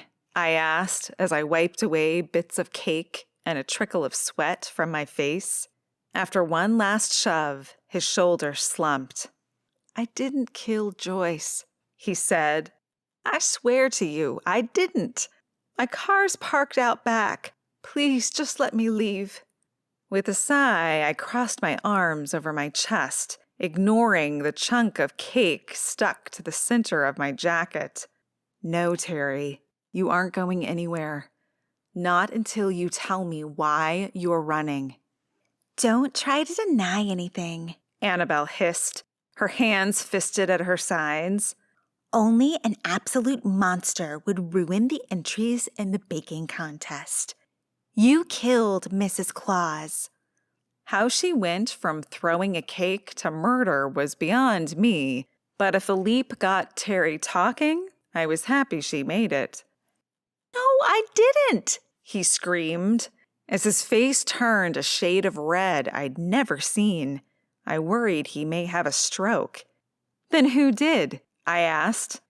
He glanced past me to the doorway. There I found Mary glaring at him, her hands on her hips. Had it been Mary? It made sense. She was the one who had been saying she deserved more of their father's inheritance, since she was the one who took care of him. Paul had told us they were fighting so loudly he had to leave. Or was he guilty as sin and trying to pin the killing on someone else? "Mary," Terry said, "it's over." "I don't know what you're talking about," she replied, shaking her head. "What have you done?" Tears welled in her eyes as she pursed her lips. "Was it you, Terry? Did you kill my sister?" "Absolutely not," he shouted. "You know what happened that night, Mary." "I know my sister was brutally killed," she whispered, the tears now falling freely. "I never imagined you could have done it." "I didn't." The blame game continued, and I became more confused with every passing moment. "Wait a minute," I interjected. "Let's take a step back here. Terry, tell me everything." His gaze never left Mary as his breath heaved. Finally, he spoke.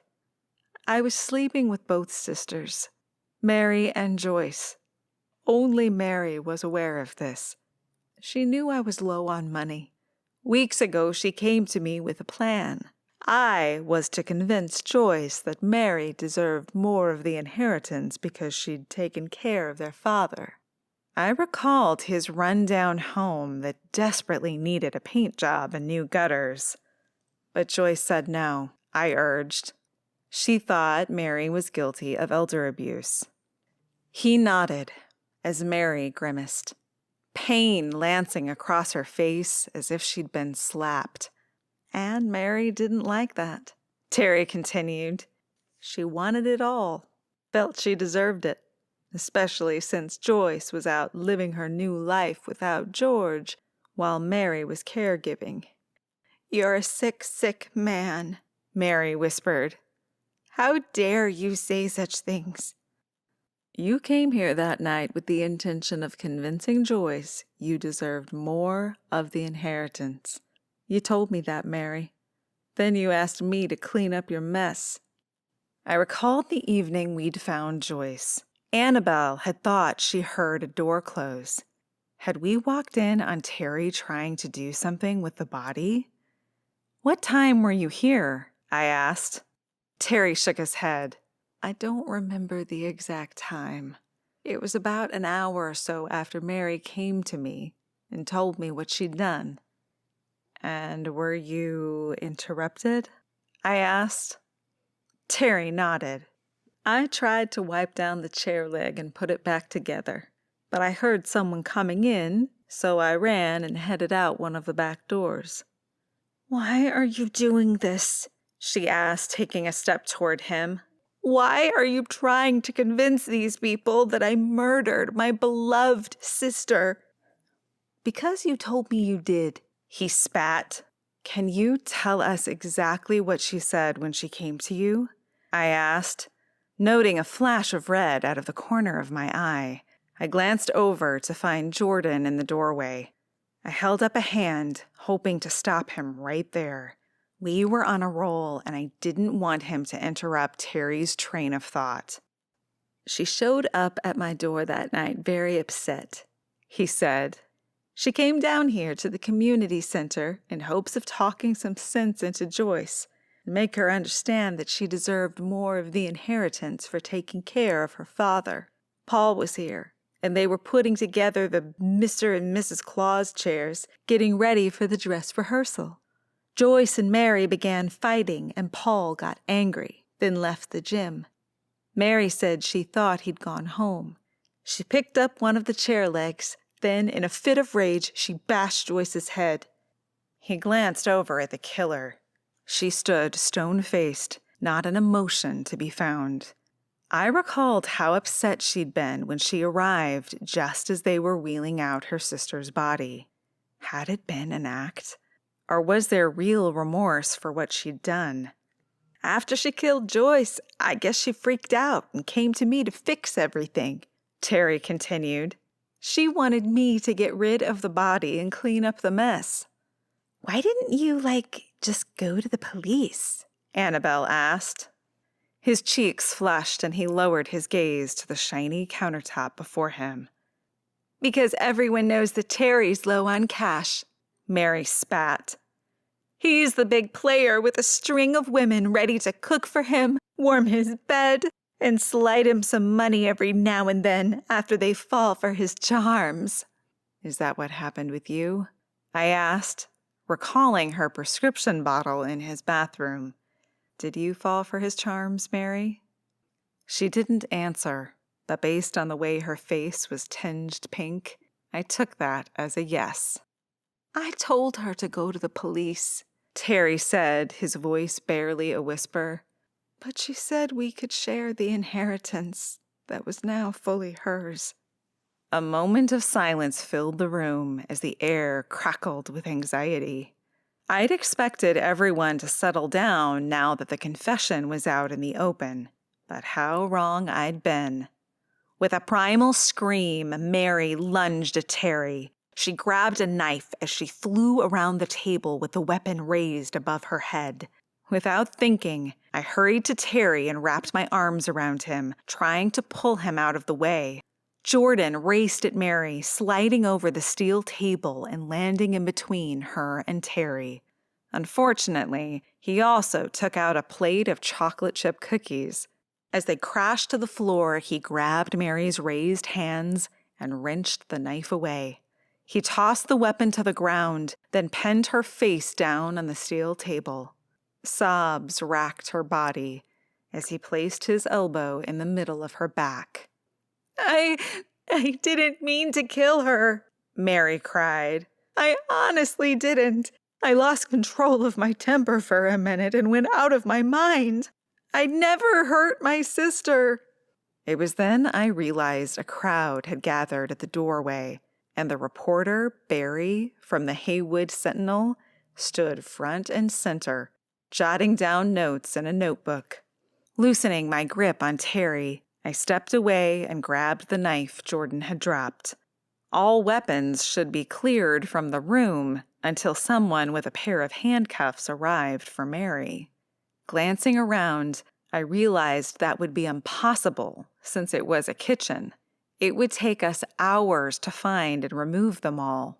Sam, fish my phone out of my pocket, please, Jordan ordered, and I quickly did as he asked. As he leaned on Mary's back, he phoned the department, reported the incident, and hung up. See if you can find something to tie your hands, he asked. Maybe there's something in the pantry? Where are your handcuffs? I asked. Santa doesn't carry handcuffs. I'm off duty. Annabelle joined me in my search. It's weird to think just a few days ago we thought there was a wolf or something in here, she whispered as we rifled through the shelf contents. And it was a snoring Santa. I know, I replied. I hate that the Christmas festival has been interrupted like this. Maybe I should have waited to confront Terry. I feel like I've ruined everything. Well, you did. But it is what it is, Annabelle said, winking. Do you think we can put everything back on track? I don't know. We can try. But that stupid sheriff better hurry up and get here because I don't see anything to tie someone up with. Is plastic wrap strong enough? Chapter 19, Christmas Eve. Jordan had brought a large portable fire pit over, and we'd placed it on the deck.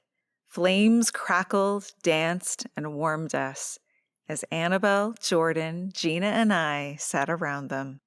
Annabelle had made some hot toddies she swore had some great herbs in them, although I quickly decided that the amount of alcohol she'd used canceled any herbal benefits. But as the smell of cinnamon and spices wafted up from my warm mug, I didn't care.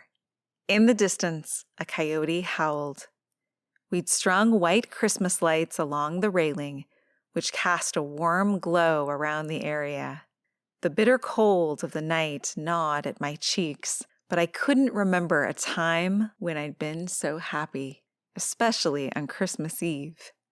In my former life, the night had been about extravagant parties, expensive gowns, and spending time in the hair and makeup chair. As I sat in my parka and snow boots, with my hair tucked into my ski cap, I smiled. I'd take my new life over my old one any day. Jordan was telling a story of a drunk driver he pulled over earlier in the day, who'd fallen face first into a snowbank and passed out. Although I hated anyone who got behind the wheel after consuming alcohol, I couldn't help but giggle while Jordan shared the tale. He'll be off the streets for a day or two, he said. And he's gonna be sorry once he wakes up.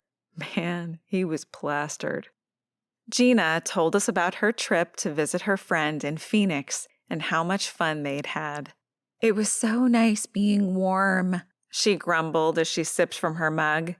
"I think I want a house down there for winter, then spend the summers up here." I didn't blame her.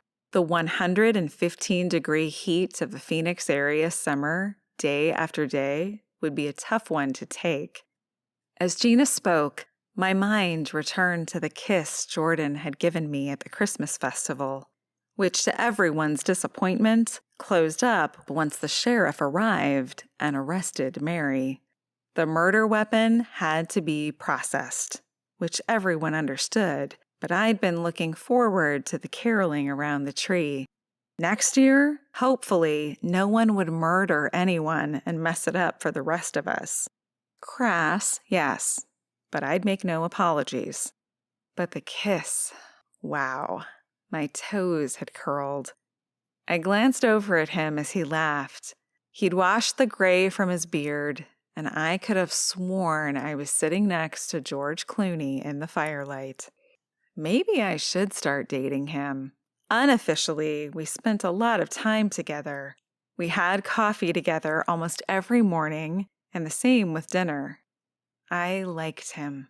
We had fun, and he made me laugh. But maybe our relationship should become official.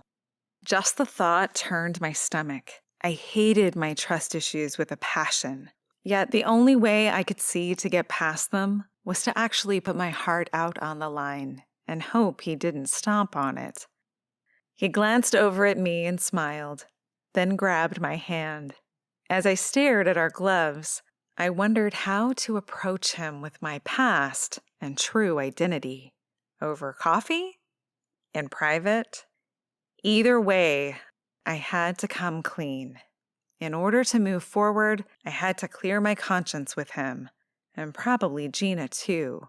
It would be one of the most difficult things I'd ever done, and the longer I took in not sharing this very important part of my identity, the harder it became to hide it.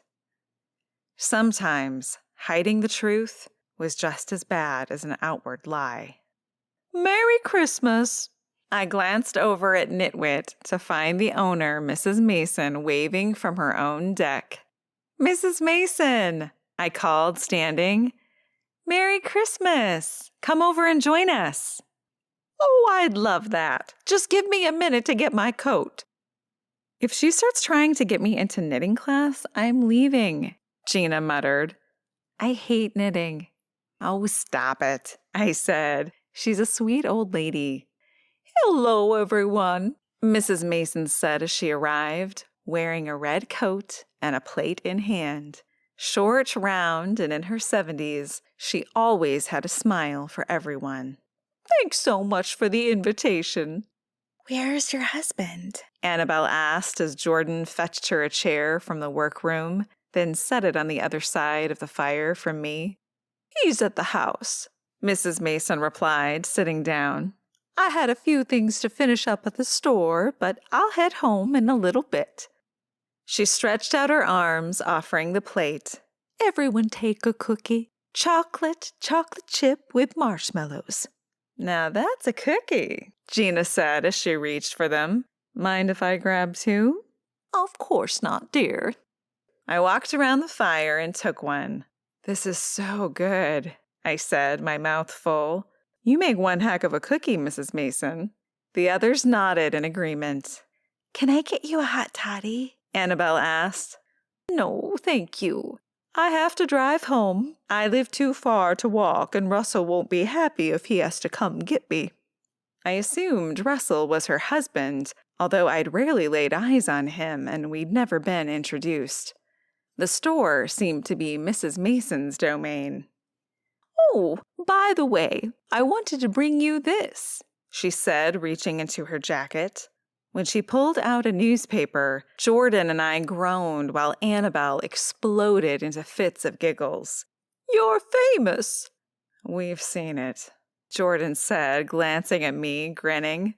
Barry from the Heywood Sentinel had snapped a picture of the melee in the community center kitchen, and it had graced the front page. He'd caught the moment when Mary lunged at Terry, and Jordan and I stepped in to break it up. Terry had his hands up, his head turned away from Mary, and my arms wrapped around his waist. My mouth hung open in an O, my eyes wide in surprise. My glasses skewed, and bits of cake smattered across my face and Mrs. Claus' outfit. Jordan had grabbed Mary's hands while she held the knife, his brow furrowed in concentration, while Mary screamed like her world was ending. In a way, it had been. "Oh, you've seen the LA Times?" Mrs. Mason asked. "I didn't think anyone but me got regular papers any longer, especially from other cities." I shot to my feet. The LA Times had somehow picked up the picture from the Heywood Sentinel? What? Rounding the fire, I grabbed the paper out of her hand. Sure enough, there I was on the front of the Los Angeles Times lifestyle page. Bile rose in my throat as I read the headline, "Santa and Mrs. Claus deliver a blow to crime." Quickly, I scanned the article looking for my name. For a brief second, relief swept through me when I didn't find any mention of it. I studied the picture again, this time with a neutral eye. Would anyone from my former life recognize me with the fully gray hair and Mrs. Claus suit? If they didn't, I'd be surprised. Swallowing past my tears, I handed the paper back to Mrs. Mason and glanced at Annabelle. She stared at me, her eyes wide. As the only one in attendance who knew my true identity, she realized the implications of my face being plastered across the Los Angeles Times. If I didn't tell my friends now, they'd find out if the Los Angeles police showed up. I had left the whole investigation into my husband's fraud literally up in flames. They probably had a few questions for me. If they didn't, someone from my past may decide to pay me a visit and rub in my fall from Hollywood grace, even though leaving Hollywood was the best thing I'd ever done for myself. Everyone in Hollywood liked to rub salt in another's wound when they could. "Sam, are you okay?" Jordan asked. "You look a little sick." I nodded, unsure of what to do. Should I ruin everyone's evening by confessing my sins, or carry on as if nothing was wrong and hope to at least get past the holidays without being outed? "Sam, it's okay," Annabelle said. I glanced at her and she nodded. Leave it to her to understand my dilemma without me uttering a word. I slowly returned to my chair. Jordan placed his hand over mine again, his brow furrowed in concern. "There's something I need to tell everyone," I began. "What's going on?" Jordan asked, squeezing my fingers. I kept my gaze firmly on the fire. I'm not who I said I was," I replied. The words felt like cement blocks as I forced them out. "My name isn't Sam Jones." Gina snorted and laughed. "Then what is it, George Orwell?" "If only." "No, my name's Samantha Rathbone. I came from Hollywood, where I was a daytime television soap opera star." "Don't be so modest," Annabelle exclaimed. "She's like an Emmy winner." My other friends remained silent.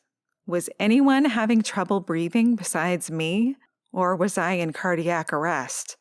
My chest certainly hurt bad enough for me to consider it.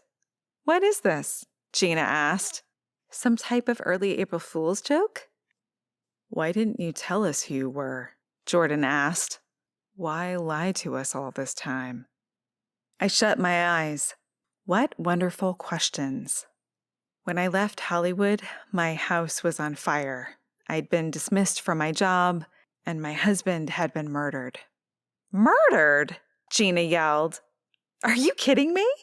Shaking my head, I pressed on. Apparently, he'd also run one of the biggest Ponzi schemes since Bernie Madoff. I didn't know anything about it. In fact, I didn't believe the accusations at all until I found my husband's secret office in our house, where he confessed to everything and kept the ledgers. He stole millions. That doesn't answer my question. Jordan growled. Why have you lied to us all this time? Because I wanted to start a fresh life, I said. I came here almost penniless. I didn't want to be known. I wanted time to heal, to work through the way my Hollywood life had ended. My tears cascaded down my cheeks. I didn't trust anyone. Except Annabelle, Gina muttered. I shook my head. No, unbeknownst to me, Annabelle was a fan of the show. She recognized me right away, but didn't say anything until after I figured out who killed Bonnie. That's true, Annabelle said. She looks different with her hair curly and no makeup, but I loved her character on the show. I watched it all the time. Silence engulfed us. The only sound, the crackling of the fire. Even the coyotes had gone quiet.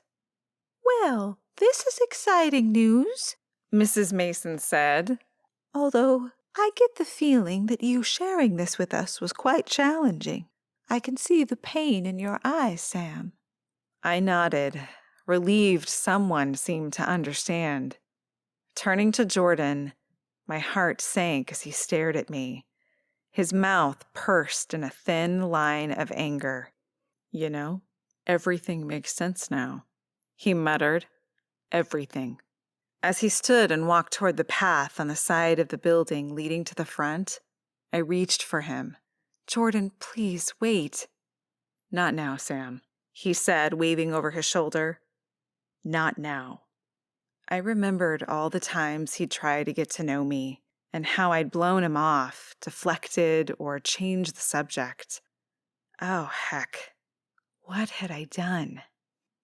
You know, there's a very small difference between outright lying to someone and hiding the truth, Gina said. And sometimes, I'm not sure which is worse. I'm sorry, Gina, I replied, my nose now running. I was so hurt and confused from my husband's betrayal. Then, the longer I didn't say anything, the harder it was to come forward. She nodded. I get it. We all have our secrets, Sam. But it doesn't make it any easier to know you aren't the person I thought you were. Mrs. Mason stood. Well, I for one am thrilled to know a celebrity. Does anyone want another cookie before I go? No, I said, shaking my head and feeling sick to my stomach. Thank you, though. I glanced over at where Jordan had disappeared into the darkness.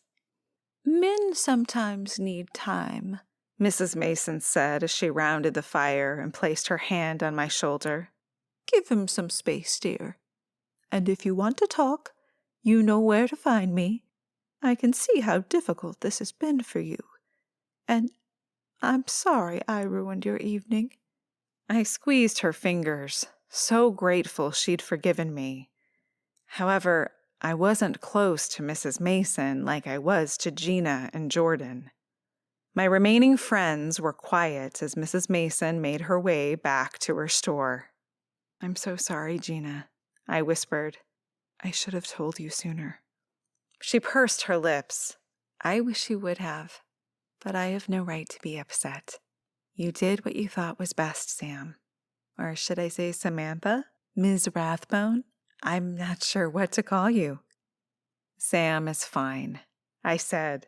I'm still the same person, Gina. After swiping my coat sleeve across my face, I asked, what do you guys think about Jordan? Do you think he'll ever speak to me again? Neither answered. But the coyote gave a long, sad howl into the cold night as the snow began to fall. And I'd never felt so alone. Epilogue. New Year's Day. Even though we were closed on New Year's Day, I worked in the store doing various tasks to take my mind off my sadness. Tears pricked my eyes. The stress of my situation weighed heavy on my heart, and if I were perfectly honest, I fiercely missed Jordan. I'd called and even stopped by his house in the past week, but he'd said he needed time to come to terms with my deception. And when I wasn't thinking about Jordan, I was consumed with the fear of when my past would come knocking and I'd have to face the mess I'd left behind in Hollywood. I turned when I heard the lock on the front door click. Annabelle strode in carrying 2 coffees from Cup of Go. "Good morning," she chirped as she approached. "Good morning," I replied. "What are you doing here? We aren't open today." Her thick, sparkly blue eyeliner outlined her eyes, while her crimped hair cascaded around her face. "Oh, I know," she said, shucking her floor-length pink parka. "I just figured you'd want some company." I sighed with relief that I wasn't alone any longer, but at the same time, I was pretty deep in my own pity party and wanted to be left alone to continue. "So what did you end up doing last night?" Annabelle asked, her dozens of bracelets clinking up and down her arms as she handed me my latte. "Anything exciting?" I shook my head and took the cup from her. I wouldn't admit I'd had too much wine and shed a few tears. "Thank you for this," I said, taking a long sip. "So good. What about you? Did you end up going out?" "Oh, heck yes," she replied, shucking her coat. "Gina and I hit the party at On the River. Sally really knows how to throw a fiesta." "Tell me about it. Anything to take my mind off my own problems for a bit." "Well, we had a couple of tequila shots, ate some food, danced, and then I sang karaoke." "Gina didn't join you?" I asked, then took a sip of my latte to hide my smile. "No, she's like a total chicken. I mean, I'd carry us. She just had to be backup." "What song?" "You Give Love a Bad Name" by Bon Jovi. Recalling the song and knowing Annabelle, I couldn't hide my grin any longer. She took her 80s music quite seriously. "Do you want to see it?" she asked, pulling her phone from her pocket. "Someone filmed it and put it on TikTok. I have over 2,000 views so far." I stayed far away from social media, except for the odd video or post Annabelle shared with me. "Sure, let's take a look at your performance." After she pulled up the video, she turned on the sound. I was witnessing a female Bon Jovi singing her heart out. On tune. "You're really good," I said at the end. To my horror, the next video served up showed my face. I did well." Annabelle stuttered, quickly pulling the phone from my view. Her cheeks reddened and she wouldn't meet my gaze. "What was that?" I asked. Did I really want to know? "Oh, nothing." "That wasn't nothing, Annabelle. Let me see the video." She rolled her eyes and sighed. "Sam, it's probably better if you don't." The sickening dread that had consumed me all week only grew. Perhaps she was right. Maybe I shouldn't watch the video. Yet, if I didn't, I'd worry about it and only make my anxiety worse. "Is it bad?" I asked. She nodded and wouldn't meet my gaze. Did you put it up there?" "Oh my gosh," she shouted, stepping away while her brow furrowed in anger. "Of course not." "Let me see it," I said, waving her back. "Please." She groaned but held up her phone. A few taps later, my face appeared again. The picture was from a few years ago. I stood on stage at the Emmys wearing a stunning purple sequined gown. As I held up the trophy, I beamed with pride, my smile wide, my eyes glistening with tears. Along the bottom, writing appeared. "This is..." The second photo was from my fall at the Emmys, where I toppled backward and flashed everyone my red thong. I cringed as I recalled the horror of that night and how thrilled I'd been when I learned my hideous moment hadn't been televised. Now it was out on TikTok for everyone to see, and it included the red thong and my butt cheeks. The final picture flashed. Jordan and me dressed in Santa suits, trying to prevent Mary from killing her lover, Terry, that had been plastered in the front of the LA Times. Fail at life. Don't be like Samantha Rathbone. Laugh emojis ran across the screen. I'd forgotten about social media. People didn't even need to show up at my door to mock and ridicule me. A larger reach could be found on the internet. Annabelle shoved the phone back in her pocket. I'm sorry you had to see that. Who put it up? I asked, trying to steel my spine so the video didn't cut too close. Your former co-star, Bradley Bass. Ah, yes. Good old Bradley, the highly functioning drunk I used to work with who always smelled of whiskey. It didn't surprise me he'd stoop so low.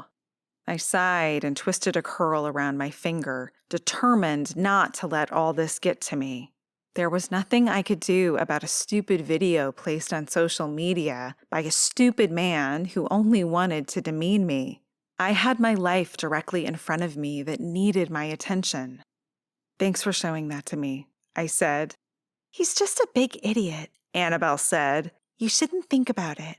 I nodded and wished I could do that. But unfortunately, that video would eat away at me until I became exhausted and could no longer give the energy to care anymore.